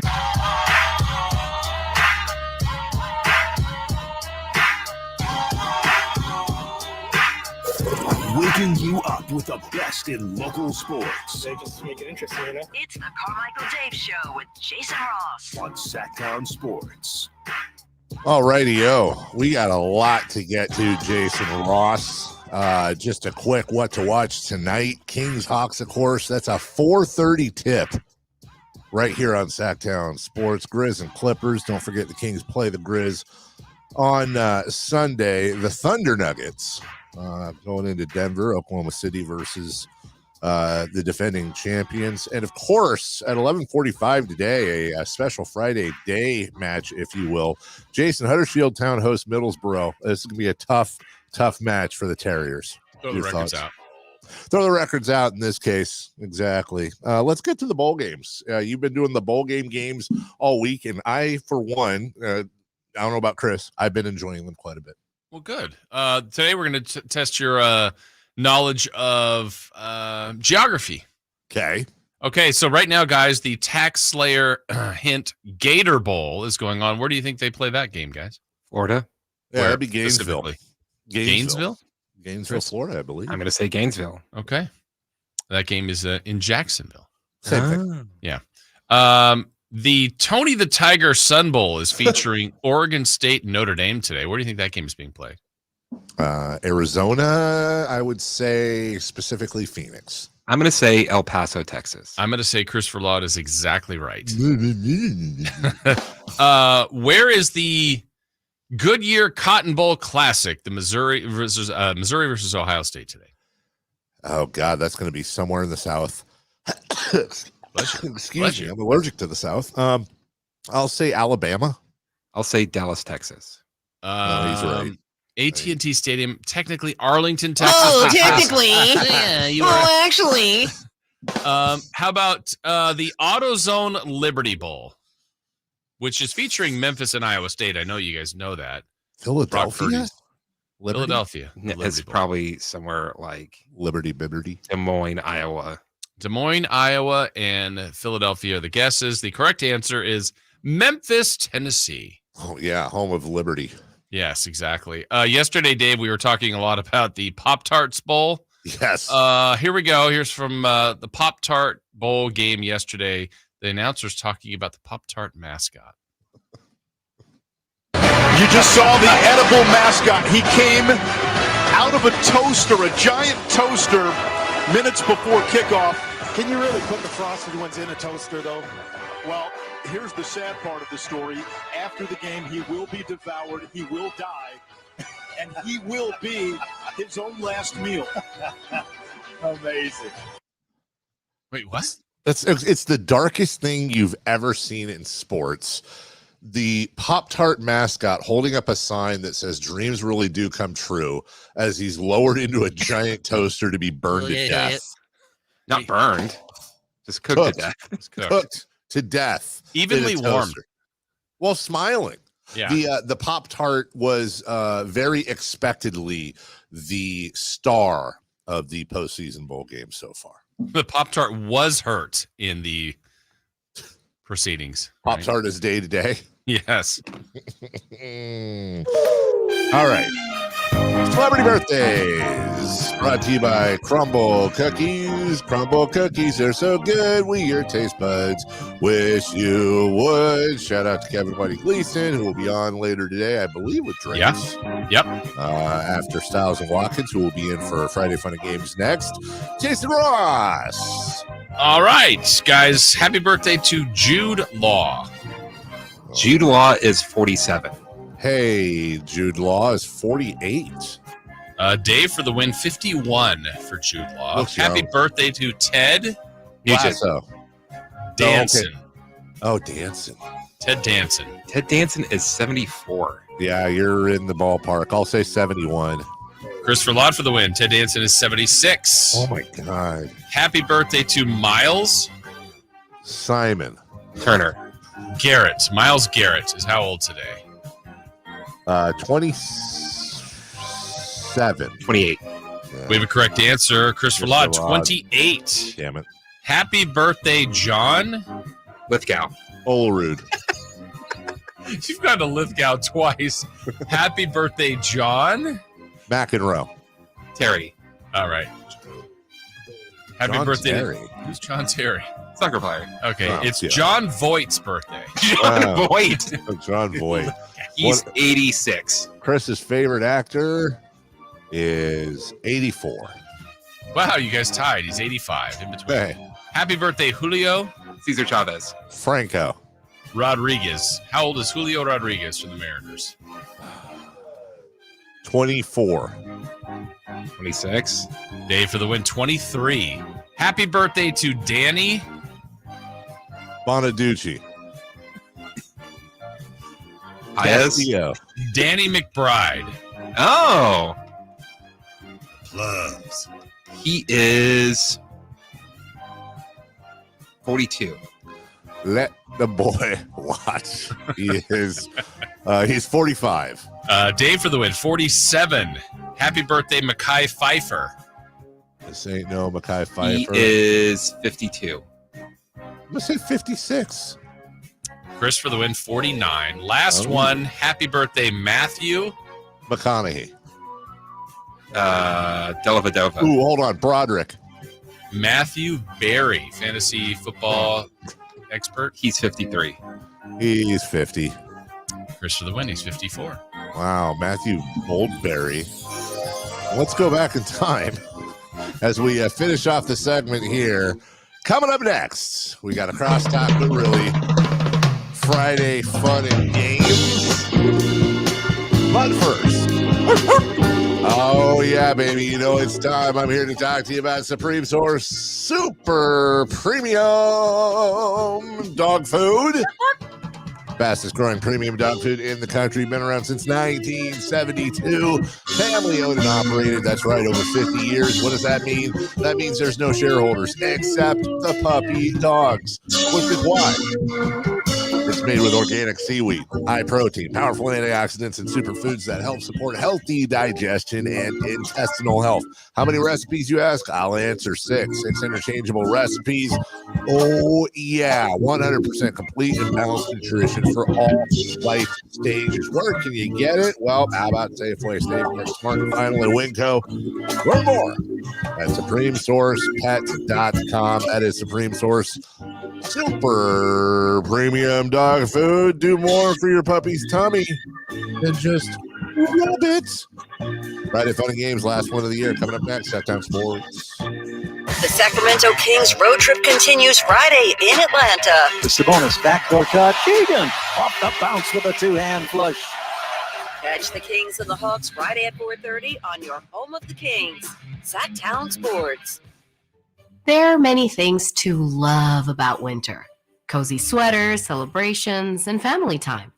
But winter can also bring many stressors, extra expenses, seasonal bugs, and so much family time. If you and your loved ones are feeling stressed or anxious this winter, Cal Hope can help. Check out our free mental health resources at calhope.org today. As we come together to celebrate the end of this long year, Stockton Honda has savings to bring us all cheer. Happy Honda Day savings and selection galore. Stockton Honda's online express purchase and great people give you more. Save on 400 new Hondas at Stockton Honda during Happy Honda Days. Shop in person or online with our express purchase option. Anytime, anywhere, it's all here. StocktonHonda.com. So here's a fact. 85% of the population will suffer from foot pain in their lifetime. That's almost everyone. So you'd think there'd be plenty of healthy long-term remedies, but there just aren't, right? Hi, I'm Dan from the Good Feet store. You know, people come in all the time sharing the same frustrating story. Bought this, tried that, been there, done whatever, all different kinds of things, but all with a similar result. Nothing. A discouraging and endless cycle of disappointment. If this rings a bell, don't despair. There is hope. If you think you've tried everything, you probably haven't tried Good Feet arch supports from the Good Feet store. They're designed to relieve, even eliminate, the pain commonly caused by certain foot conditions like plantar fasciitis, bunions, flat feet, and others. Plus, provide better balance and increased comfort. See what we can do for you with a free arch support fitting. Just stop in or schedule an appointment. With over 200 stores, there's likely one in your neck of the woods. Find yours at goodfeet.com. Knee, foot, or back pain? Visit the Good Feet store in Sacramento, Roseville, and Vacaville. There's no better way to wrap up the year than in a new Ram 1500 from Knight Elk Grove Dodge. Wait, there is a way. Got a new 2023 Ram 1500 DT and take up to $18,000 off MSRP. That's better. During the wrap up the year sales event at Knight Elk Grove Dodge, take up to $18,000 off MSRP on 8 new 2023 Ram 1500 DTs in the Elk Grove Auto Mall and online at elkgrovecdjr.com. MSRP $16,225. Net price $42,192 after $9,000 dealer discount and $90.33 in rebates. Bid PN 621,250 expires 1/2/24. The Arnold Law Firm has seen how an injury can turn anyone's life upside down. Whether it's a slip and fall, a car accident, or any other kind of injury. For almost 50 years, the Arnold Law Firm has been here to help you through the entire process to protect you and your family. If you are ever injured or in an accident, call the Arnold Law Firm. The Arnold Law Firm, providing real justice for you since 1975. Call 916-777-7777. That's 916-777-7777. Birthdays are meant to be spent with family and friends, and nothing brings family and friends together better than freshly baked and home-delivered crumble cookies. We have finally made it to Friday. Let's end your week the right way with Friday Fun and Games On the Carmichael Dave Show with Jason Ross.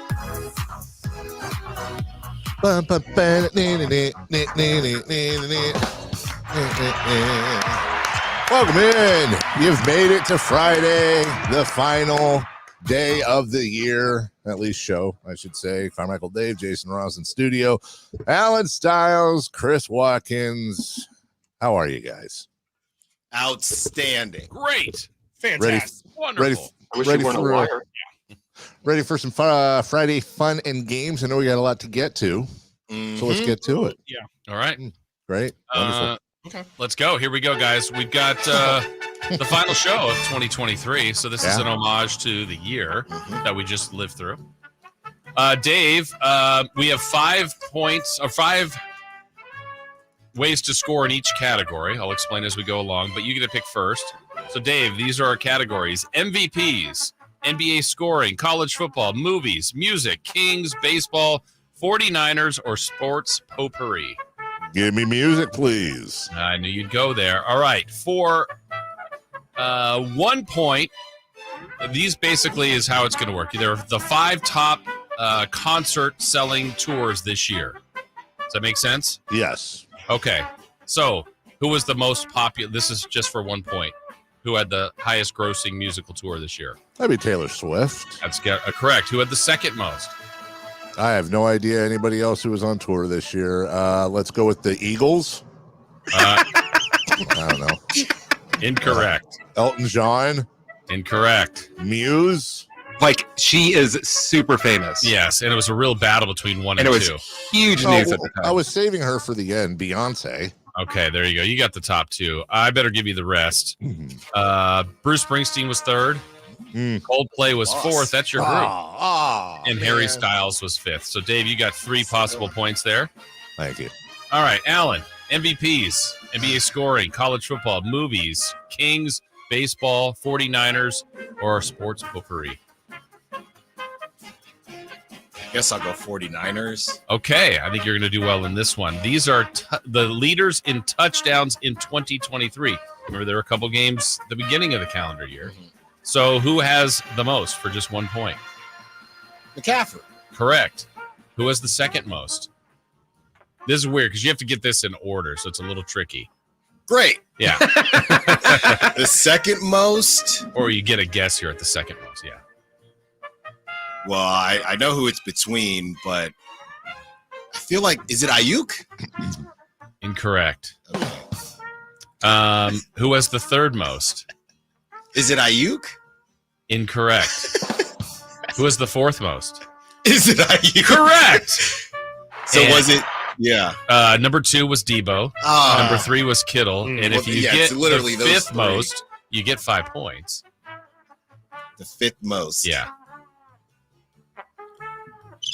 I mean, is it Brock Purdy? It is not. Good guess, though. He was 1 behind. It's actually Jordan Mason. What? Yeah. That's why it was worth 5 points. Why did I pick that one? I don't know, but you got 5 points. You moved ahead of Dave. How do I get 5 points? You got the number 1, which for Christian McCaffrey, and you ended up with Ayuk with a bunch of guesses at 4 points. Yeah. Dave. All right, Chris Watkins. Yeah. MVPs, NBA scoring, college football, movies, Kings, baseball, or sports potpourri. I'll do NBA scoring. NBA scoring. Okay, this one could be a little tricky here, but we did have a scoring record broken. Oh, gosh. Do you know who became the all-time leader in scoring this year in the NBA? Like this calendar year?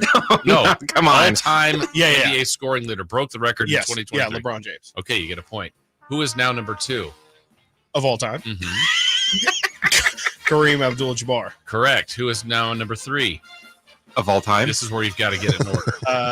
Of all time. Let's see here. Let's go with Karl Malone. Correct. Who is now number 4? Is it Of all time? Yes. Boy, that was really funny the second time you did it. Say, is Mike number 4? Incorrect. And so you can't get number 5. That's Michael Jordan. But you got the top 3. There you go. You have now 6 points. Who was it? Was it Wilt? It was Kobe Bryant. All right. So, Christopher Ladd, MVPs, college football, movies, Kings, baseball, sports potpourri. Movies. You knew he was going to say Sports potpourri. That's why I put it there.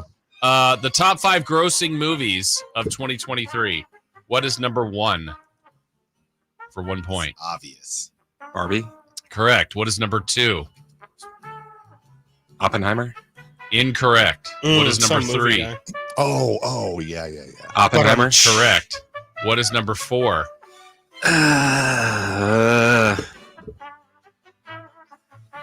Yo, mama. Fast X.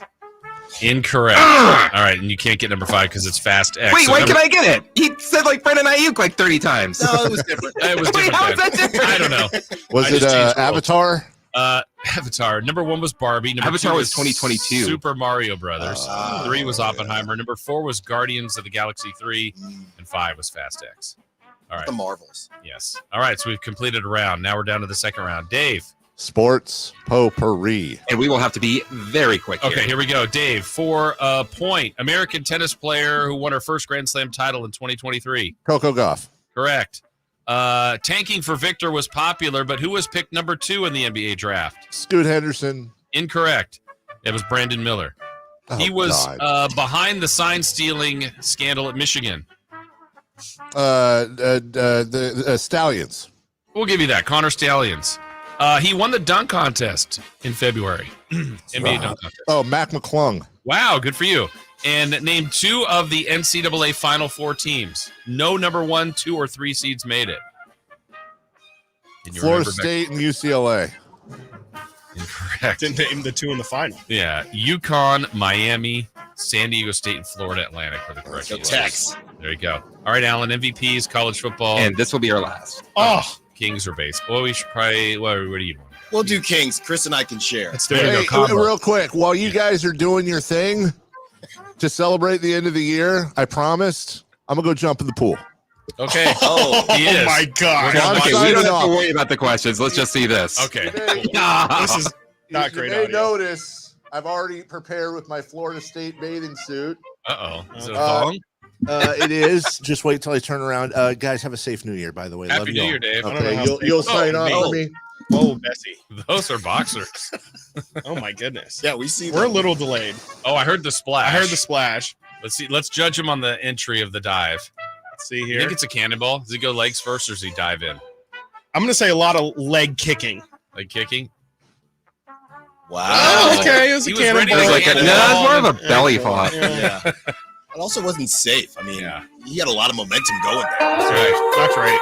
I guess that's Great it. huh? job, I guess that's Dave. it. We killed it. Great job, Dave. You guys would have done well in the Kings questions. Yeah? Yeah. Same for off air. All right, that's it. Is Dave swimming? I think he's okay. swimming. Yeah, he's I not didn't even see He him looks out of more the like water. he's drowning. The butterfly. He's doing the butterfly. All right, that's it for us. Happy New Year to everybody. Styles and Watkins coming your way next here on Sactown Sports. Last season, the Sacramento Kings gave us a little bit of everything. A Pacific Division type GM of the Year, Coach of the Year, Clutch Player of the Year, All-Stars and all NBA performers. Plus, we got to light the beam. Here's a steal by Fox. The breakaway. He's got the rip with the left hand. What does this season have in store? Find out. Each and every Sacramento Kings game can be heard right here on your proud home of the Beam Team, Sactown Sports and SactownSports.com. Every 40 seconds, a child is reported missing. That's 2,000 children every single day. It's a heart